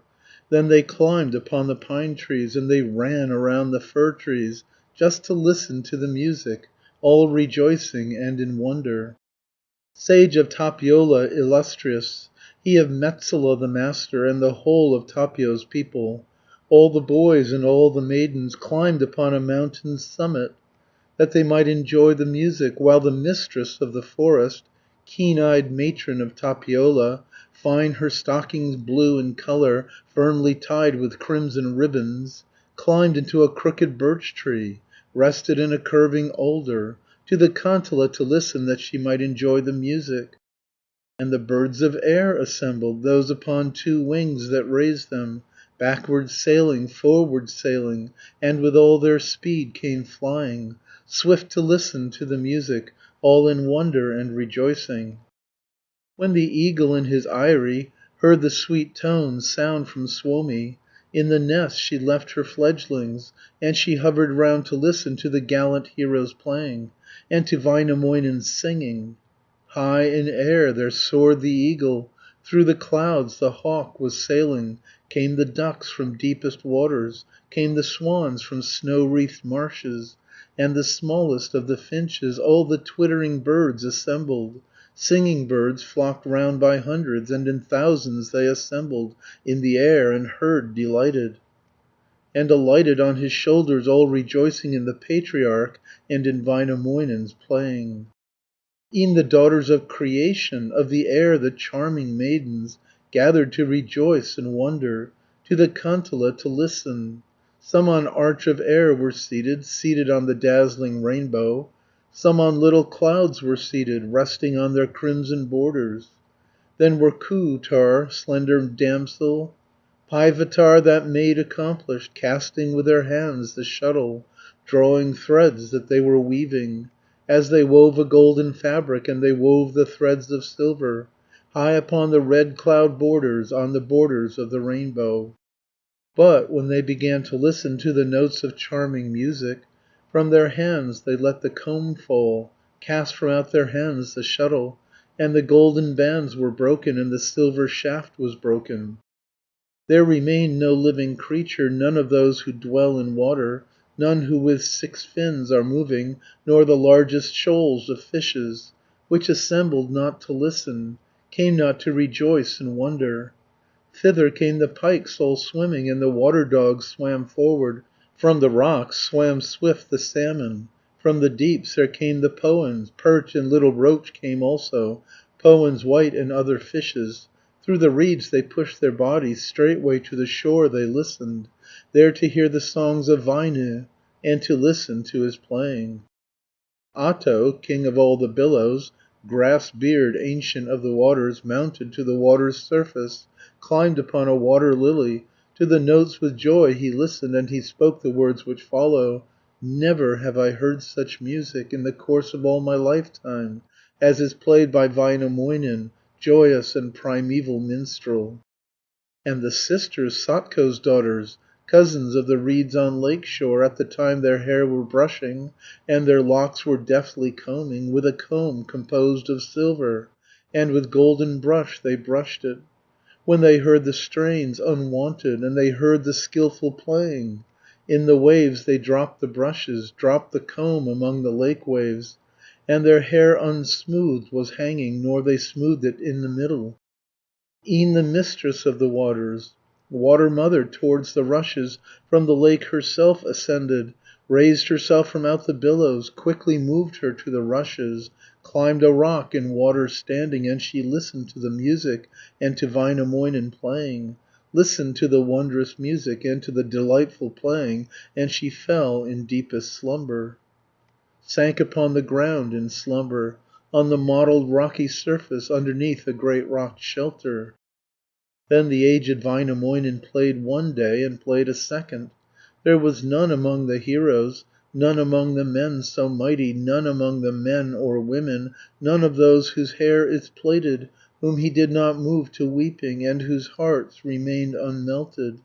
Wept the young and wept the aged, All the married men were weeping, Likewise all the married women, And the half grown boys were weeping.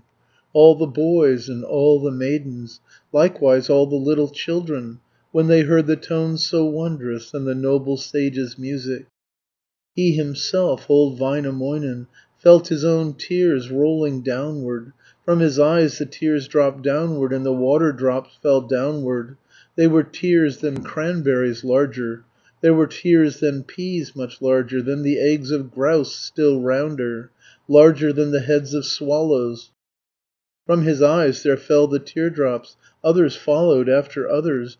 Tears upon his cheeks were falling, Down upon his cheeks so handsome, Rolling from his cheeks so handsome, Down upon his chin's expansion, Rolling from his chin's expansion, Down upon his panting bosom, Rolling from his panting bosom, Down upon his strong knees' surface, Rolling from his strong knees' surface, Down upon his feet so handsome, Rolling from his feet so handsome.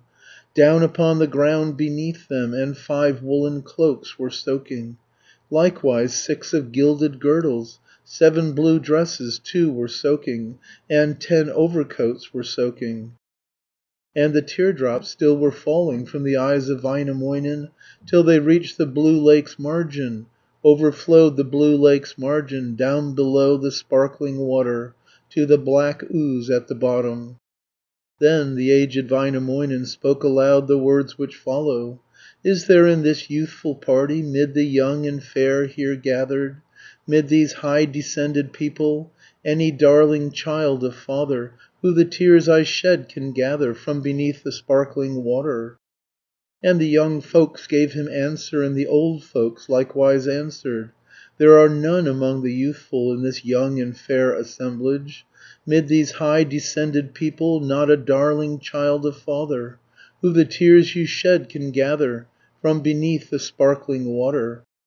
Then the aged Väinämöinen Spoke again in words that follow: "He who brings my tears unto me, And the tears again can gather, From beneath the sparkling waters, Shall receive a dress of feathers." Forth there came a raven passing, Said the aged Väinämöinen, "Bring me now my tears, O raven, From beneath the sparkling water, And receive the dress of feathers." But the raven could not do it. And the blue duck heard him likewise, And the blue duck next came forward. Said the aged Väinämöinen, "Often, blue duck, does it happen, that thy beak thou plungest downward, as thou speedest through the water? Go thou forth my tears to gather, from beneath the sparkling water. Bounteous guerdon will I give thee, and will give a dress of feathers."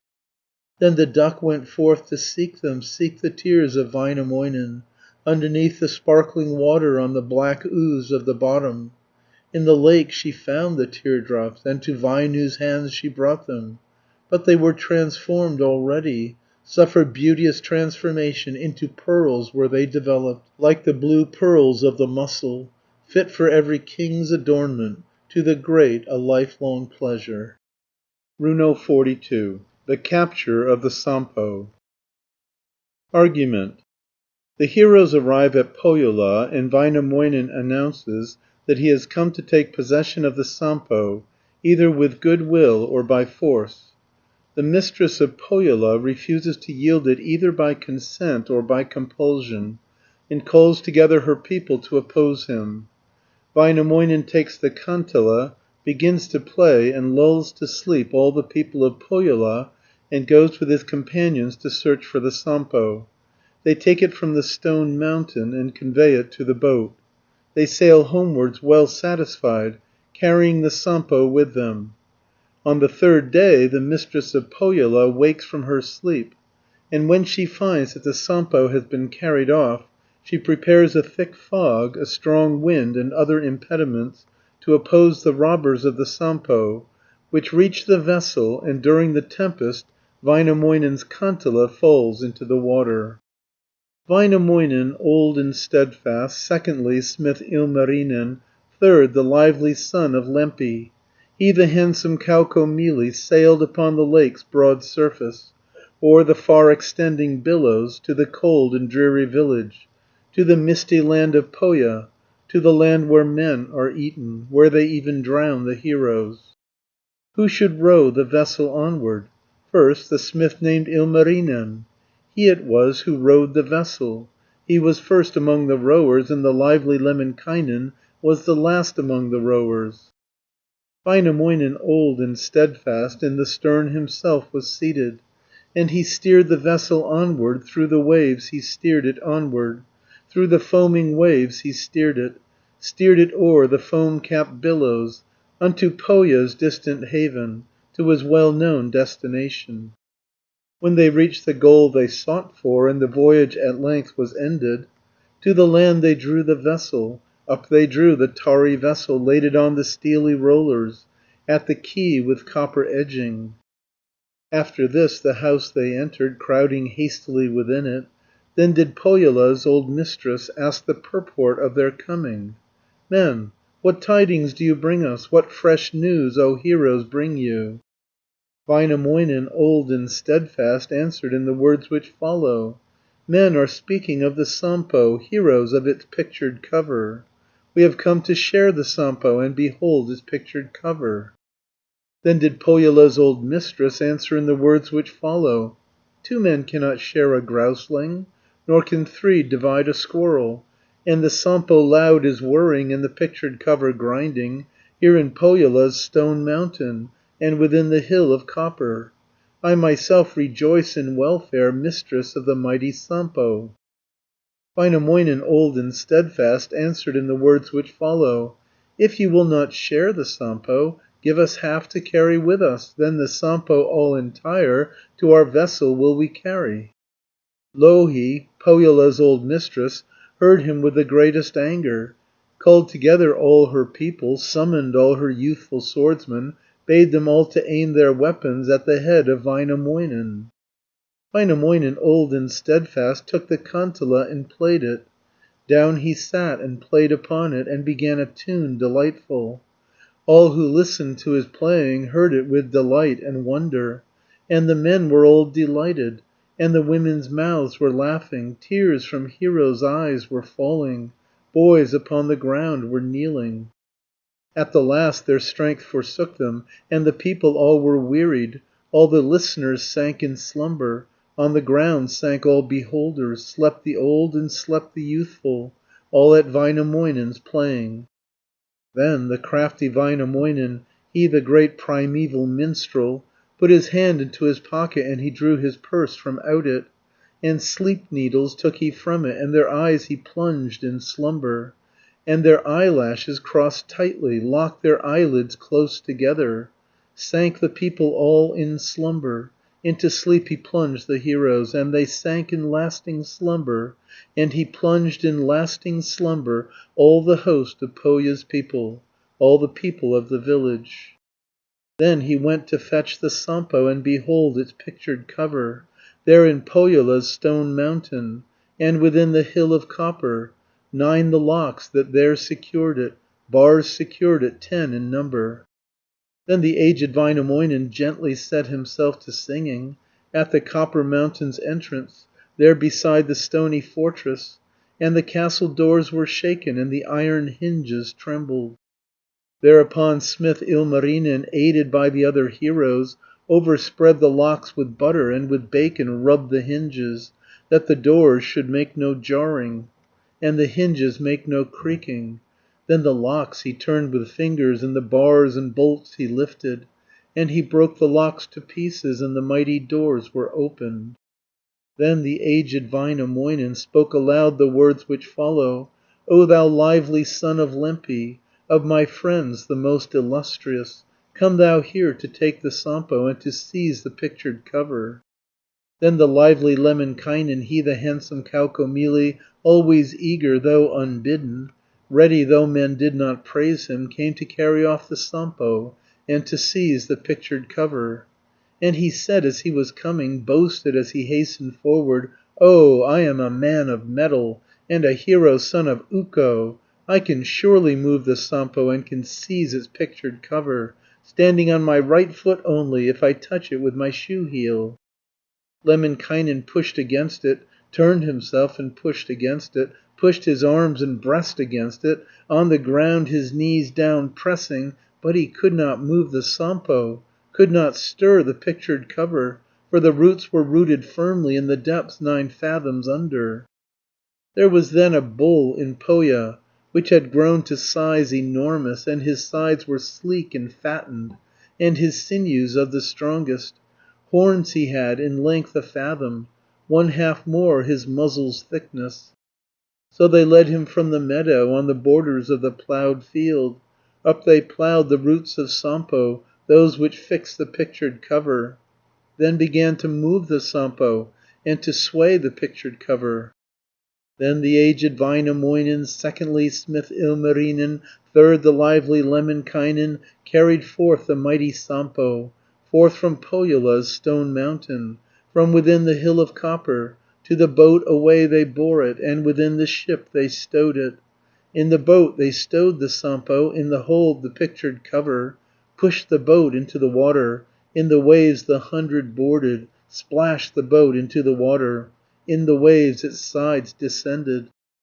"Ask the smith," said Ilmarinen, and he spoke the words which follow: "Whither shall we bear the Sampo? Whither now shall we convey it?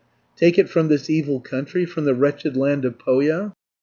Väinämöinen, old and steadfast, answered in the words which follow: "Thither will we bear the Sampo, and will take the pictured cover to the misty island's headland, at the end of shady island. There in safety can we keep it, there it can remain for ever.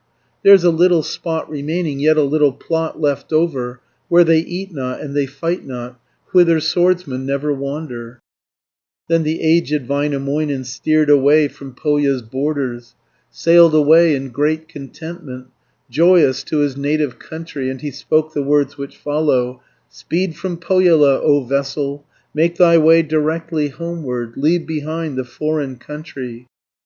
Blow, thou wind, and sway the vessel, urge the boat upon the water, lend assistance to the rowers, to the rudder give thou lightness, on the wide expanse of water, out upon the open water.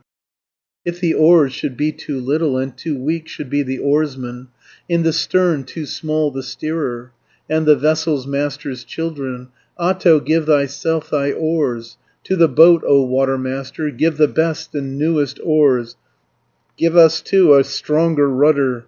Do thou seat thee at the oars, do thou undertake the rowing. Speed thou on this wooden vessel, Urge the iron rowlock forward, drive it through the foaming billows, through the foam-capped billows drive it." Then the aged Väinämöinen steered the vessel swiftly forward, while the smith named Ilmarinen and the lively Lemminkainen set themselves to work the oars, and they rowed and speeded onward o'er the sparkling water's surface, o'er the surface of the billows. Said the lively Lemminkainen, "Formerly when I was rowing, there was water for the rowers, there was singing for the minstrels. But at present time when rowing, nothing do we hear of singing. In the boat we hear no singing, on the waves we hear no chanting." Väinämöinen, old and steadfast, answered in the words which follow: "Do not sing upon the waters, do not chant upon the billows. Singing brings the boat to halting, songs would but impede the rowing. Then would wane the golden daylight, and the night descend upon us, on the wide expanse of water, on the surface of the billows." Then the lively Lemminkainen answered in the words which follow: "Anyway the time is passing, fades away the lovely daylight, and the night is swift approaching, and the twilight comes upon us, though no song our life enlivens, nor the time is given to chanting." Steered the aged Väinämöinen o'er the blue lake's shining water, and he steered one day, a second, and at length upon the third day. Then the lively Lemminkainen for a second time inquired, "Wherefore sing not, Väinämöinen? O thou great one, sing unto us, for we have won the splendid Sampo, straight the course that now we follow."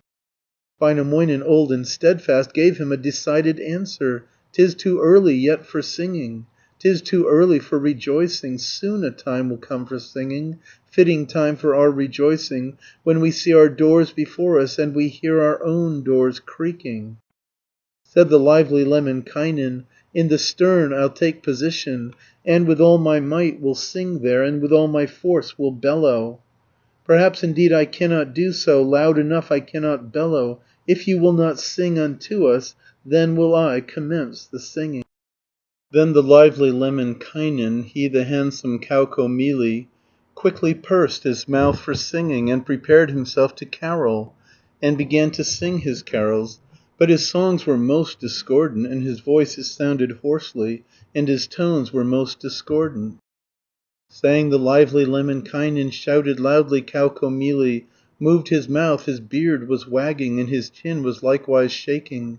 Far away was heard his singing, far away across the water. In 6 villages they heard it, over 7 the song resounded. On a stump a crane was sitting, on a mound from swamp arising, and his toe bones he was counting, and his feet he was uplifting, and was terrified extremely at the song of Lemminkainen. Left the crane his strange employment, with his harsh voice screamed in terror. From his perch he flew in terror, over Pohjola in terror. And upon his coming thither, when he reached the swamp of Pohja, screaming still and screaming harshly, screaming at his very loudest, waked in Pohjola the people, and aroused that evil nation.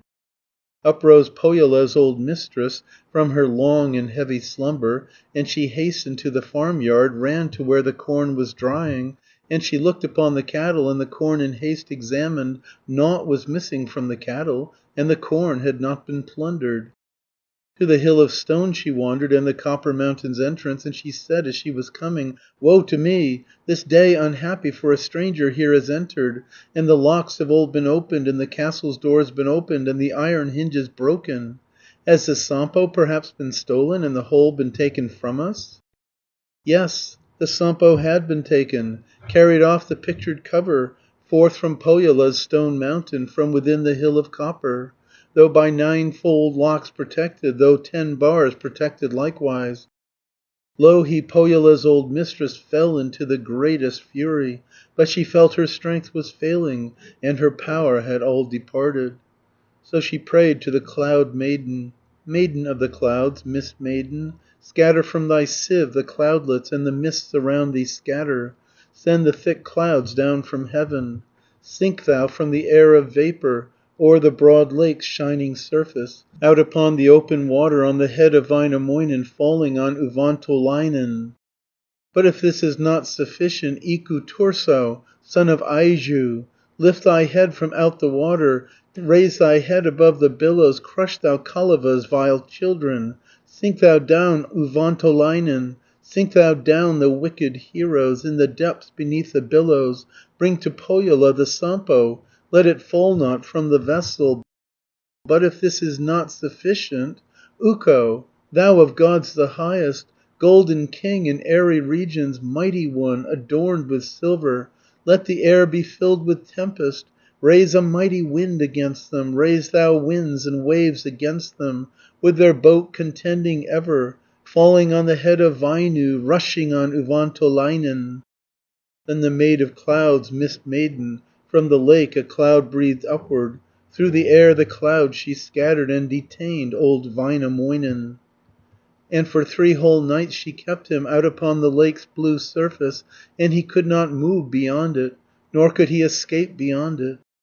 When for 3 nights he had rested out upon the lake's blue surface, spoke the aged Väinämöinen, and expressed himself in this wise: "There's no man, how weak soever, not among the laziest heroes, who by clouds would thus be hindered, and by mists would thus be worsted.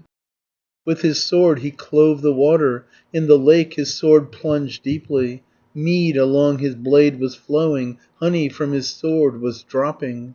Then the fog to heaven ascended, and the cloud in air rose upward. From the lake the mist ascended, and the vapour from the lake waves, and the lake extended widely, wider spread the whole horizon. But a little time passed over, short the time that then passed over, when they heard a mighty roaring. At the red boat's side they heard it, and the foam flew wildly upwards, near the boat of Väinämöinen. Thereupon smith Ilmarinen felt the very greatest terror. From his cheeks the blood departed, from his cheeks the ruddy colour. O'er his head he drew his felt cap, and above his ears he drew it, and his cheeks with care he covered, and his eyes he covered better. Then the aged Väinämöinen looked into the water round him, cast his gaze beside the vessel, and he saw a little wonder. Iku Turso, son of Aiju, by the red boat's side was lifting high his head from out the water, raising it from out the billows. Väinämöinen old and steadfast grasped his ears upon the instant, by his ears he dragged him upward, and he sang aloud and questioned, and he said the words which follow: "Iku Turso, son of Aiju, wherefore from the lake uplift thee, wherefore rise above the lake waves, thus thyself to men revealing, even Kalevala's own children?" Iku Turso, son of Aiju, was not pleased with this reception, but he was not very frightened, and no answer he returned him. Väinämöinen, old and steadfast, asked again an explanation, and a third time asked him loudly, "Iku Turso, son of Aiju, wherefore from the lake uplift thee, wherefore rise above the billows?" Iku Turso, son of Aiju, when for the third time he asked him, answered in the words which follow: "Therefore from the lake I raise me, therefore rise above the billows, for that in my mind I purpose Kalevala's great race to ruin. Bear to Pohjola the Sampo, in the waves if you will send me, and my wretched life concede me, not another time ascending, in the sight of men I'll venture." Then the aged Väinämöinen cast the wretch into the billows, and he said the words which follow: "Iku Turso, son of Aiju, nevermore from lake arising, or ascending from the lake waves, venture forth where men can see thee, from this very day henceforward." Therefore from that day thenceforward never from the lake rose Turso, in the sight of men to venture, long as sun and moon are shining, or the pleasant day is dawning, and the air is most delightful. Then the aged Väinämöinen once again steered on the vessel. But a little time passed over, short the time that then passed over. When did Ukko, God the highest, of the air the mighty ruler, winds arouse in magic fury, made the tempests rage around them. Then the winds arose in fury, and the tempests raged around them, and the west wind blew most fiercely, from the southwest just as fiercely, and the south wind still more fiercely. And the east wind whistled loudly, roared the southeast wind tremendous, and the north wind howled in fury. From the trees the leaves were scattered, and the pine trees lost their needles, and the heather lost its flowerets, and the grasses lost their tassels, and the black ooze was uplifted to the sparkling water's surface.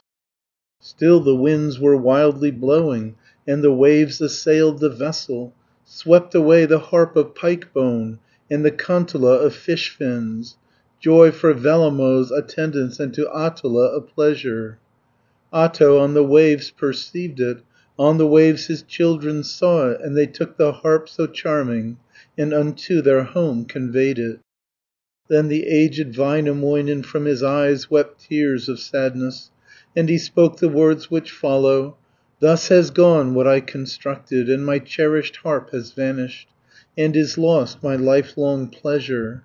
Never will it happen to me in the course of all my lifetime to rejoice again in pike teeth, or to play on bones of fishes." Thereupon smith Ilmarinen felt the very greatest sadness, and he spoke the words which follow: "Woe to me this day unhappy, that upon the lake I travel, on this wide expanse of water, that I tread on wood that's rolling, and on planks that shake beneath me. Now my hair has seen the tempest, and my hair begins to shudder, and my beard ill days has witnessed. Which it saw upon the water, yet have we but seldom witnessed, such a storm as rages round us, witnessed such tremendous breakers, or have seen such foam capped billows. Let the wind be now my refuge, and the waves have mercy on me." Väinämöinen old and steadfast heard his words and thus responded: "In the boats no place for weeping, room is none for lamentation, weeping helps not in misfortune, howling not when days are evil." Then he spoke the words which follow, and he sang, and thus expressed him: "Water, now restrain thy children, and O wave, do thou restrain them. Ahto, do thou calm the billows, Vellamo, o'ercome the waters, that they splash not on our timbers, nor may overwhelm my boat ribs. Rise, O wind, aloft to heaven, and among the clouds disport thee, to thy race where thou wast nurtured, to thy family and kindred. Do not harm this wooden vessel, sink thou not this boat of pine wood, rather fell burnt trees in clearings, on the slopes o'erthrow the pine trees." Then the lively Lemminkainen, he the handsome Kaukomieli, spoke aloud the words which follow: "Come, O eagle, thou from Turja, do thou bring 3 feathers with thee, 3, O eagle, 2, O raven, to protect this little vessel, to protect this bad boat's timber." He himself enlarged the bulwarks, fixed the timbers in their places, and to these fresh boards he added, and to fathom height he raised them. Higher than the waves were leaping, nor upon his beard they splashed him. All his work was now completed, and the bulwarks raised protecting, though the winds might blow most fiercely, and the waves might beat in fury, and the foam be wildly seething, and like hillocks be uprising. Runo 43. The fight for the Sampo. Argument. The mistress of Pohjola equips a war vessel, and goes in pursuit of the robbers of the Sampo. When she overtakes them, a fight ensues between the forces of Pohjola and Kalevala, in which the latter conquer. Nevertheless the mistress of Pohjola succeeds in dragging the Sampo from the boat into the lake, where it breaks to pieces. The larger portions sink in the lake and form its riches, while the smaller pieces are thrown on shore by the waves, at which Väinämöinen is much pleased. The mistress of Pohjola threatens to send all evil upon Kalevala, to which Väinämöinen pays no attention. The mistress of Pohjola returns home in great distress, taking with her only a small fragment of the cover of the Sampo. Väinämöinen carefully collects the fragments of the Sampo on the shore, and plants them, hoping for continuous good fortune. Louhi, Pohjola's old mistress, called together all her forces. Bows delivered to her army, and the men with swords provided. Fitted out a ship of Pohja, as a warship she prepared it. In the ship the men she stationed, and equipped for war the heroes, as the duck her ducklings musters, or the teal her children marshals. There she ranged 100 swordsmen, and 1,000 men with crossbows. In the boat the mast she lifted, put the yards and spars in order, on the mast the sails adjusted, spread the canvas o'er the sail yards, like a hanging cloud it waved there, like a cloud in heaven suspended. Then upon her voyage she started, sailed away and speeded onward, soon to struggle for the Sampo with the boat of Väinämöinen. Väinämöinen, old and steadfast, o'er the blue lake steered his vessel, and he spoke the words which follow from the stern where he was seated. "O thou lively son of Lempi, of my friends the dearest to me, climb thou quickly to the masthead, and among the canvas hasten. Look thou to the air before thee, look thou to the sky behind thee, whether clear is the horizon, or the sky is somewhat clouded." Then the lively Lemminkainen, ruddy youth, accomplished scoundrel, very active though unbidden, very quick though never boastful, to the masthead then ascended, up aloft among the canvas. East he looked, and looked to westward, looked to northwest and to southward, looked across to Pohja's coastline, and he spoke the words which follow: "Clear in front is the horizon, dark behind is the horizon, rises north a cloud, a small one, hangs a single cloud to northwest." Said the aged Väinämöinen, "What you say is surely nonsense, for no cloud is there ascending, nor a single cloud arising, but perchance a sailing vessel. Look again, and look more sharply." Then he looked again more sharply, and he spoke the words which follow: "Far away I see an island, dimly looming in the distance, aspens covered o'er with falcons, speckled grouse among the birch trees." Said the aged Väinämöinen, "What you say is surely nonsense, for no falcons do you see there, and no speckled grouse you see there, but perchance the sons of Pohja. Look more sharply for the third time." Then the lively Lemminkainen for the third time looked around him, and he spoke the words which follow, and in words like these expressed him: "'Tis a ship from Pohja sailing, with 100 rowlocks fitted, and I see 100 oarsmen, and 1,000 men beside them." Then the aged Väinämöinen, all the truth at once perceiving, spoke aloud the words which follow: "Row, thou smith, row, Ilmarinen, row, O lively Lemminkainen, row ye also, all ye people, that the boat be hurried forward, and the vessel onward driven." Rowed the smith, rowed Ilmarinen, rowed the lively Lemminkainen, all the people joined in rowing. Swayed about the pinewood oars, loudly rang the row and rowlocks, and the pinewood boat was swaying. Like a seal the prow dashed onward, boiled the waves behind like cataract, like a bell uprose the water, and the foam flew up in masses. As for wager rowed the heroes, as in race the heroes struggled. But they rowed and made no progress, nor could urge the wooden vessel further from the sailing vessel, and the ship that came from Pohja. Then the aged Väinämöinen saw misfortune fast approaching, on his head was doomsday falling, and he pondered and reflected how to act and how to save him, and he spoke the words which follow: "Still I know a plan of safety, still I see a little marvel." Then he took a piece of tinder, in his tinder box he found it, and of pitch he took a little, and a little piece of tinder, and into the lake he threw it, o'er his shoulder left he threw it, and he spoke the words which follow, and in words like these expressed him: "Let a reef of this be fashioned, and a cliff be fashioned from it, where may run the ship of Pohja, fitted with 100 rowlocks, and may strike in lake tempestuous, and amid the waves be shattered." Thereupon a reef grew upward, in the lake a cliff was fashioned, half its length to east directed, and its breadth to north directed. Onward sped the ship of Pohja, gliding swiftly through the lake waves, and upon the reef came rushing, and upon the rocks wedged firmly, broke across the wooden vessel, and to splinters it was broken, in the lake the masts fell crashing, and the sails fell drooping downward, by the wind away were carried, and the spring wind all dispersed them. Louhi, Pohjola's old mistress, plunged her feet into the water, and she tried to push the vessel, and she tried to raise the vessel, but no spear could lift the vessel, and she could not even move it, for the ribs had all been shattered, all the rowlocks had been broken. And she pondered and reflected, and she spoke the words which follow: "Who can aid me now with counsel? Who can help me in this trouble?"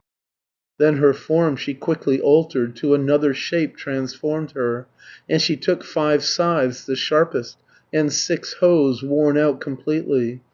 These she fashioned into talons, into claws did she convert them. Half the broken vessel's fragments did she then arrange beneath her, and the sides to wings she fashioned, and to tail she turned the rudder. 'Neath her wings took men 100, on her tail she took 1,000, and the 100 men were swordsmen, and the 1,000 men were archers. Then she flew, her wings extending, and she soared aloft as eagle, and she poised herself and hovered to attack old Väinämöinen. In the clouds one wing was flapping, in the water splashed the other.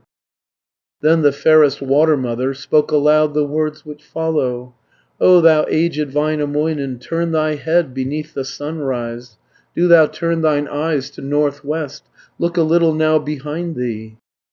Väinämöinen old and steadfast turned his head beneath the sunrise, and he turned his eyes to northwest, looked a little just behind him.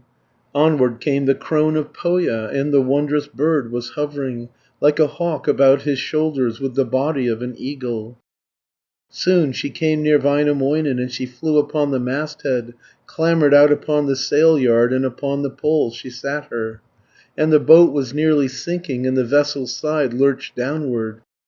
Thereupon smith Ilmarinen sought from Jumala assistance, and invoking the Creator, then he spoke the words which follow: "Save us, O thou good Creator, gracious Jumala, protect us, that the son may not be hurried, nor the mother's child hurled downward, from among the living creatures, from the creatures whom thou rulest. Ukko, Jumala the highest, thou our Father in the heavens, cast a fiery robe around me, over me a shirt of fire, that I thus may fight protected, and may thus contend protected, that my head may fear no evil, nor my hair may be disordered, when the shining swords are clashing, and the steely points are meeting."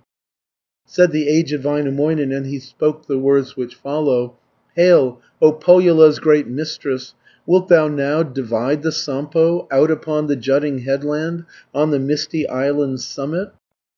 Then said Pohjola's old mistress, "No, I'll not divide the Sampo, not with thee, thou wretched creature, not with thee, O Väinämöinen." And she swooped to snatch the Sampo from the boat of Väinämöinen. Then the lively Lemminkainen drew his sword from out his sword belt, firm he grasped the sharpened iron, and from his left side he drew it, striking at the eagle's talons, at the claws of eagle striking. Struck the lively Lemminkainen, as he struck these words he uttered: "Down ye men, and down ye swordsmen, down with all the sleepy heroes, from her wings ye men 100, 10 from ends of every feather." Answered then the crone of Pohja, and she answered from the masthead: "O thou lively son of Lempi, wretched Kauko, worthless fellow, for thou hast deceived thy mother, lied unto thy aged mother. Thou wast pledged to seek no battle in the space of 60 summers, whether need of gold should tempt thee, or the love of silver urge thee." Väinämöinen old and steadfast, he the great primeval minstrel, thought his doom had come upon him, and he felt his bane approaching. From the lake he drew the rudder, took the oak spar from the billows, and with this he struck the monster. On the claws he struck the eagle, all the other claws he shattered, there remained the smallest only. From her wings the youths dropped downward, in the lake the men splashed downward, from beneath her wings 100, from her tail 1,000 heroes. Down there dropped the eagle likewise, crashing down upon the boat ribs, as from tree the capercailzie, or from fir branch drops the squirrel. Then she tried to seize the Sampo, seized it with her nameless finger. From the boat she dragged the Sampo, down she pulled the pictured cover, from the red boat's hold she pulled it, mid the blue lake's waters cast it, and the Sampo broke to pieces, and was smashed the pictured cover. Then the fragments all were scattered, and the Sampo's larger pieces sank beneath the peaceful waters, to the black ooze at the bottom. Thence there springs the water's riches, and the wealth of Ahto's people. Nevermore in all his lifetime, while the golden moon is shining, shall the wealth of Ahto fail him, neither shall his watery honours. Other pieces were remaining, rather small those other fragments, on the blue lake's surface floating, tossing on the broad lake's billows, and the wind for ever rocked them, and the billows drove them onward. And the wind still rocked the fragments, and the lake waves ever tossed them, on the blue lake's surface floating, tossing on the broad lake's billows. To the land the wind impelled them, to the shore the billows drove them. Väinämöinen old and steadfast in the surf beheld them floating, through the breakers shoreward driving. Then on shore upcast by billows saw the fragments of the Sampo, splinters of the pictured cover. Very greatly did it please him, and he spoke the words which follow: "From these seeds the plant is sprouting, lasting welfare is commencing. Here is ploughing, here is sowing, here is every kind of increase. Thence there comes the shining moonlight, thence there comes the lovely sunlight, o'er the mighty plains of Suomi, and the lovely land of Suomi." Then did Pohjola's old Mistress speak aloud the words which follow: "Still can I devise a method, find a method and contrivance, 'Gainst thy ploughing and thy sowing, 'gainst thy cattle and thine increase, that thy moon shall cease its shining, and thy sun shall cease its shining. In the rocks the moon I'll carry, hide the sun in rocky mountains, and will send the frost to freeze you, that the frozen air destroyeth what thou ploughest and thou sowest, thy provisions and thy harvests. I will send a hail of iron, and a hail of steel o'erwhelming, over all thy finest clearings, and the best among the cornfields.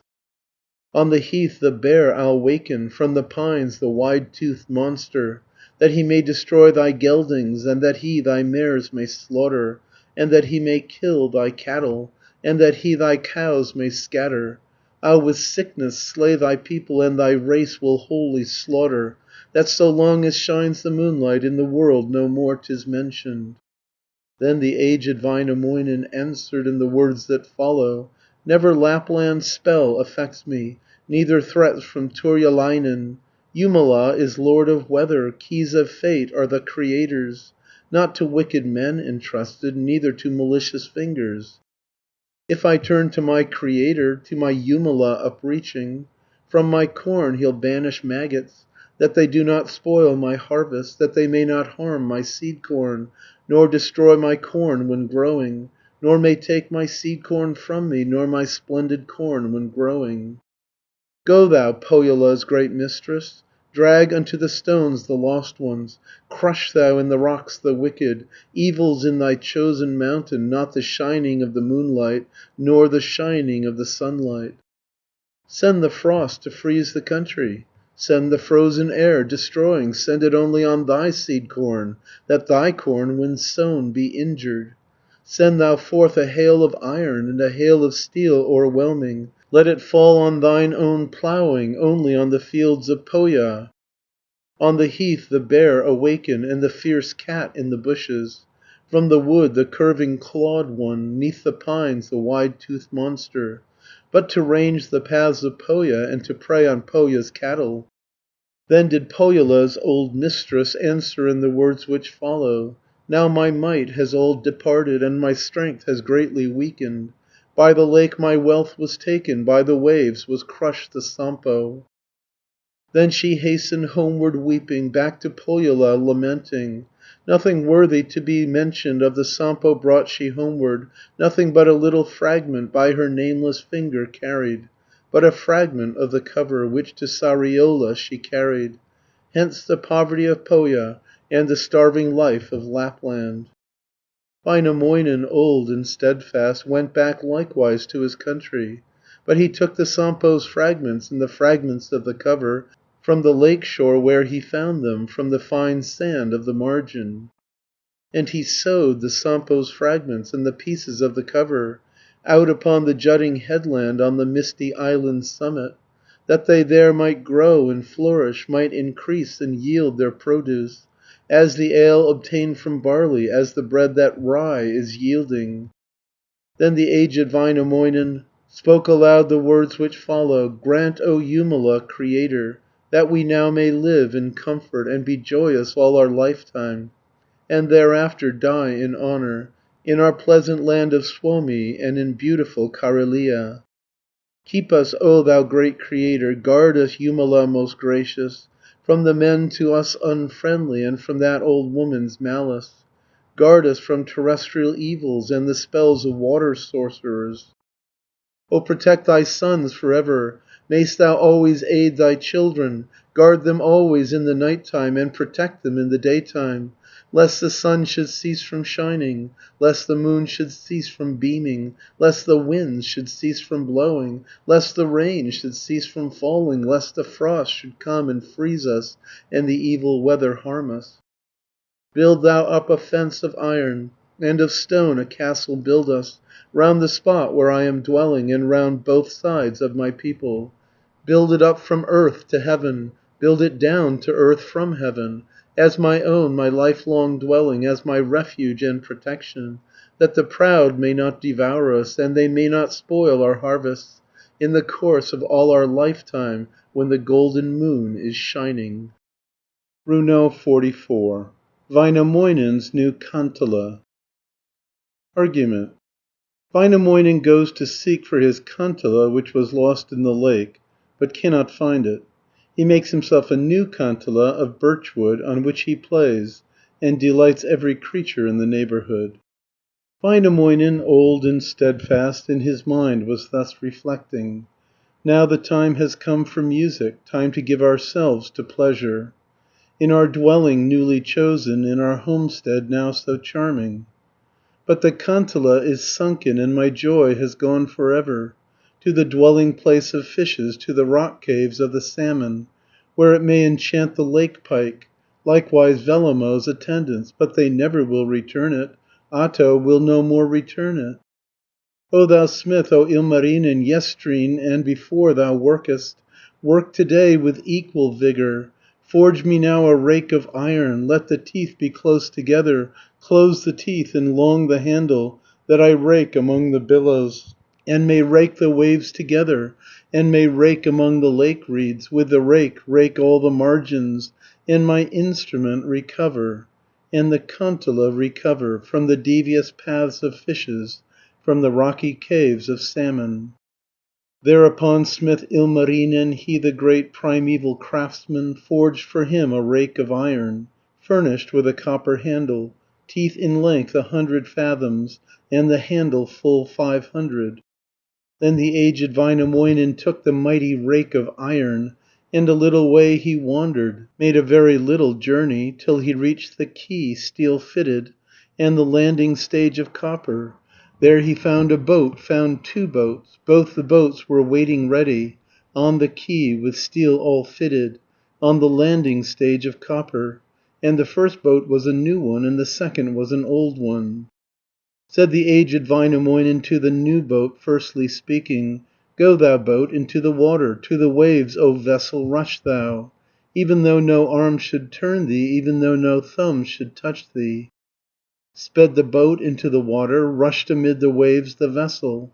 Old and steadfast Väinämöinen in the stern made haste to seat him. And he went to sweep the water, and to sweep among the billows. Scattered leaves of water lilies raked he up among the shore drift, all the rubbish raked together, all the rubbish, bits of rushes, every scrap he raked together, all the shoals with care raked over, but he found not, nor discovered, where his pike-bone harp was hidden. And this joy was gone for ever, with the Kantala was sunken. Väinämöinen, old and steadfast, then returned unto his dwelling, head bowed down and sadly grieving, and his cap awry adjusted. And he said the words which follow: "Unto me is lost for ever pleasure from the harp of pike teeth, from the harp I made of fish bone." As he wandered through the country on the borders of the woodlands, there he heard a birch tree weeping, and a speckled tree lamenting, and in that direction hastened. walking till he reached the birch tree. Thereupon he spoke and asked it, "Wherefore weep'st thou, beauteous birch tree, shedding tears, O green-leaved birch tree, by thy belt of white conspicuous? To the war thou art not taken, longest not for battle struggle." Answer made the leaning birch tree, and the green-leaved tree responded. "There is much that I could speak of, many things I might reflect on, how I best might live in pleasure, and I might rejoice for pleasure. I am wretched in my sorrow, and can but rejoice in trouble, living with my life o'erclouded, and lamenting in my sorrow. And I weep my utter weakness, and my worthlessness lament for. I am poor, and all unaided, wholly wretched, void of succor, here in such an evil station on a plain among the willows. Perfect happiness and pleasure others always are expecting, when arrives the beauteous summer in the warm days of the summer. But my fate is different, wretched, nought but wretchedness awaits me, and my bark is peeling from me, down are hewed my leafy branches. Often unto me defenceless, oft to me, unhappy creature, in the short spring come the children. Quickly to the spot they hurry, and with sharpened knives they score me, draw my sap from out my body. And in summer wicked herdsmen strip from me my white bark girdle, cups and plates therefrom constructing, baskets too for holding berries. Often unto me defenceless, oft to me, unhappy creature, come the girls beneath my branches, come beneath and dance around me. From my crown they cut the branches, and they bind them into besoms.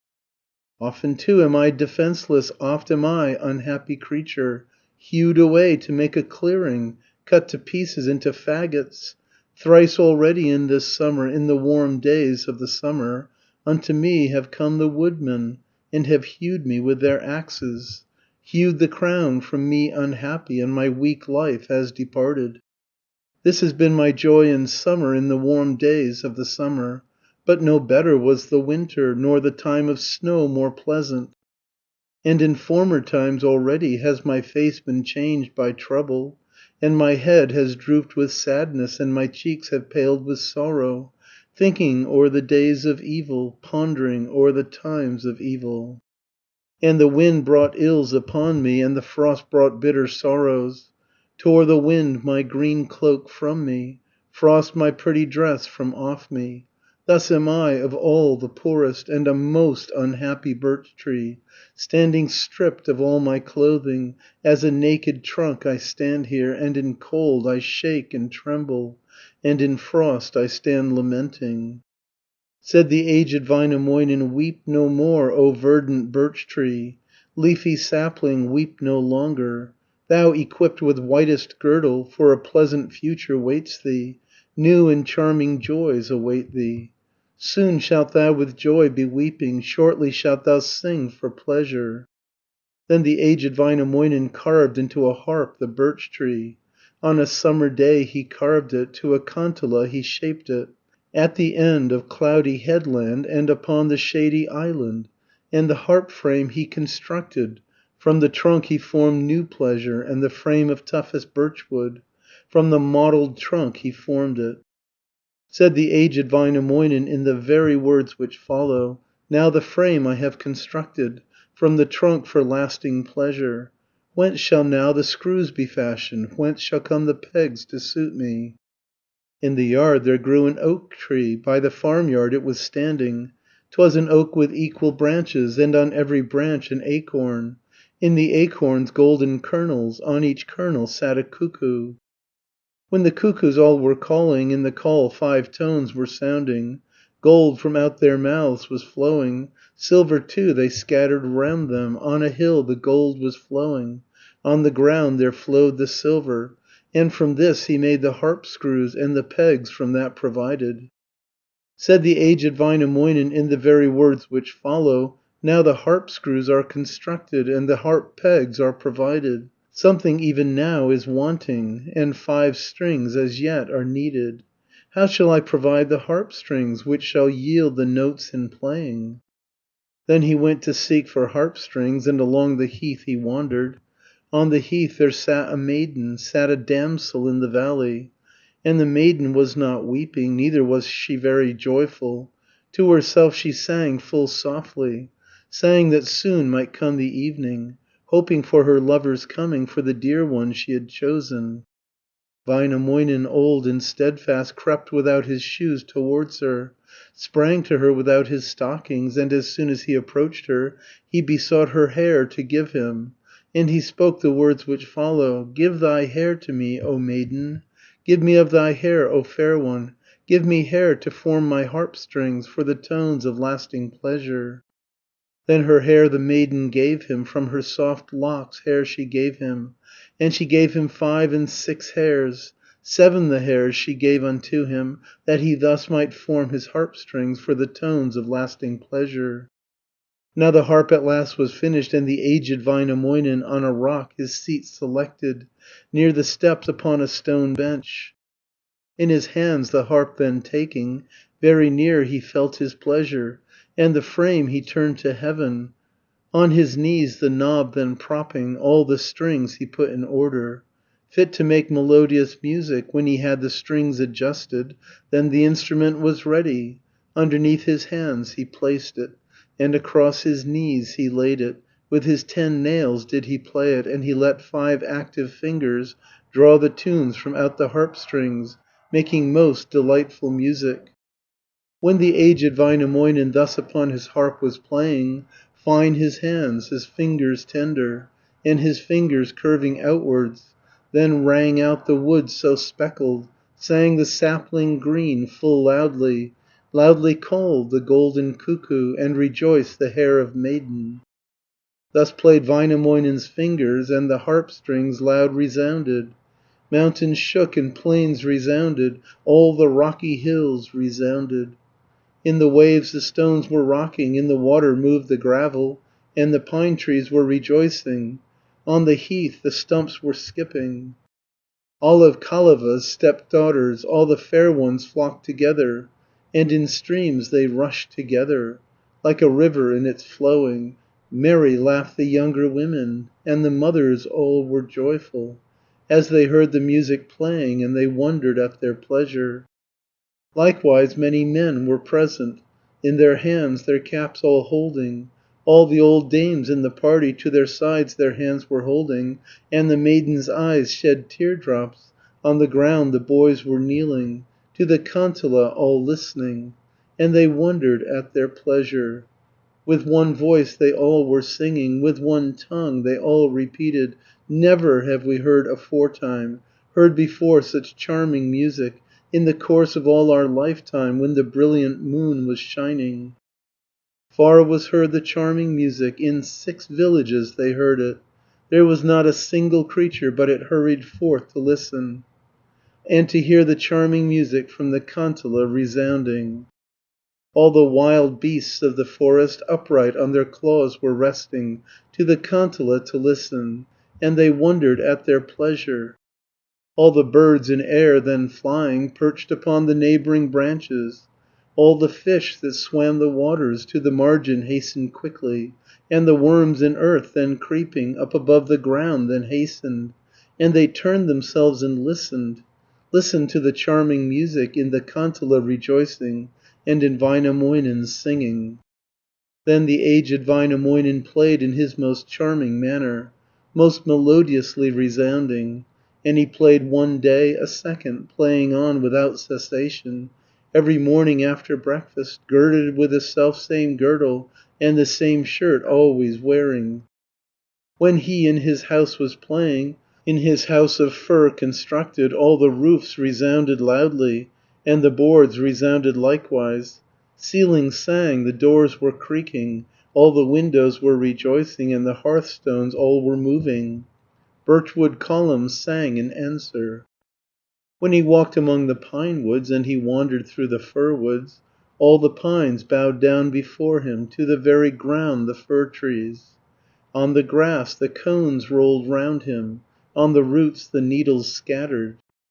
When he hurried through the greenwood, or across the heath was hastening, all the leaves called gaily to him, and the heath was all rejoicing, and the flowers breathed fragrance round him, and the young shoots bowed before him. Runo 45. The pestilence in Kalevala. Argument.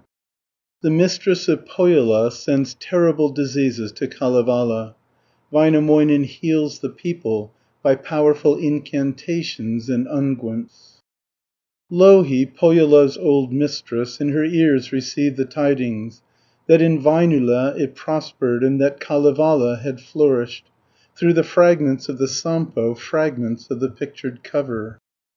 Thereupon she grew most envious, and for evermore reflected on the death that she might fashion, how she best might bring destruction on the people in Väinölä, and on Kalevala's whole people. Then she prayed aloud to Ukko, and she thus implored the Thunderer: "Ukko, thou of gods the highest, slay thou Kaleva's whole people, slay them with thy hail of iron, with thy steely needles slay them, or by sickness let them perish, let the evil nation perish, let the men die in the farmyard, on the cowshed floor the women." Lived in Tuonela a blind maid, Loviatar, an aged woman, she the worst of Tuoni's daughters, and of Mana's maids most hideous. She the source of every evil, origin of woes 1,000, with a face of perfect blackness, and a skin of hue most hideous.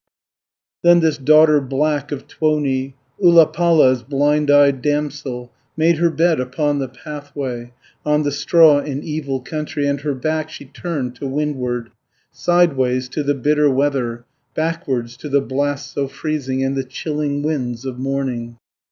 Then a great wind rose in fury, from the east a mighty tempest, blew this wretched creature pregnant, and she quickened from the tempest, on a barren waste all treeless, on the bare and grassless meadows. And she bore a heavy burden, bore a heavy painful burden, bore it 2 months, bore it 3 months, and for 4 and 5 months bore it 7 months, bore it 8 months, for the 9th month also bore it, as old wives are wont to reckon, and for half the 10th month likewise. When the 9th month had passed over, and the 10th month was beginning, then she writhed about in anguish, and the greatest pain oppressed her. But as yet she brought forth nothing, and no brood as yet resulted. From her lair at length she moved her, in another place she laid her, and the wench in childbed laid her. Sport of winds and hopes of children, there betwixt 2 rocks she laid her, in the clefts among 5 mountains. But as yet she brought forth nothing, and no brood as yet resulted. And she sought a place for breeding, sought a place for bearing suited. In the quaking swamps she sought it, and among the waves she sought it. But she found no place to suit her, where she could relieve her burden. Then she fain would bring forth children, and relieve her body's burden, in the foam of furious cataract, 'neath where whirl the furious waters, where 3 waterfalls are falling, under 9 of precipices. But as yet she brought forth nothing, nor the foul one eased her burden. Then began to weep the foul one, and to howl the wicked monster. Whither now to go she knew not, and in what direction wander, where she might relieve her burden, where to go to cast her offspring. From the clouds then bespoke her Jumala, the Creator spoke from heaven. Stands in swamp a hut 3-cornered, just upon a lakelet's margin, in the gloomy land of Pohja, near where Sariola's bay stretches. There thou mayst bring forth thy offspring, there lay down thy heavy burden. There it is that people need thee, there do they expect thy offspring. Therefore Tuoni's blackest daughter, Manala's most hideous damsel, came unto the house of Pohja, came to Sariola's great bathroom, that she there might bear her children, and she might bring forth her offspring. Louhi, Pohjola's old mistress, old and gap-toothed dame of Pohja, secret led her to the bathroom, secretly into the bathroom. But the village did not know it, nought was spoken in the village. Secretly she warmed the bathroom, hastily she made it ready, and with ale the doors smeared over, and with beer the hinges wetted, that the doors should make no jarring, and the hinges make no creaking. Then she spoke the words which follow, and expressed herself in this wise: "Noble dame, creation's daughter, noble one, as gold all lustrous, Thou the oldest of all women, thou the first of all the mothers. Knee deep in the lake descend thou, to thy waist among the billows. From the perch the slime obtain thou, and the slime from creeping creatures. Do thou smear with this the gateway, and upon the sides anoint it. Free the damsel from her burden, and the woman from her sufferings. Free her from this grievous torment, and release her from her sufferings. But if this is not sufficient, Ukko, thou of gods the highest, hither come where thou art needed. Come thou at our supplication. Here there is a girl in childbed, and a woman suffering greatly, here amid the bathroom's vapor, brought into the village bathroom. Do thou take thy club all golden, in thy right hand do thou take it, each impediment remove thou, and the doorposts move asunder. Bend thou the Creator's castles, break thou all the bars asunder, push the large ones and the small ones, even to the very smallest. Then this foul and wicked creature, she the daughter blind of Tuoni, presently relieved her burden, and she brought forth evil children, 'neath a rug adorned with copper, underneath the softest blankets. Thus became she 9 sons' mother, in a single night of summer, with the bath prepared once only, with the bath but once made ready, with a single effort only from the fullness of her body. To the boys their names assigned she, and she nurtured well the children, just as each one names the children whom themselves have brought to being. One as pleurisy she destined, one did she send forth as colic, and as gout she reared another, one as scrofula she fashioned, boil another designated, and as itch proclaimed another, thrust another forth as cancer, and as plague she formed another. One remained, and he was nameless, in the straw the lowest lying. Therefore did she send him onward as a sorcerer on the waters, also to bewitch the lowlands, everywhere to practice malice. Louhi, Pohjola's old mistress, sent the others forth to journey to the cloud encompassed headland, and the shady island's summit. Sent in rage these evil monsters, these diseases all unheard of. Forth to Väinölä she sent them, Kaleva's great race to slaughter. Sickened Väinölä's own people, Kaleva's descendants sickened, with diseases all unheard of, and whose names were known to no one, and the floors beneath them rotted, and the sheet above corrupted. Then the aged Väinämöinen, he the great primeval sorcerer, went to drive away the evil, and his people's lives to succor. Forth he went to war with Tuoni, and against disease to struggle. Thereupon he warmed the bathroom, and the stones prepared to heat it, and the finest wood provided. Faggots too he laid in water, water brought in covered vessels, bath whisks also well protected, warmed the bath whisks to perfection, and the 100 twigs he softened. Then he raised a warmth like honey, raised a heat as sweet as honey. From the heated stones he raised it, from the glowing stones he raised it, and he spoke the words which follow, and in words like these expressed him. Now the bath approach, O Jumala, to the warmth, O Heavenly Father, healthfulness again to grant us, and our peace again secure us. Drive away these foul diseases, from these dread diseases save us. Calm thou down this heat excessive, drive away this heat so evil, that it may not burn thy children, neither may destroy thy offspring. Therefore will I sprinkle water on the glowing stones I cast it. Let it now be changed to honey, may it trickle down like honey, let it flow a stream like honey, flowing to a lake of honey, as it flows along the hearthstones, flowing through the mossy bathroom. Do not let us guiltless perish, nor be overcome by sickness. 'Gainst the great Creator's mandate, when sends Jumala our death not. He who slaughters us, the sinless, let his mouth his own words swallow, on his head cast back the evils. Evil thoughts recoil upon him. If myself I am not manly, nor is Ukko's son a hero, nor can drive away these evils, nor from off my head can lift them, Ukko is a man and hero. He it is the clouds who marshals, and the rainless clouds he governs, ruling o'er the clouds so scattered. Ukko, thou of gods the highest, thou above the clouds who dwellest, Come thou here where thou art needed, listen to our supplications. Do thou look upon our sufferings, do thou end our days of anguish. Free us from this evil magic, free us now from every evil.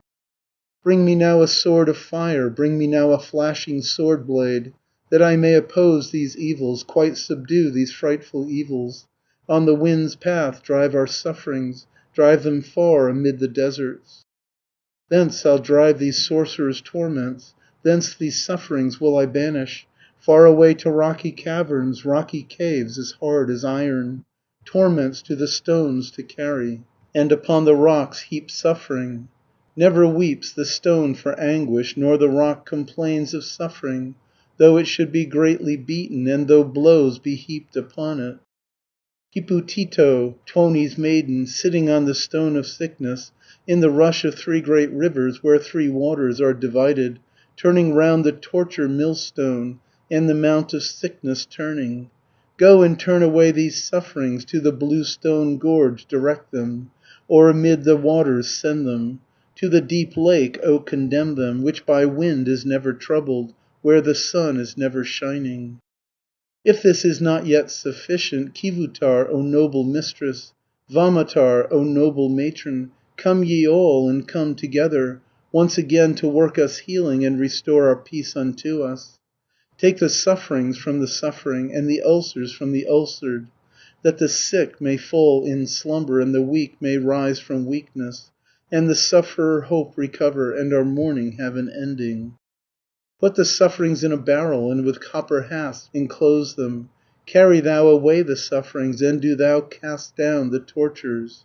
In the midst of Torture Mountain, on the peak of Mount of Suffering. Do thou there boil up the tortures in the very smallest kettle, larger not than round a finger, and no wider than a thumb breadth. There's a stone in midmost mountain, mid the stone there is an opening, which has there been bored by auger, where the auger has transpierced it. Do thou thrust therein the sufferings, overcome these painful ulcers, crush thou in these raging tortures, do thou end our days of suffering, that by night they may be harmless, and be harmless in the daytime. Then the aged Väinämöinen, he the great primeval sorcerer, salved o'er all the ulcered places, and the open wounds anointed, with 9 various salves anointed, with 8 magic drugs he rubbed them, and he spoke the words which follow, and in words like these expressed him. Ukko, thou of gods the highest, O thou aged man in heaven, let a cloud appear to eastward, let another rise from northwest. Send thou from the west another, grant us honey, grant us water, that our sores may be anointed, and our wounds be all salved over. Yet to me no power is given, save by my Creator granted. Grant us now thy grace, Creator, grant us, Jumala, thy mercy. With my eyes have I been seeing, and my hands have been uplifting. With my mouth have I been speaking, with my breath have I been sighing. Where my hands avail to reach not, let the hands of God be resting. Where I cannot reach my fingers, there let God extend his fingers. Far more skillful are his fingers, the Creator's hands more active. O Creator, work thy magic, speak, O Jumala, unto us, deign to gaze on us, Almighty. Let those who at night are healthy, likewise in the day be healthy. Let no suffering fall upon them, and no sickness come among them. Nor their hearts be filled with anguish, that they feel no slightest evil. Feel no more the slightest suffering in the course of all their lifetime, while the golden moon is shining. Väinämöinen, old and steadfast, he the great primeval sorcerer, thus at length dispelled the evils, raised their burdens from his people, drove away the plagues of magic, healed the magical diseases, and from death he saved his people, thus saved Kaleva's descendants. Runo 46. Väinämöinen and the bear. Argument. The mistress of Pohjola sends a bear to destroy the herds of Kalevala. Väinämöinen kills the bear, and a great feast is held in Kalevala in honor of the occasion. Väinämöinen sings, plays on the kantala, and hopes that a time of great happiness and prosperity is coming to Kalevala. Unto Pohjola came tidings, to the village Kol the tidings, that in Väinölä 'twas healthy, freed was Kalevala completely from the evil plagues of magic and the scourge of nameless sickness. Louhi, Pohjola's old mistress, old and gap-toothed dame of Pohja, thereupon again grew furious, and she spoke the words which follow: "Still I know another method, and a cunning scheme have thought on. On the heath the bear I'll waken, on the waste the curving clawed one, Väinölä's fine flocks to ravage, herds of Kalevala to slaughter." On the heath the bear she wakened, from his native land she drove him to the heathlands of Väinölä, and to Kalevala's green pastures. Väinämöinen, old and steadfast, uttered then the words which follow: "Ilmarinen, smith and brother, make a new spear quickly for me. Make it with 3 cutting edges, with a copper shaft construct it.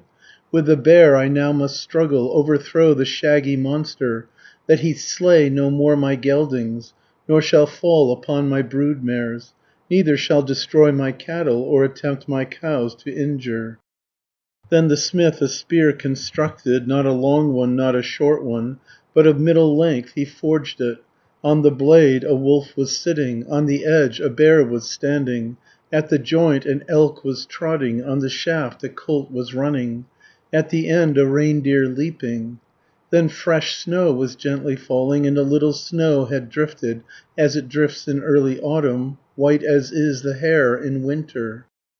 Said the aged Väinämöinen, and he spoke the words which follow: "Now my inclination leads me unto Metsälä to travel, to the forest daughter's dwelling, and to the blue maiden's homestead.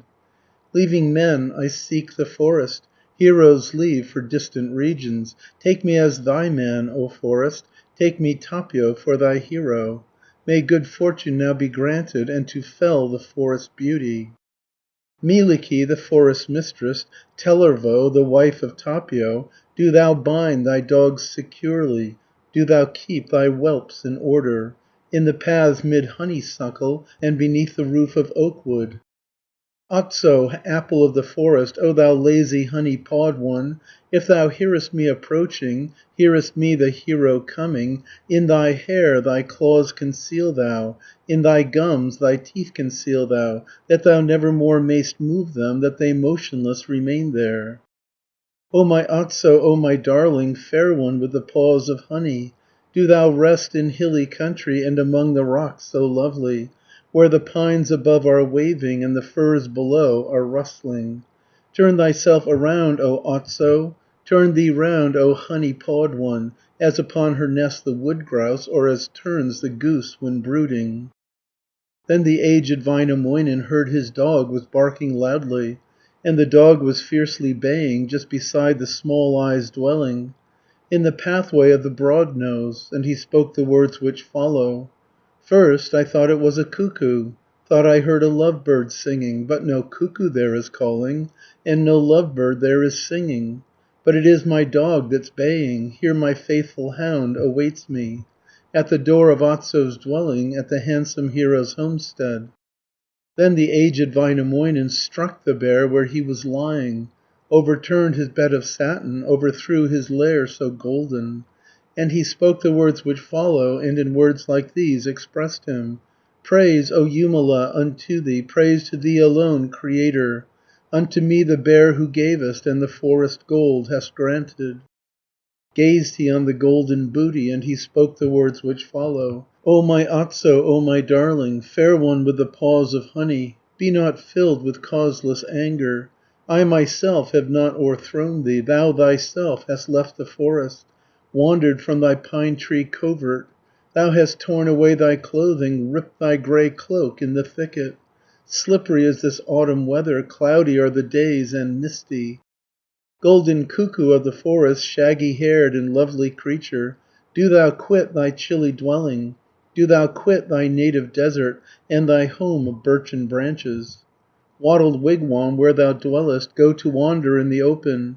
O thou beauty of the forest, on thy light shoes wandering onward, marching in thy blue-hued stockings.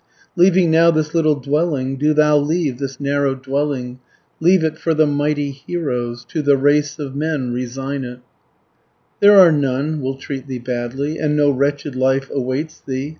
For thy food they'll give thee honey, and for drink of mead the freshest. When thou goest to a distance, whither with the staff they guide thee. From this place depart thou quickly, from thy little nest depart thou, from beneath these famous rafters, from beneath this roof so handsome. Glide along upon thy snowshoes, as on pond a water lily, then glide on among the fir trees, like a squirrel in the branches.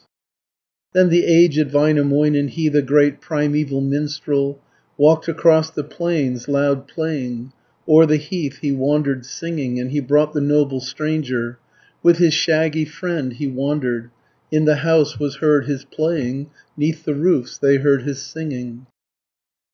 In the house there cried the people, and exclaimed the handsome people, "Listen to the noise resounding, to the music from the forest, like the singing of the crossbill, or a maiden's flute in forest."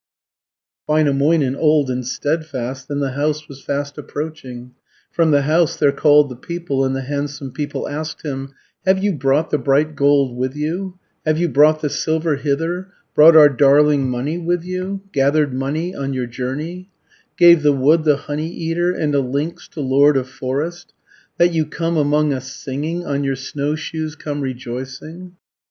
Väinämöinen, old and steadfast, answered in the words which follow: "Singing would I bring the otter, give to Jumala my praises. So I sing as I am coming, on my snowshoes come rejoicing." "What I bring is not an otter, not a lynx, and not an otter, one more famous is approaching. Comes the pride of all the forest, comes an old man wandering hither, with his overcoat he cometh.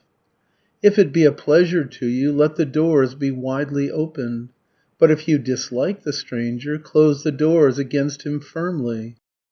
And the people gave him answer, shouted all the handsome people, "Welcome, Otso, be thy coming, honey pawed, who now approachest, to our dwelling freshly scoured, to our household now so charming.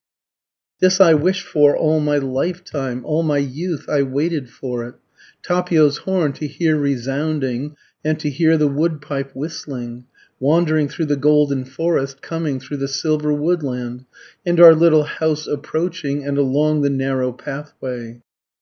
I had hoped a year of fortune, waiting for this coming summer, as for new fallen snow the snowshoe, or a path for gliding suited, as a maiden for her lover, or a consort for a red cheek.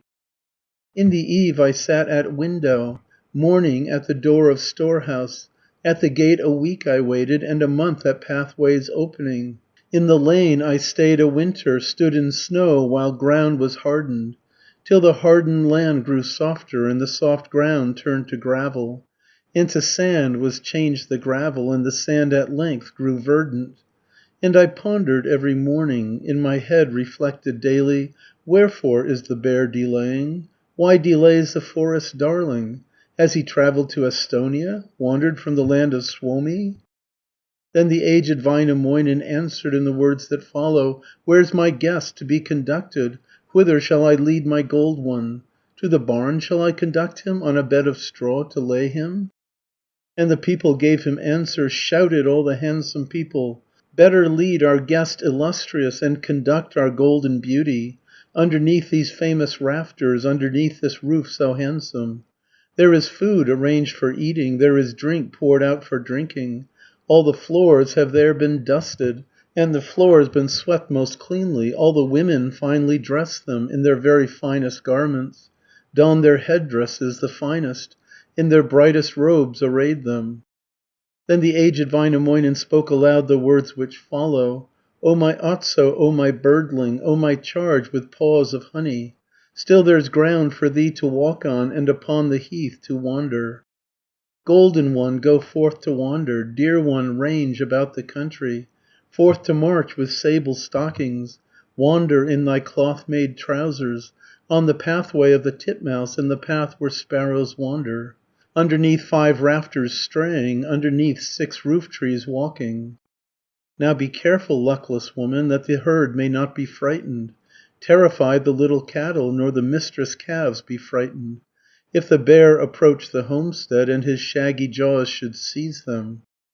Now ye boys the porch abandon, girls depart ye from the doorposts, to the house there comes the hero, and the pride of men approaches.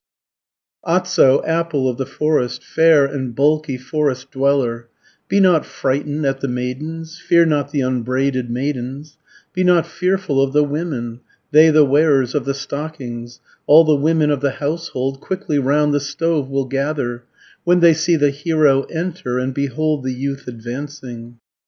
Said the aged Väinämöinen, Jumala be gracious to us, underneath these famous rafters, underneath this roof so handsome, whither shall I take my darling, and shall bring the shaggy creature? And the people spoke in answer, Hail, all hail to thee who comest, thither shalt thou bring thy birdling, thither take thy golden beauty, to the end of pole of pine wood, to the end of bench of iron, that his shaggy coat we gaze on, and his hair may well examine. Be not grieved for this, O Otso, neither let it make thee angry, that we take thy hide an hour, and thy hair to gaze on always. For thy hide will not be injured, and thy hair will not be draggled, like the rags of evil people, or the clothing of the beggars. Then the aged Väinämöinen from the bear stripped off the bearskin, on the storehouse floor he laid it, put the flesh into the kettles, put it in the gilded kettles, in the copper cauldrons placed it. On the fire the pots arranged he, in the blaze their sides of copper, filled them up and overfilled them, with the meat he overfilled them, salt unto the stew he added, brought from very distant regions, from the Saxon land they brought it, and from distant waters brought it, through the sound of salt they rowed it, and they from the ships conveyed it. When the meat enough was sodden, from the fire they took the kettles, and the booty then was carried, and the crossbill then they carried quickly to the long deal table, in the golden dishes laid it, where they sat the mead enjoying, and the beer they were imbibing. And of firwood was the table, and the dishes were of copper, and the spears were all of silver, and the knives of gold constructed. All the plates were overloaded, brimming o'er were all the dishes, with the darling of the forest, booty of the golden woodland. Then the aged Väinämöinen spoke aloud the words that follow, Comrade old, with golden bosom, master thou of Tapio's household, thou of Metsälä sweet matron, gracious mistress of the forest, handsome man the son of Tapio, handsome red-capped son of Tapio, Tellervo the maid of Tapio, all the rest of Tapio's people. Come ye to the feast of cattle, where the shaggy beast is eaten. Here is plenty to be eaten, here is food and drink abundant, here there is enough for storage, plenty too to give the village. And the people then responded, answered thus the handsome people, Where was Otso born and nurtured? Whence was formed his hide so shaggy? Was he born perchance in straw bed? Was he born near stove and bathroom?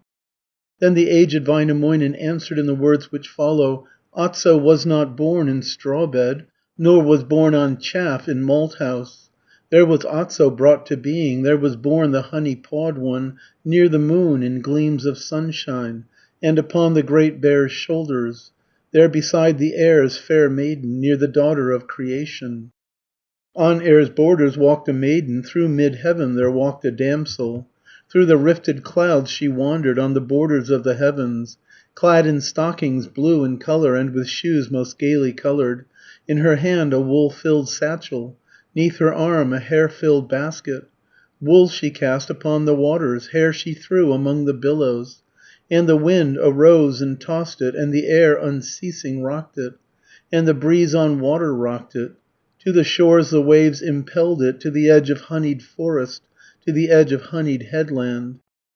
Mielikki, the forest mistress, Tapiola's accomplished matron, took the wool from out the water, took the soft wool from the billows, then she wrapped it all together, with a handsome band she wrapped it, put it in her maple basket, and in a beauteous cradle laid it. Then she lifted up the bundle, and the golden chain she carried, where the branches were the thickest, and the leaves were most abundant. Then she rocked the charming object, and she rocked the lovely creature, underneath a spreading fir tree, underneath a blooming pine tree. Thus it was the bear was nurtured, and the furry beast was fostered, there beside a bush of honey, in a forest dripping honey. Now the bear grew up most handsome, and attained his perfect stature.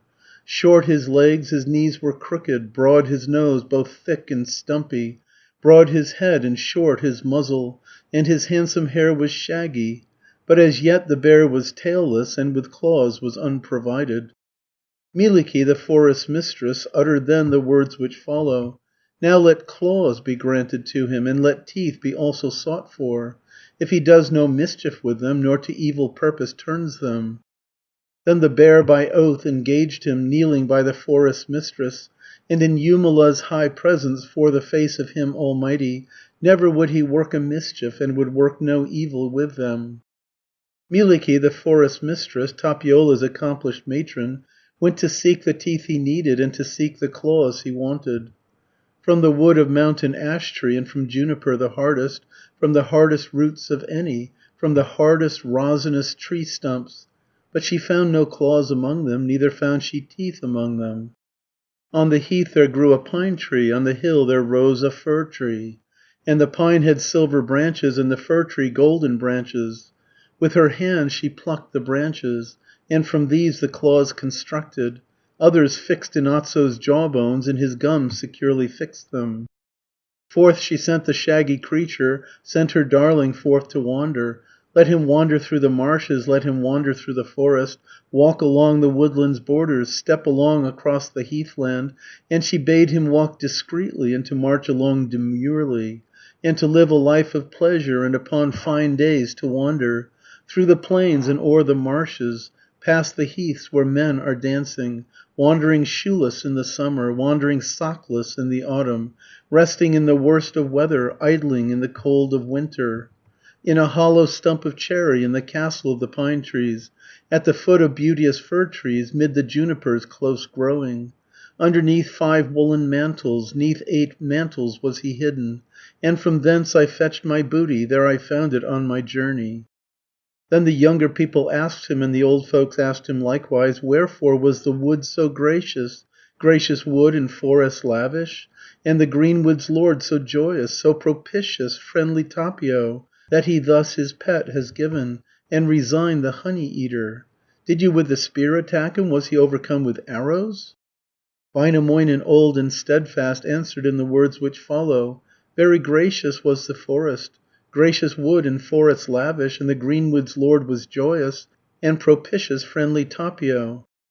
Mielikki, the forest mistress, Tellervo, the maid of Tapio, fair-haired damsel of the forest, little damsel of the forest, went along the path to guide me, and to raise the landmarks for me. By the roadside posts erected, and directed all my journey, and the trees she blazed before me, marks she set upon the mountains, to the door of noble Otso, to the borders of his dwelling. When I reached the place I sought for, and arrived upon its borders, with the spear I smote not Otso, and I shot no arrows at him. He himself lurched from the archway, tumbled from the pine tree's summit, and the branches broke his breastbone, others ripped his belly open. Then he spoke the words which follow, and in words like these expressed him: "O my Otso, O my dearest, O my birdling, O my darling, now resign to us thy headland, lay aside thine eye teeth likewise, cast away the few teeth left thee, and thy wide jaws give us also.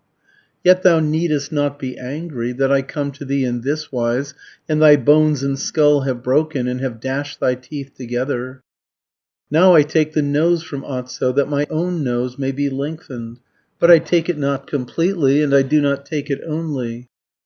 Now I take the ears of Otso, that my own ears I may lengthen, but I take them not completely, and I do not take them only. Now I take the eyes of Otso, that my own eyes I may lengthen, but I take them not completely, and I do not take them only. Now will I take Otso's forehead, that my forehead I may lengthen, but I take it not completely, and I do not take it only. Now I take the mouth of Otso, that my own mouth may be lengthened, but I take it not completely, and I do not take it only. Now I take the tongue of Otso, that my own tongue may be lengthened, but I take it not completely, and I do not take it only. He shall be a man respected, and as hero shall be reckoned, who the bear's teeth now can number, and the rows of teeth can loosen, from the jaws of steely hardness, with his grasp as strong as iron. As no other man came forward, and no hero would attempt it, he himself the bear's teeth numbered, and the rows of teeth he reckoned, kneeling down beneath the jawbones with his grasp as strong as iron. From the bear the teeth then taking, uttered he the words which follow: "Otso, apple of the forest, fair and bulky forest dweller, thou must go upon thy journey, leap along upon the journey, forth from out this narrow dwelling, from this low and narrow cottage, to a lofty house that waits thee, to a wide and pleasant dwelling. Golden one, go forth to wander, dearest treasure, march thou onward, on the swine's path march thou onward, traversing the road of piglings, to the firwood so luxuriant, to the needle covered pine trees, to the hills all clothed with forest, to the lofty rising mountains. Here for thee to dwell is pleasant, charming is it to abide there, where the cattle bells are ringing, and the little bells are tinkling." Väinämöinen, old and steadfast, after this his dwelling entered, and the younger people asked him, all the handsome people asked him, "Where have you bestowed your booty? Whither did you make your journey? Have you left him in the ice field, in the snow slush have you sunk him, pushed him down in the morasses, buried him upon the heathland?" Väinämöinen, old and steadfast, answered in the words which follow: "In the ice I did not leave him, sunk him not among the snow slush. For the dogs from thence would drag him, likewise would the birds befoul him. In the swamp I have not sunk him, nor upon the heath have buried. For the worms would there destroy him, and the black ants would devour him. Thither have I brought my booty, there bestowed my little captive, on a golden mountain summit, on a copper mountain summit. In a splendid tree I laid him, pine tree with 100 needles, in the very largest branches, in the broad and leafy summit, as a joy to men for ever, and a pleasure to the travellers. Then I turned his gums to eastward, and his eyes I turned to northwest, not too high upon the summit, lest if they were in the summit, then the wind might perhaps destroy them, and the spring wind treat them badly. Nor too near the ground I placed them, lest if I too low had laid them, then the pigs might perhaps disturb them, and the snouted ones o'erturn them." Then the aged Väinämöinen once again prepared for singing, for a splendid evening's pleasure, and a charm to day departing. Said the aged Väinämöinen, and in words like these expressed him: "Keep thy light, O holder shining, so that I can see while singing, for the time has come for singing, and my mouth to sing is longing." Played and sang old Väinämöinen, charming all throughout the evening, and when he had ceased his singing, then a speech he made concluding: "Grant, O Jumala, in future, once again, O good Creator, that once more we meet rejoicing, and may once again assemble, here to feast on bear so fattened, feasting on the shaggy creature. Grant, O Jumala, for ever, grant again, O good Creator, that the posts be raised to guide us, and the trees be blazed before us, for the most heroic people, for the manly race of heroes. Grant, O Jumala, for ever, grant again, O good Creator, that may sound the horn of Tapio, and the forest pipe may whistle, even in this little courtyard, even in this narrow homestead. In the day may we be playing, and at eventide rejoicing, in this firm and solid country, in the wide expanse of Suomi, with the young who now are growing, with the rising generation." Runo 47. The robbery of the sun and moon. Argument. The moon and sun descend to listen to Väinämöinen's playing. The mistress of Pohjola succeeds in capturing them, hides them in a mountain, and steals the fire from the homes of Kalevala. Ukko, the supreme god, is surprised at the darkness in the sky, and kindles fire for a new moon and a new sun. The fire falls to the ground, and Väinämöinen and Ilmarinen go to search for it. The Virgin of the Air informs them that the fire has fallen into Lake Alue, and has been swallowed by a fish. Väinämöinen and Ilmarinen try to catch the fish with a net of bast, but without success. Väinämöinen, old and steadfast, on his kantele was playing. Long he played and long was singing, and was ever full of gladness. In the moon's house heard they playing, came delight to the sun's window, and the moon came from his dwelling, standing on a crooked birch tree, and the sun came from his castle, sitting on a fir tree's summit, to the Kantala to listen, filled with wonder and rejoicing. Louhi, Pohjola's old mistress, old and gap-toothed dame of Pohja, set to work the sun to capture. In her hands the moon seized likewise. From the birch the moon she captured, and the sun from fir tree's summit. Straightway to her home she brought them, to the gloomy land of Pohja. Then she hid the moon from shining, in the mottled rock she hid him, sang the sun to shine no longer, hidden in a steel‐hard mountain, and she spoke the words which follow: "Nevermore again in freedom shall the moon arise for shining, nor the sun be free for shining, if I come not to release them, if I do not go to fetch them, when I bring 9 stallions with me, which a single mare has littered." When the moon away was carried, and the sun had been imprisoned, deep in Pohjola's stone mountain, in the rocks as hard as iron, then she stole away the brightness, and from Väinölä the fires, and she left the houses fireless, and the rooms no flame illumined.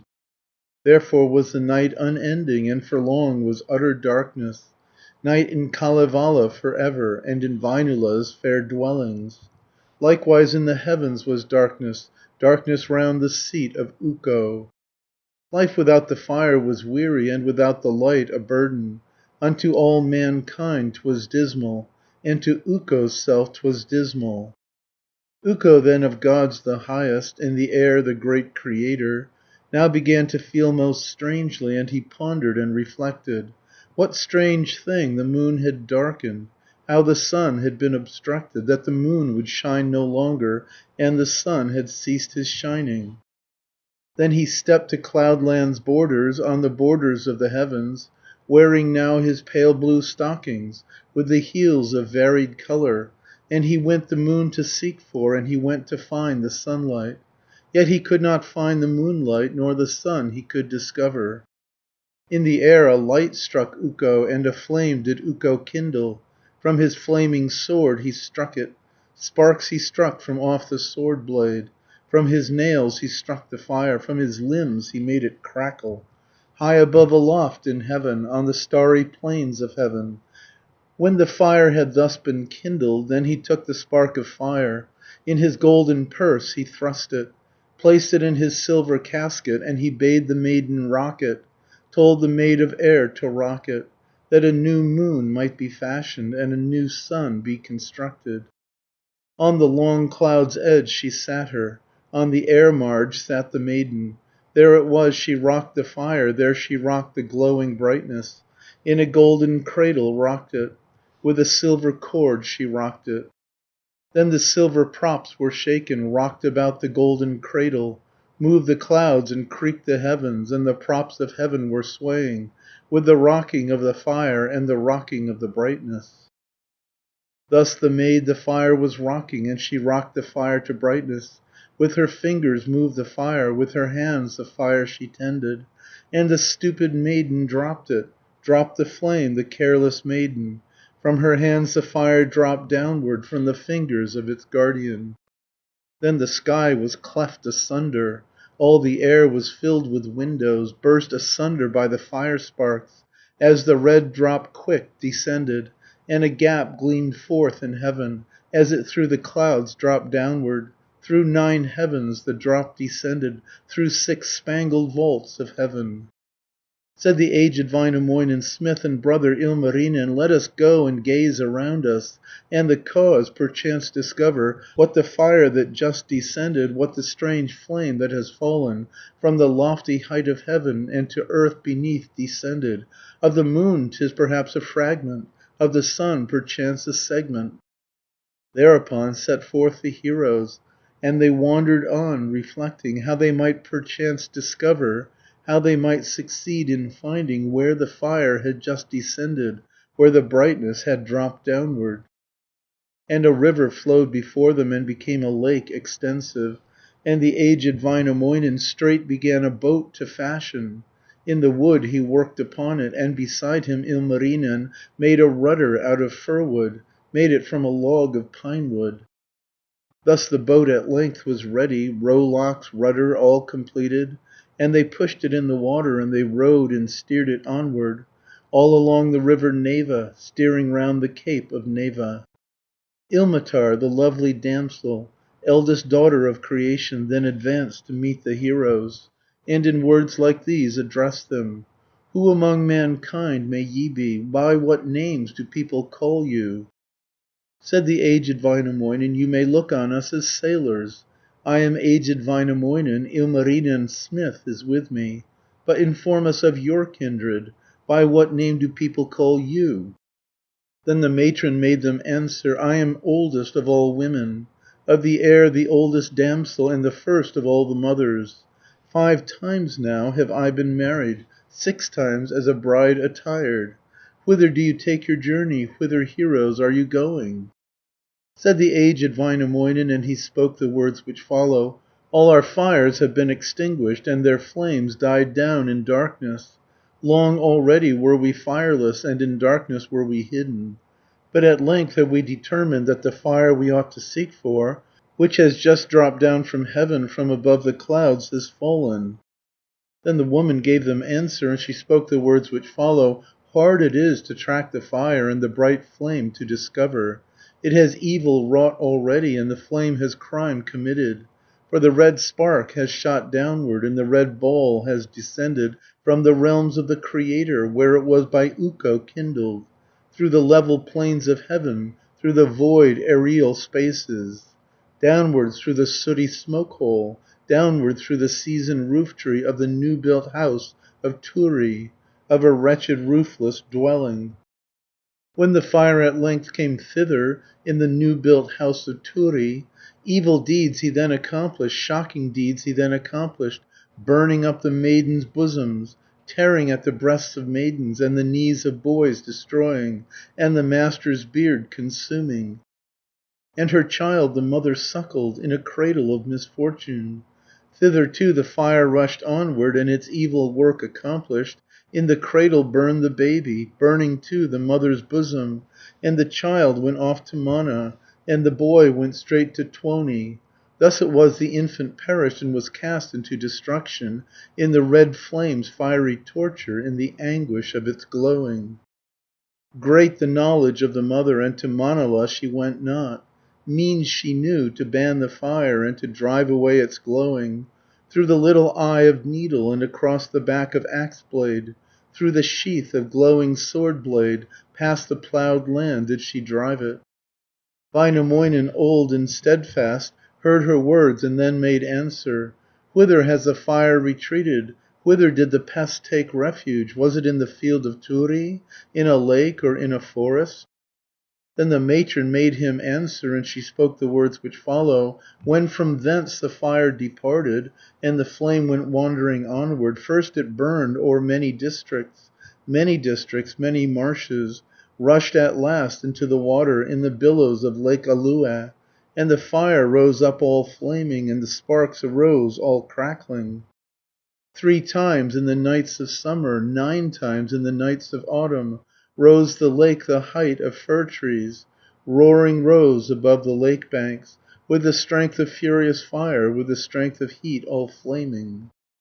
On the bank were thrown the fishes, on the rocks the perch were stranded, and the fishes looked around them, and the perch were all reflecting how they could continue living.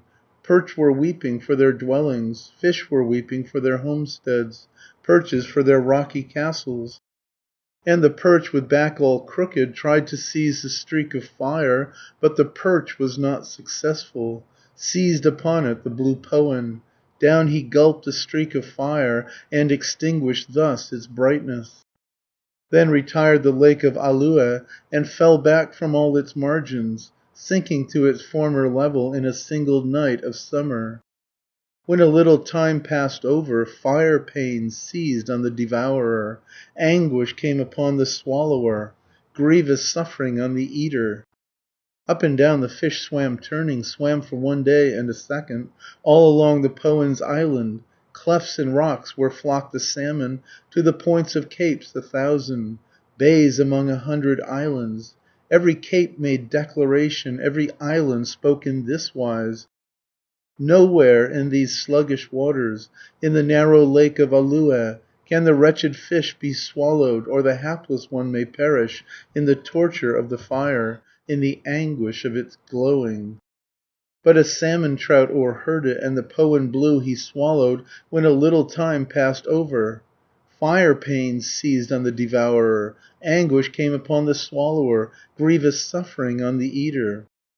Up and down the fish swam turning, swam for one day and a second, through the clefts where flocked the salmon, and the depths where sport the fishes, to the points of capes 1,000, bays among 100 islands. Every cape made declaration, every island spoke in this wise: "Nowhere in these sluggish waters, in the narrow lake of Alue, can the wretched fish be swallowed, or the hapless one may perish, in the pain of burning fire, in the anguish of its glowing." But a grey pike hurried forward, and the salmon trout he swallowed, when a little time passed over. Fire pains seized on the devourer, anguish came upon the swallower, grievous suffering on the eater. Up and down the fish swam turning, swam for one day and a second, past the cliffs where flock the sea gulls, and the rocks where sport the sea mews, to the points of capes 1,000, bays among 100 islands. Every cape made declaration, every island spoke in this wise: "Nowhere in these sluggish waters, in the narrow lake of Alue, can the wretched fish be swallowed, or the hapless one may perish in the pain of burning fire, in the anguish of its glowing." Then the aged Väinämöinen, secondly, smith Ilmarinen, wove a net of bast constructed, which from juniper they gathered, steeped it in the juice of willow, and of sallow bark they made it. Väinämöinen, old and steadfast, sent the women to the dragnet. To the net there went the women, sisters came to draw the dragnet, and he steered and glided onward past the capes and round the islands, to the clefts where flocked the salmon, and along the Poen's island, where the red-brown reeds are waving, and among the beauteous rushes. Eager now to make a capture, then he cast the net and sunk it. But he cast the net out twisted, and in wrong direction drew it, and the fish they could not capture, though with eagerness they labored. In the water went the brothers, to the net the men proceeded, and they swung it, and they pushed it, and they pulled it, and they dragged it through the deeps and rocky places, drew it o'er Kalevala's shingle. But the fish they could not capture, not the fish so greatly needed, came the grey pike never near them, neither on the placid water, nor upon its ample surface. Fish are small, and nets not many. Now the fish were all complaining. Said one pike unto another, and the Poen asked the eyed fish, and one salmon asked another, "Can the famous men have perished, perished Kaleva's great children, they who drag the net of linen, and of yarn have made the fish net, with long poles who beat the water, with long sticks who move the waters?" Old and famous Väinämöinen answered in the words which follow: "No, the heroes have not perished, Kaleva's great race has died not. When one dies is born another, and the best of staves they carry, longer sticks to sound the water, and their nets are twice as fearful." Runo 48. The capture of the fire. Argument. The heroes prepare a linen net, and at length capture the fish which has swallowed the fire. The fire is found in the fish's belly, but flashes up suddenly and burns Ilmarinen's cheeks and hands severely. The fire rushes into the forest, burns over many countries, and spreads further and further, till at length it is captured and carried to the dark dwellings of Kalevala.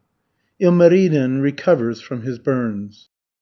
Väinämöinen, old and steadfast, he the great primeval minstrel, thereupon began to ponder, and reflected on the method, how to make a net of linen, how to make the 100 meshes. Then he spoke the words which follow, and expressed himself in this wise: "Is there one who flax can sew me, who can sew the flax and card it? And of this a net can make me, weave for me its 100 meshes, thus this wretched fish to slaughter, and destroy the fish unhappy?" So a little spot they found him, found a place not yet burned over, in the wide extent of marshes, there between two stumps they found it. Thereupon they dug the roots out, and 'twas there they found the flaxseed, guarded by the worm of Tuoni, there protected by the earthworm. There they found a heap of ashes, dry the ashes that they found there, of a wooden burned up vessel, of a boat that once had burned there. There it was they sowed the flaxseed, in the loose ash did they sow it, on the shore of Lake of Alue, there they sowed it in the clay field. Presently the shoot rose upward, and the flax grew thick and strongly, grew beyond their expectations in a single night of summer. Then they steeped it in the night time, and they carded it by moonlight, and they cleansed it, and they stripped it, and they beat it, and they rubbed it, with their tools of steel they scraped it, and with all their strength they stripped it. Then they took the flax to steeping, and it soon began to soften. And they hastened then to pound it, afterwards in haste they dried it. Then into the house they brought it, and they hastened then to strip it, and they hastened next to beat it, and they hastened then to break it. Then with diligence they cleansed it, in the twilight did they comb it, and upon the loom arranged it, quicker brought it to the spindle, in a single night of summer, thus between 2 days they worked it. After this the sisters spun it, and their brothers' wives were netting, and the brothers worked the meshes, and the fathers also aided. Quickly did they turn the netter, and the mesh with speed they twisted, till the net was quite completed, and the cords were fixed upon it. In a single night of summer, half another in addition. Thus the net was quite completed, and the cords were fixed upon it, and its length was 100 fathoms, and its breadth was 107. Stones for weights were fastened to it, likewise proper floats provided. With the net the youths were walking, and at home the old men pondered, whether they would make a capture and secure the fish they wished for. Then they drew the net and dragged it, much they toiled and threshed the water, drew it lengthwise through the water, dragged it crosswise through the water, captured many little fishes, many luckless perch they captured, many bony perch they captured, and a large gold red eye likewise. But the fish they could not capture, that for which the net was fashioned. Said the aged Väinämöinen, "O thou smith, O Ilmarinen, let us now go forth together where the net is in the water." Thereupon went both the heroes, and they drew it through the water, and upon one side they spread it, round the islands in the water, and the other side directed, round about the promontories, and the balance pole was guided, just as aged Väinö pushed it. Thus they cast the net and pushed it, and they drew the net and dragged it, captured fishes in abundance, and they captured perch in plenty, salmon trout in great abundance, bream and salmon too they captured, all the fishes of the water, only not the fish they sought for, that for which the net was woven, and the ropes were fastened to it. Then the aged Väinämöinen worked to make the net yet longer, wider yet the sides expanded, perhaps 500 fathoms broader, netted full 700 fathoms, and he spoke the words which follow: "To the depths the nets we'll carry, and will now extend them further, once again will drag the water, thus another cast attempting." To the depths the nets they carried, further did they then convey them, and again they dragged the water, thus another cast attempting. Then the aged Väinämöinen spoke aloud the words which follow: "Vellamo, O water mother, old one with the lavish bosom, do thou change the shift upon thee, do thou change thy dress completely, for thou hast a shift of rushes, on thy head a cap of lake foam, fashioned by the wind's fair daughter, which the billow's daughter gave thee. Now assume a shift of linen, of the finest flax that's woven, which by Kuutar has been woven, Päivätar has wrought when spinning. Ahto, master of the billows, ruler thou of caves 100, take thy pole in length 5 fathoms, take thy stake in length full 7, thresh with this the open water, and do thou stir up the lake bed. Stir thou all the heaps of refuse, drive thou on the shoals of fishes, where the net is spread to catch them, and its 100 floats are swimming. From the bays by fish frequented, from the caves where hide the salmon, from the wide lake's seething whirlpool, and from the profound abysses, where the sun was never shining, undisturbed the sand for ever. From the lake a dwarf ascended, from the waves arose a hero, stood upon the lake's broad surface, and he spoke the words which follow: "Is there need to thresh the water, with a long pole to disturb it?" Väinämöinen old and steadfast answered in the words that follow: "There is need to thresh the water, with a long pole to disturb it." Then the dwarf, the little hero, lifted from the bank a pine tree, took a tall tree from the pine wood, and prepared to thresh the water, and he asked and spoke as follows: "Shall I thresh with strength sufficient, putting forth my utmost efforts, or as hard as may be needful?" Old and prudent Väinämöinen answered in the words which follow: "If you thresh as hard as needful, you will have to do much threshing." Then the man, the little hero, set to work to thresh the water, and he threshed as much as needful, and he drove the shoals of fishes. And into the net he drove them, in the net with floats 100. Rested now the smith his oars, Väinämöinen old and steadfast, now the net himself drew upward, at the rope as he was pulling. Said the aged Väinämöinen, "We have caught a shoal of fishes, in the net that I am lifting, with 100 floats provided." Then the net was soon drawn upward, and they drew it up and shook it in the boat of Väinämöinen, finding mid the shoal of fishes that for which the net was fashioned, and the 100 floats provided. Väinämöinen old and steadfast to the land then urged the vessel, to the blue bridge side he brought it, to the red bridge end he brought it. There the shoal of fishes sorted turned the heap of bony fishes, and the grey pike found among them, which he long had sought to capture. Then the aged Väinämöinen thus unto himself reflected: "Is it wise with hands to seize it, save with gauntlets made of iron, save with gloves of stone constructed, save with mittens made of copper?" And the sun's son heard him speaking, and replied in words that follow: "I myself would rip the pike up, venture in my hand to take him, if I had my large knife only, which my noble father gave me."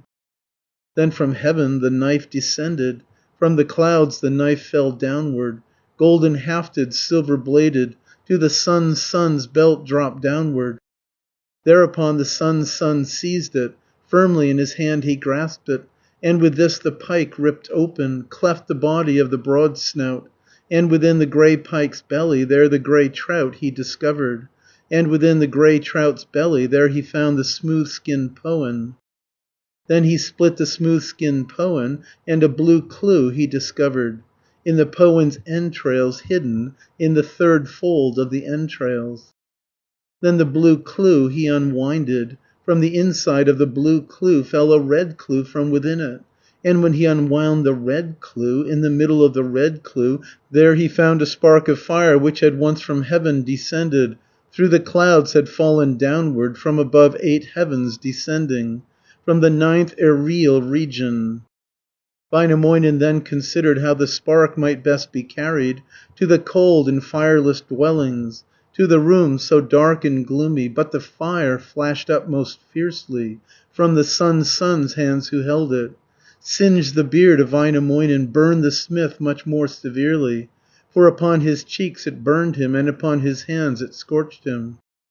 And it hastened quickly onward o'er the waves of Lake of Alue, through the junipers fled onward, burnt its way through all the thicket, then rushed upward through the fir trees, burning up the stately fir trees, rushing ever further onward, burned up half the land of Pohja, and the furthest bounds of Savo over both halves of Carelia. Väinämöinen old and steadfast followed hard upon its traces, and he hastened through the forest close behind the furious fire, and at length he overtook it, 'neath the roots of 2 great tree stumps, in the stumps of alders hidden, in the rotten stumps he found it. Then the aged Väinämöinen spoke aloud the words which follow: "Fire, whom Jumala created, creature of the bright Creator, idly to the depths thou goest, aimlessly to distant regions. It were better far to hide thee in the hearth of stone constructed, there thy sparks to bind together, and within the coals enclose them, that by day thou mayst be flickering in the kitchen birchen faggots, and at night thou mayst be hidden close within the golden firebox." Then he thrust a spark of fire in a little piece of tinder, in the fungus hard of birch tree, and among the copper kettles. Fire he carried to the kettles, took it in the bark of birch tree to the end of misty headland, and the shady island's summit. Now was fire within the dwellings, in the rooms again 'twas shining. But the smith named Ilmarinen quickly hastened to the lake shore, where the rocks the water washes, and upon the rocks he sat him, in the pain of burning fire, in the anguish of its glowing. There it was he quenched the fire, there it was he dimmed its lustre, and he spoke the words which follow, and in words like these expressed him. "Fire whom Jumala created, and, O thou, the sun's son Panu, who has made ye thus so angry, as to scorch my cheeks in this wise, and to burn my hips so badly, and my sides so much to injure? How shall I the fire extinguish? How shall I reduce its glowing? Make the fire for evil powerless, and its lustre render harmless, that no longer it may pain me, and may cause me pain no longer?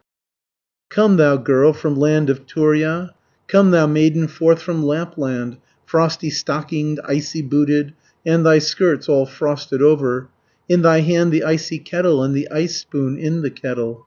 Sprinkle me with freezing water, sprinkle me with icy water, on the places scorched so badly, and the burns the fire has caused me. But if this is not sufficient, come thou youth, come forth from Pohja, come thou child from midst of Lapland, from Pimentola, O tall one, tall as is a forest fir tree, tall as pine tree in the marshes. On thy hands the gloves of hoarfrost, on thy feet the boots of hoarfrost, on thy head the cap of hoarfrost, round thy waist the belt of hoarfrost. Bring from Pohjola the hoarfrost, ice from out the frozen village. Hoarfrost plentiful in Pohja, ice enough in frozen village, lakes of ice, and frozen rivers, all the air with ice is laden. O'er the hoarfrost hares are skipping, on the ice the bears are sporting, in the middle of the snow heaps, on the edge of the snow mountains, on the rims the swans are walking, on the ice the ducks are waddling, in the midst of snow-filled rivers, cornices of icy cataracts. On thy sledge bring thou the hoarfrost, on thy sledge the ice convey thou, from the slopes of rugged mountains, from the lofty mountains' borders. Make them hoary with the hoarfrost, with the ice, O make them icy, all the hurts by fire occasioned, all the burns the fire has caused me. But if this is not sufficient, Ukko, thou of gods the highest, Ukko, thou the clouds who leadest, thou the scattered clouds who herdest, send a cloud from out the eastward, and a thick cloud from the westward. Link the edges close together, close thou up the gaps between them, send thou ice, and send thou hoarfrost, send thou too the best of ointment, for the places scorched so badly, and the hurts by fire occasioned. Thus it was smith Ilmarinen found a means to quench the fire, and to dim the brilliant fire. Thus the smith was healed completely, and regained his former vigour, healed from wounds the fire occasioned. Runo 49. False and true moons and suns. Argument. Ilmarinen forges a new moon and sun, but cannot make them shine. Väinämöinen discovers by divination that the moon and sun are hidden in the mountain of Pohjola, goes to Pohjola, and conquers the whole nation. He sees the moon and sun in the mountain, but cannot enter. He returns home to procure tools with which to break open the mountain. While Ilmarinen is forging them, the mistress of Pohjola, fearing that it may go ill with her, releases the moon and sun. When Väinämöinen sees the moon and sun reappear in the sky, he salutes them, hoping that they will always go brightly on their course, and bring happiness to the country. Still the sun was never shining, neither gleamed the golden moonlight, not in Väinölä's dark dwellings, not in Kalevala's broad heathlands. Frost upon the crops descended, and the cattle suffered greatly, and the birds of air felt strangely. All mankind felt ever mournful, for the sunlight shone no longer, neither did there shine the moonlight. Though the pike knew well the pike deeps, and the bird paths knew the eagle, and the wind the vessel's journey, yet mankind were all unknowing if the time was really morning, or if perhaps it still was night time, out upon the cloudy headland and upon the shady island. And the young men then took counsel, and the older men considered how to live without the moonlight and exist without the sunlight, in that miserable country in the wretched land of Pohja. And the girls took likewise counsel, and their cousins too considered, and they hastened to the smithy, and they spoke the words which follow: Smith, from 'neath the wall arise thou, from the hearthstone rise, O craftsman, that a new moon thou mayst forge us, and a new sun thou mayst make us. Ill it is without the moonlight, strange it is without the sunlight. From the hearth arose the craftsman, from beneath the wall the craftsman, that a new moon he might forge them, and a new sun he might make them, and a moon of gold constructed, and a sun he made of silver. Came the aged Väinämöinen, and beside the door he sat them, and he spoke the words which follow: O thou smith, my dearest brother, what art thou in smithy forging, hammering thus without cessation? Thereupon smith Ilmarinen answered in the words that follow: Out of gold a moon I'm shaping, and a sun of silver making. In the sky I then will place them over 6 of starry heavens. Then the aged Väinämöinen answered in the words that follow: O thou smith, O Ilmarinen, what you make is wholly useless. Gold will never shine like moonlight, silver will not shine like sunlight. Thus the smith a moon constructed, and a sun completely finished. Eagerly he raised them upward, raised them to the best position, raised the moon to fir tree's summit, set the sun upon a pine tree. From his head the sweat was streaming, from his forehead sweat was falling, with the greatness of his efforts and the weight that he was lifting. Thus the moon was now uplifted, in his place the sun was stationed, moon amid the crown of fir tree, sun upon a pine tree's summit. But the moon shed forth no lustre, and the sun was likewise rayless. Then the aged Väinämöinen spoke aloud the words which follow: Time it is the lots to shuffle, and the signs with care to question, where the sun is hidden from us, and the moon has vanished from us. Then the aged Väinämöinen, he the great primeval sorcerer, hastened alder sticks to cut him, and arranged the sticks in order, and began the lots to shuffle, with his fingers to arrange them. And he spoke the words which follow, and in words like these expressed him: Leave I ask of the Creator, seek an answer that misleads not. Tell me signs of the Creator, lots of Jumala instruct me. Where the sun is hidden from us, and the moon has vanished from us, since no more, as time elapses, in the sky do we behold them. Speak, O Lot, and tell me truly, with man's reason speak unto me, speak thou faithful words unto us, make thou faithful compacts with us. If the lot should lie unto me, then its worth I hold as nothing, and upon the fire will cast it, and will burn the signs upon it. And the lot spoke words most faithful, and the signs made answer truly, for they said the sun was hidden, and the moon was also sunken, deep in Pohjola's stone mountain, and within the hill of copper. Väinämöinen, old and steadfast, uttered then the words which follow: I to Pohjola must journey, on the path of Pohja's children, and will bring the moon to shining, and the golden sun to shining. Forth he journeyed and he hastened unto Pohjola's dark regions. And he walked one day, a second, and at length upon the third day came in view the gate of Pohja, and appeared the rocky mountains. Then with all his strength he shouted as he came to Pohja's river, Bring me here a boat directly, which will take me o'er the river. As his shouting was not heeded, and no boat for him provided, wood into a heap he gathered, and the dead twigs of a fir tree. On the shore he made a fire, and thick clouds of smoke rose upward. To the sky the flame rose upward, in the air the smoke ascended. Louhi, Pohjola's old mistress, came herself into the window, and at the sound's opening gazing, then she spoke the words which follow: What's the flame that's burning yonder, where the sound of Saari opens? For a camp too small I think it, but 'tis larger than a fisher's." Then the son of Pohja's country hurried out into the open, and he looked about and listened, seeking thus for information.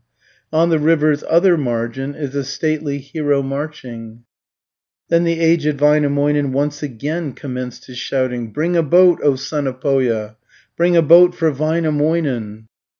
Answer made the son of Pohja, and in words like these responded: "Here the boats are never ready, you to row must use your fingers, and must use your hands for rudder, crossing Pohjola's deep river." Then the aged Väinämöinen pondered deeply and reflected, "Not as man should he be reckoned, who retreats upon his pathway." Like a pike in lake then plunging, Poen like in sluggish river, Through the sound he swam right quickly, Speedily the strait he traversed, and he moved 1 foot a second, and he reached the shore of Pohja. Then spoke out the sons of Pohja, and the evil army shouted, "Go into the yard of Pohja!" And on this the yard he entered. Then exclaimed the sons of Pohja, and the evil army shouted, "Enter now the house of Pohja!" And on this the house he entered, on the floor his foot he planted, grasped he the door handle firmly, forced his way into the dwelling, and beneath the roof he entered. There the men the mead were drinking, and the honey drink imbibing. All the men with swords were girded, and the heroes aimed their weapons at the head of Väinämöinen, thus to slay Suvantolainen. Then they questioned the intruder in the very words that follow: "What's your news, you wretched fellow? What's your need, O swimming hero?" Väinämöinen, old and steadfast, answered in the words which follow: "Of the moon are curious tidings, of the sun are wondrous tidings. Where is now the sun imprisoned? Whither has the moon been taken?" Answered then the sons of Pohja, and the evil army answered: "Thus it is the sun is hidden, sun is hidden, moon imprisoned in the stones of many colours, in the rocks as hard as iron, and from this escape they cannot, and release shall never reach them." Then the aged Väinämöinen answered in the words that follow: "If the sun from rock ascends not, nor the moon from rocky mountain, let us join in closest conflict, let us grasp our trusty sword blades." Sword they drew, and tried their sword blades, drew from out the sheaths their weapons. At the point the moon was shining, on the hilt the sun was shining, on the back a horse was standing, at the knob a cat was mewing. After this the swords they measured, and they thus compared their weapons. And the sword of aged Väinö was a little trifle longer, longer as a grain of barley, as the width of straw stalk longer.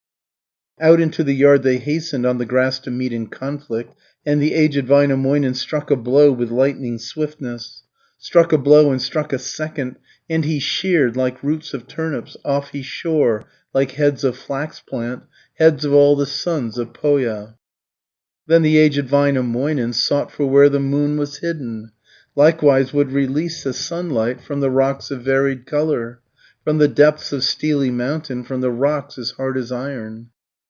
Then he walked a little distance, but a very little distance, when he saw a copse all verdant, in the copse a lovely birch tree, and a large stone block beneath it, and a rock beneath the stone block.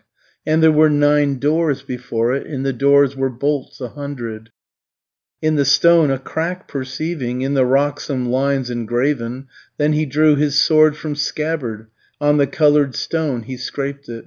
With the sharp point of his sword blade, with his gleaming blade he scraped it, till the stone in 2 divided, and in 3 he quickly split it. Väinämöinen, old and steadfast, looked into the stone all pictured.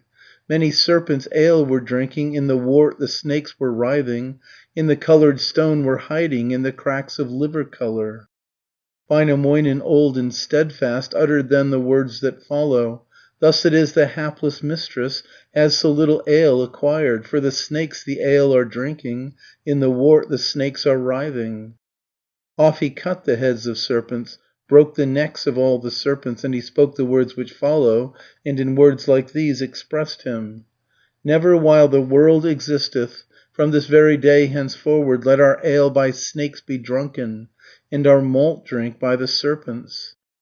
Then the aged Väinämöinen, he the great primeval sorcerer, sought with hands the doors to open, and the bolts by spells to loosen. But to hands the doors would yield not, by his spells the bolts were moved not. Then the aged Väinämöinen spoke his thoughts in words that follow: Man unarmed is weak as woman, weak as frog without a hatchet.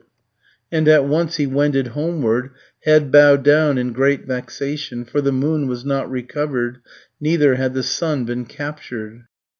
Said the lively Lemminkainen, O thou aged Väinämöinen, wherefore didst forget to take me as your very trusty comrade?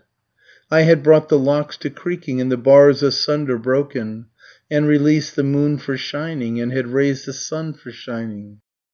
Väinämöinen, old and steadfast, answered in the words that follow: Unto spells the bolts will yield not, and the locks my magic breaks not. Strength of hands will never move them, and no strength of arm will force them. To the smith's forge then he wandered, and he spoke the words which follow: O thou smith, O Ilmarinen, forge me now a mighty trident, and a dozen hatchets forge me, and a bunch of keys enormous. From the stone the moon to rescue, from the rock the sun deliver. Thereupon smith Ilmarinen, he the great primeval craftsman, forged the hero what he needed, and a dozen hatchets forged him, forged a bunch of keys enormous, and of spears a mighty bundle, not too large and not too little, but of middle size he forged them. Louhi, Pohjola's old mistress, old and gap-toothed dame of Pohja, then with wings herself provided, and extended them for flying. Near the house at first was flying, then her flight extended further, straight across the lake of Pohja, unto Ilmarinen's smithy. Then the smith his window opened, looking as if the wind was blowing. 'Twas no wind that there was blowing, but a hawk, and grey in colour. Thereupon smith Ilmarinen spoke aloud the words that follow: Bird of prey, what brings thee hither, sitting underneath my window? Hereupon the bird spoke language, and the hawk at once made answer: O thou smith, O Ilmarinen, thou the most industrious craftsman, truly art thou very skillful, and a most accomplished craftsman. Thereupon smith Ilmarinen answered in the words that follow: But indeed 'tis not a wonder if I am a skillful craftsman, for 'twas I who forged the heavens, and the arch of air who welded. Hereupon the bird spoke language, and the hawk at once responded: What is this, O smith, thou makest? What, O blacksmith, art thou forging? Thereupon smith Ilmarinen answered in the words that follow: 'Tis a neck ring I am forging, for the aged crone of Pohja, that she may be firmly fettered to the side of a great mountain. Louhi, Pohjola's old mistress, old and gap-toothed dame of Pohja, felt on this her doom was coming, on her head the days of evil, and at once to flight betook her, swift to Pohjola escaping. From the stone the moon released she, from the rock the sun released she, then again her form she altered, and to dove herself converted, and her flight again directed unto Ilmarinen's smithy, to the door in bird form flying, lit as dove upon the threshold. Thereupon smith Ilmarinen asked her in the words which follow: Why, O bird, hast thou flown hither? Dove, why sit'st thou on the threshold? From the door the wild bird answered, and the dove spoke from the threshold: Here I sit upon the threshold, that the news I now may bring thee. From the stone the moon has risen, from the rock the sun is loosened. Thereupon smith Ilmarinen hastened forth to gaze around him, and he stood at door of smithy, gazing anxiously to heaven. And he saw the moon was gleaming, and he saw the sun was shining. Then he went to Väinämöinen, and he spoke the words which follow: O thou aged Väinämöinen, thou the great primeval minstrel, come to gaze upon the moonlight, come to gaze upon the sunlight. Now they stand in midst of heaven, in their old accustomed places. Väinämöinen, old and steadfast, hurried out into the open, and at once his head uplifted, and he gazed aloft to heaven. Moon was risen, sun was loosened, in the sky the sun was beaming. Then the aged Väinämöinen made a speech without delaying, and he spoke the words which follow, and in words like these expressed him: Hail, O moon, who beamest yonder, thus thy fair cheeks well displaying. Golden sun, who risest yonder, sun who once again arisest. Golden moon from stone delivered, fairest sun from rock arisen, like the golden cuckoo rise you. like the silver dove arise you. Lead the life ye led aforetime, and resume your former journeys. Rise forever in the morning from this present day hereafter. Bring us always happy greetings, that our wealth increases ever. Gain forever in our fingers, fortune at the points of fish hooks. Go ye on your path with blessings, go ye on your charming journey. Let your crescent now be beauteous, rest ye joyful in the evening. Runo 50. Marjatta. Argument. The virgin Marjatta swallows a cranberry and brings forth a boy.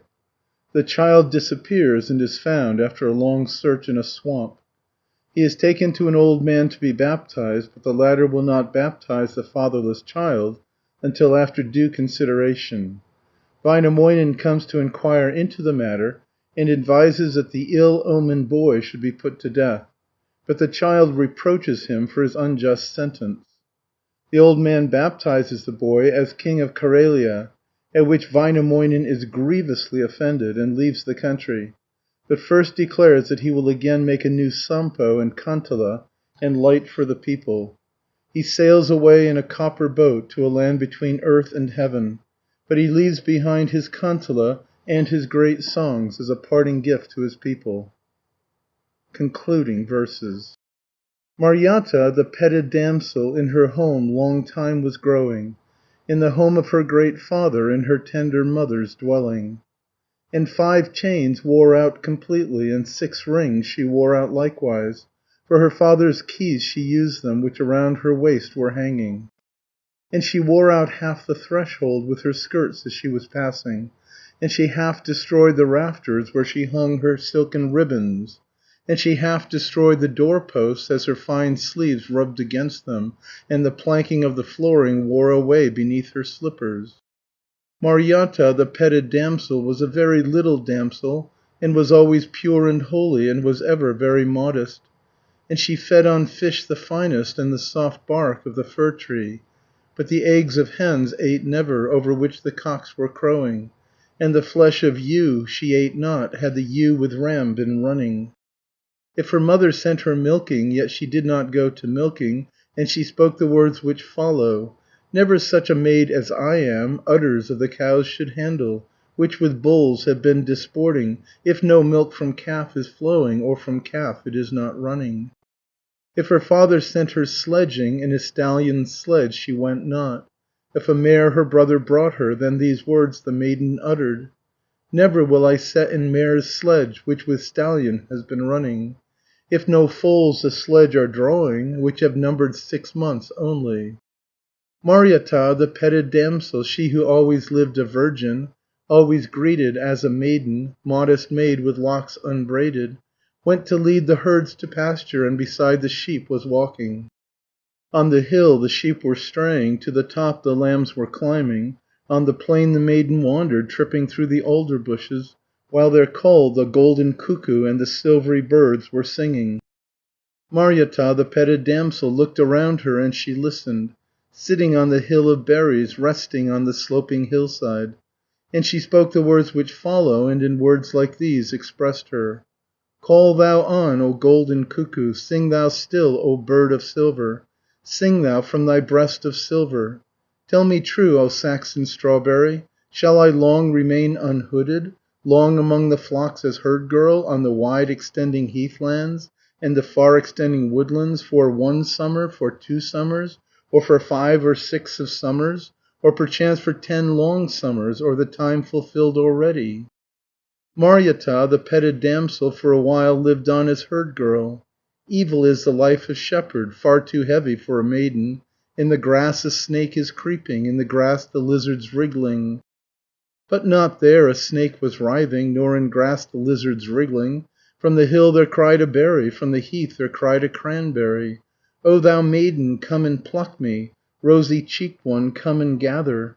Come with breast of tin to pluck me, with thy copper belt to choose me, ere the slug should come to eat me, or the black worm should disturb me. There are hundreds who have seen me, thousands more have sat beside me, girls by hundreds, wives by thousands, children too that none can number. None among them yet has touched me, none has gathered me, the wretched." Marjata, the petted damsel, went a very little distance, went to look upon the berry and the cranberry to gather, with her skillful hands to pluck it, with her beauteous hands to pluck it. On the hill she found the berry, on the heath she found the cranberry. 'Twas a berry in appearance, and it seemed to be a cranberry, but from ground too high for eating, on a tree too weak for climbing. From the heath a stick she lifted, that she might pull down the berry, then from ground the berry mounted, upward to her shoes so pretty, from her pretty shoes arose it, upward to her knees of whiteness, rising from her knees of whiteness, upward to her skirts that rustled. To her buckled belt arose it, to her breast from buckled girdle, from her breast to chin arose it, to her lips from chin arose it, then into her mouth it glided, and along her tongue it hastened, from her tongue to throat it glided, and it dropped into her stomach. Marjata, the petted damsel, after this had chanced, grew pregnant, and it soon increased upon her, and her burden soon was heavy. Then she cast aside her girdle, loosely dressed without a girdle. Secretly she sought the bathroom, and she hid her in the darkness. Always was her mother thinking, and her mother pondered ever, "What has chanced to our Marjata? What has happened to our house dove, that she casts aside her girdle, always dresses loosely beltless, goes in secret to the bathroom, and she hides her in the darkness?" And a baby gave her answer, and the little child made answer, "This has chanced to our Marjata, this befell the wretched creature. She has been too long a herd girl, with the flocks too far has wandered." And she bore her heavy burden, and the pain it brought upon her, bore it 7 months, bore it 8 months, bore it through the 9th month also, by the reckoning of old women, and for half the 10th month also. While the 10th month thus was passing, then the girl was filled with anguish. Grievous sufferings came upon her, and the weight oppressed her sorely. For a bath she asked her mother, "O my very dearest mother, make a warm place ready for me, and a warm room ready for me, where the girl awhile may rest her in the house of suffering women." But her mother gave her answer, answered thus the aged woman, "Woe to thee, O whore of Hiisi! Tell me now with whom thou restest, with a man as yet unmarried, or beside a married hero?" Marjata, the petted damsel, then replied to her in this wise, "Neither with a man unmarried, nor with any married hero, but I sought the hill of berries, and I went to pluck the cranberries, and I took what seemed a berry, and upon my tongue I laid it. Quickly in my throat it glided, and it dropped into my stomach. Thus it is that I am pregnant, thus it comes that I am pregnant."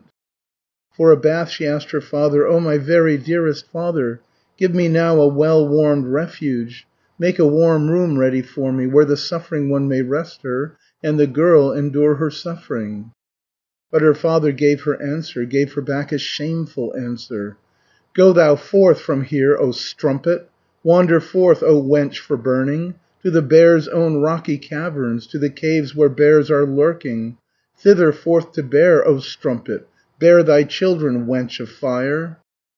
Marjata, the petted damsel, then returned submissive answer, "Not at all am I a strumpet, neither am a wench for burning. I shall bear a mighty hero, and shall bear a noble offspring. He shall be a mighty conqueror, strong as even Väinämöinen." Then the maid was greatly troubled, where to go, and how to journey, where a bath she might provide her, and she spoke the words which follow: "O my little damsel Piltti, thou the best of all my handmaids, find me now a bath in village, find a bath near reed-fringed brooklet, where the suffering one may rest her, and the girl endure her suffering. Go at once and hasten quickly, for my need is of the greatest."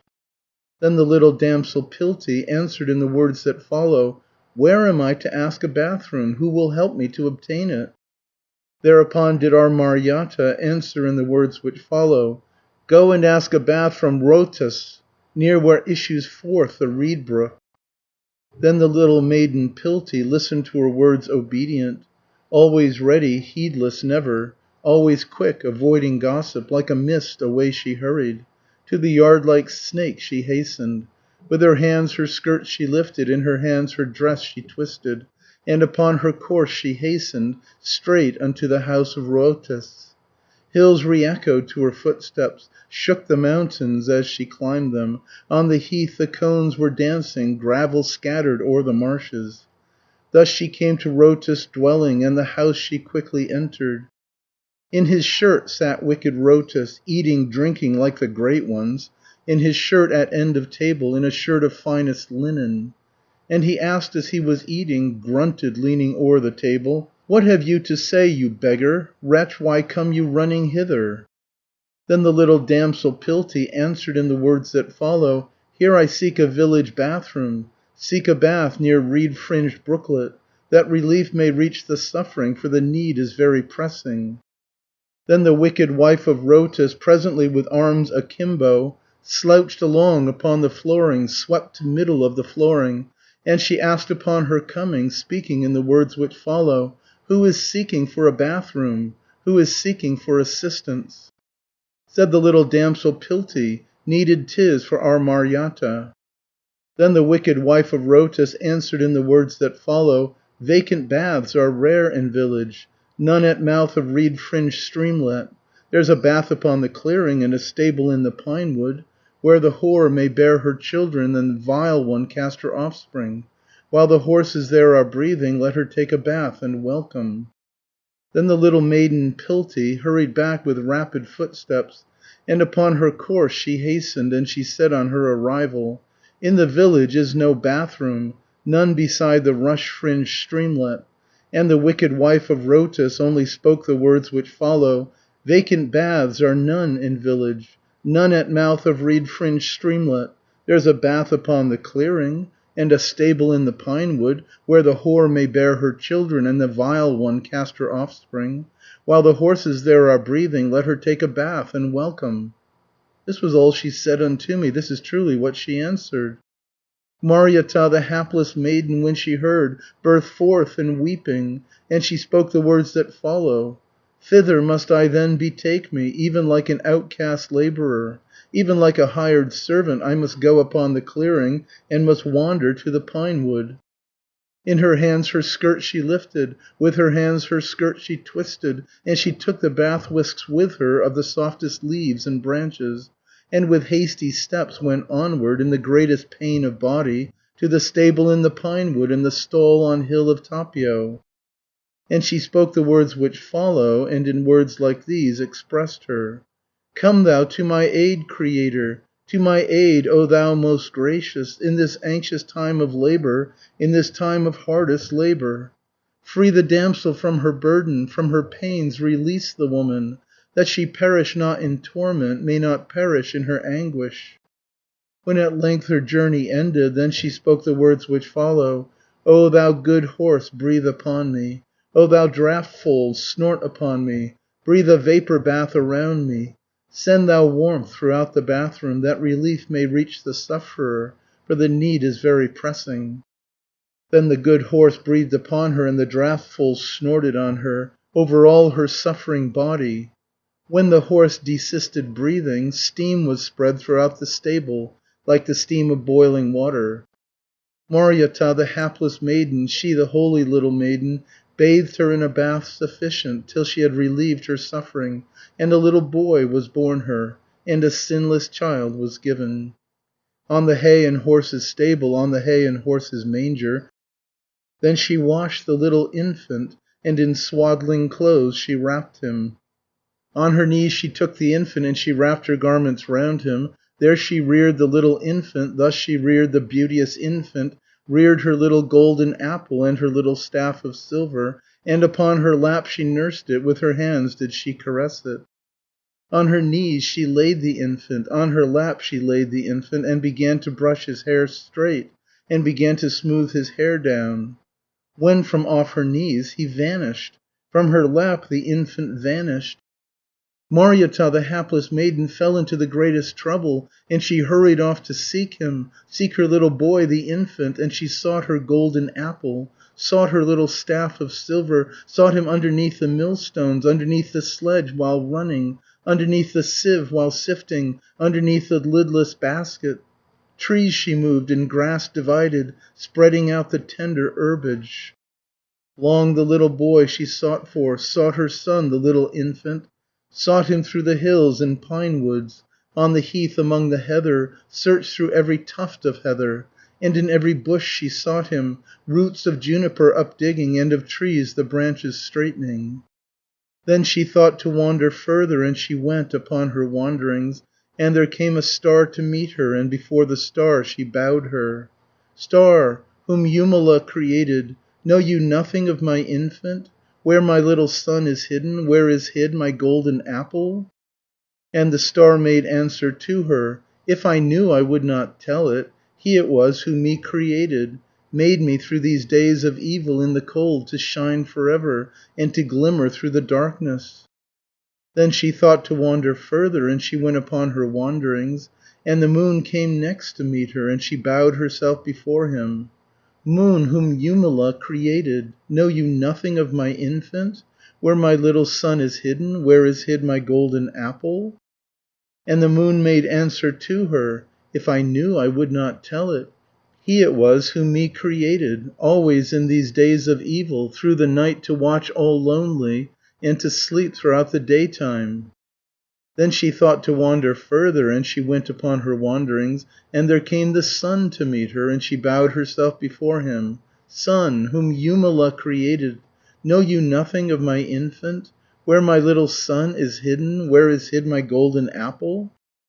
And the sun made answer wisely, "Well indeed I know your infant. He it was who me created, in these days of finest weather, golden rays to shed about me, silver rays to scatter round me." "Well indeed I know your infant, know your son, unhappy mother. There thy little son is hidden, there is hid thy golden apple, in the swamps to waistbands sunken, to his armpits in the marshlands." Marjata, the hapless maiden, sought her infant in the marshes, in the swamps her son discovered, and she brought him home in triumph.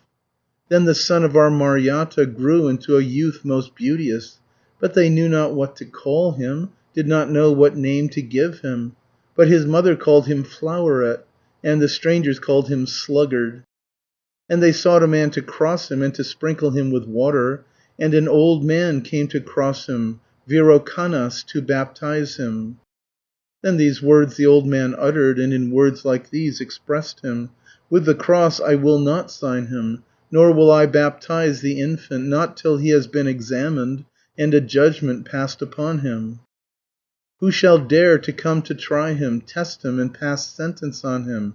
Väinämöinen old and steadfast, he the great primeval sorcerer, he alone came forth to try him, and to test him, and pass sentence."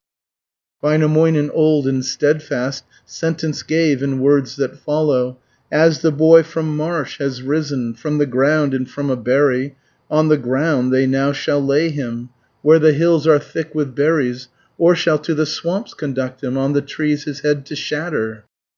Then the half-month-old spoke loudly, and the fortnight-old cried loudly, "O thou old and wretched creature, wretched old man, void of insight! Oh, how stupid is your judgment, how contemptible thy sentence! Thou hast grievous crimes committed, likewise deeds of greatest folly. Yet to swamps they did not lead thee, shattered not thy head on tree trunks, when thyself in youthful folly gave the child of thine own mother, that thou thus might'st 'scape destruction, and release thyself in this wise. And again thou wast not carried, and abandoned in the marshes, when thyself in youthful folly caused the young maids to be sunken, in the depths beneath the billows, to the black ooze at the bottom." Then the old man quickly crossed him, quick baptized the child with water, as the king of all Carelia, and the lord of all the mighty. Then was Väinämöinen angry, greatly shamed and greatly angry, and prepared himself to journey from the lake's extended margin, and began his songs of magic, for the last time sang them loudly, sang himself a boat of copper, with a copper deck provided. In the stern himself he seated, sailing o'er the sparkling billows. Still he sang on his departure, and he sang as he was sailing: "May the time pass quickly o'er us, one day passes, comes another, and again shall I be needed, men will look for me and miss me, to construct another Sampo, and another harp to make me, make another moon for gleaming, and another sun for shining. When the sun and moon are absent, in the air no joy remaineth." Then the aged Väinämöinen went upon his journey singing, sailing in his boat of copper, in his vessel made of copper, sailed away to loftier regions, to the land beneath the heavens. There he rested with his vessel, rested weary with his vessel, but his Kantala he left us, left his charming harp in Suomi, for his people's lasting pleasure, mighty songs for Suomi's children. Now my mouth must cease from speaking, and my tongue be bound securely, cease the chanting of my verses, and my lively songs abandon. Even thus must horses rest them when a long course is completed. Even iron must be wearied when the grass is mown in summer, and the water drops be weary, as they trace the river's windings, and the fire must be extinguished when throughout the night 'tis burning. Wherefore should our songs not falter as our sweet songs we are singing, for the lengthy evening's pleasure, singing later than the sunset? Thus I heard the people talking, and again it was repeated, "E'en the waterfall when flowing yields no endless stream of water, nor does an accomplished singer sing till all his knowledge fail him. Better 'tis to sit in silence than to break off in the middle." Now my song remains completed, 'tis completed and abandoned. In a ball I wind my lays up, as a ball I cast them from me. On the storehouse floor I lay them, with a lock of bone secure them, that from thence escape they never, nor in time may be untwisted, not unless the lock be opened and its jaws should be extended, not unless the teeth be opened and the tongue again is moving. What would now avail my singing, if the songs I sang were bad ones? If I sang in every valley, and I sang in every fir wood? For my mother lives no longer, wakes no more my own old mother, nor my golden one can hear me, nought can learn my dear old mother. None would hear me but the fir trees, learn, save branches of the pine trees, or the tender leaves of birch trees, or the charming mountain ash tree. I was small when died my mother, weak was I without my mother. On the stones like lark she left me, on the rocks like thrush she left me like a lark to sing there, or to sing as sings the throstle, in the wardship of a stranger, at the will of a stepmother. And she drove me forth unhappy, forth she drove the unloved infant, to a wind-swept home she drove me, to the north wind's home she drove me, that against the wind defenceless winds might sweep away the orphan. Like a lark away I wandered, like a hapless bird I wandered, shelterless about the country. Wearily I wandered onward, till with every wind acquainted, I their roaring comprehended. In the frost I learned to shudder, and I learned to cry with freezing. Even now do many people I encounter, speak to me in angry accents, rudest speeches hurl against me. Curses on my tongue they shower, and about my voice cry loudly. Likewise they abuse my grumbling, and they call my songs too lengthy, and they say I sing too badly, and my songs accented wrongly. May you not, O friendly people, as a wondrous thing regard it, that I sang so much in childhood, and when small I sang so badly. I received no store of learning, never travelled to the learned, foreign words were never taught me, neither songs from distant countries. Others have had all instruction, from my home I journeyed never. Always did I help my mother, and I dwelt forever near her, in the house received instruction, 'neath the rafters of my storehouse, by the spindle of my mother, by my brother's heap of shavings, in my very earliest childhood, in a shirt that hung in tatters. But let this be as it may be, I have shown the way to singers, showed the way and broke the tree tops, cut the branches, shown the pathways. This way therefore leads the pathway, here the path lies newly opened, widely opened for the singers, and for greater ballad singers, for the young who now are growing, for the rising generation.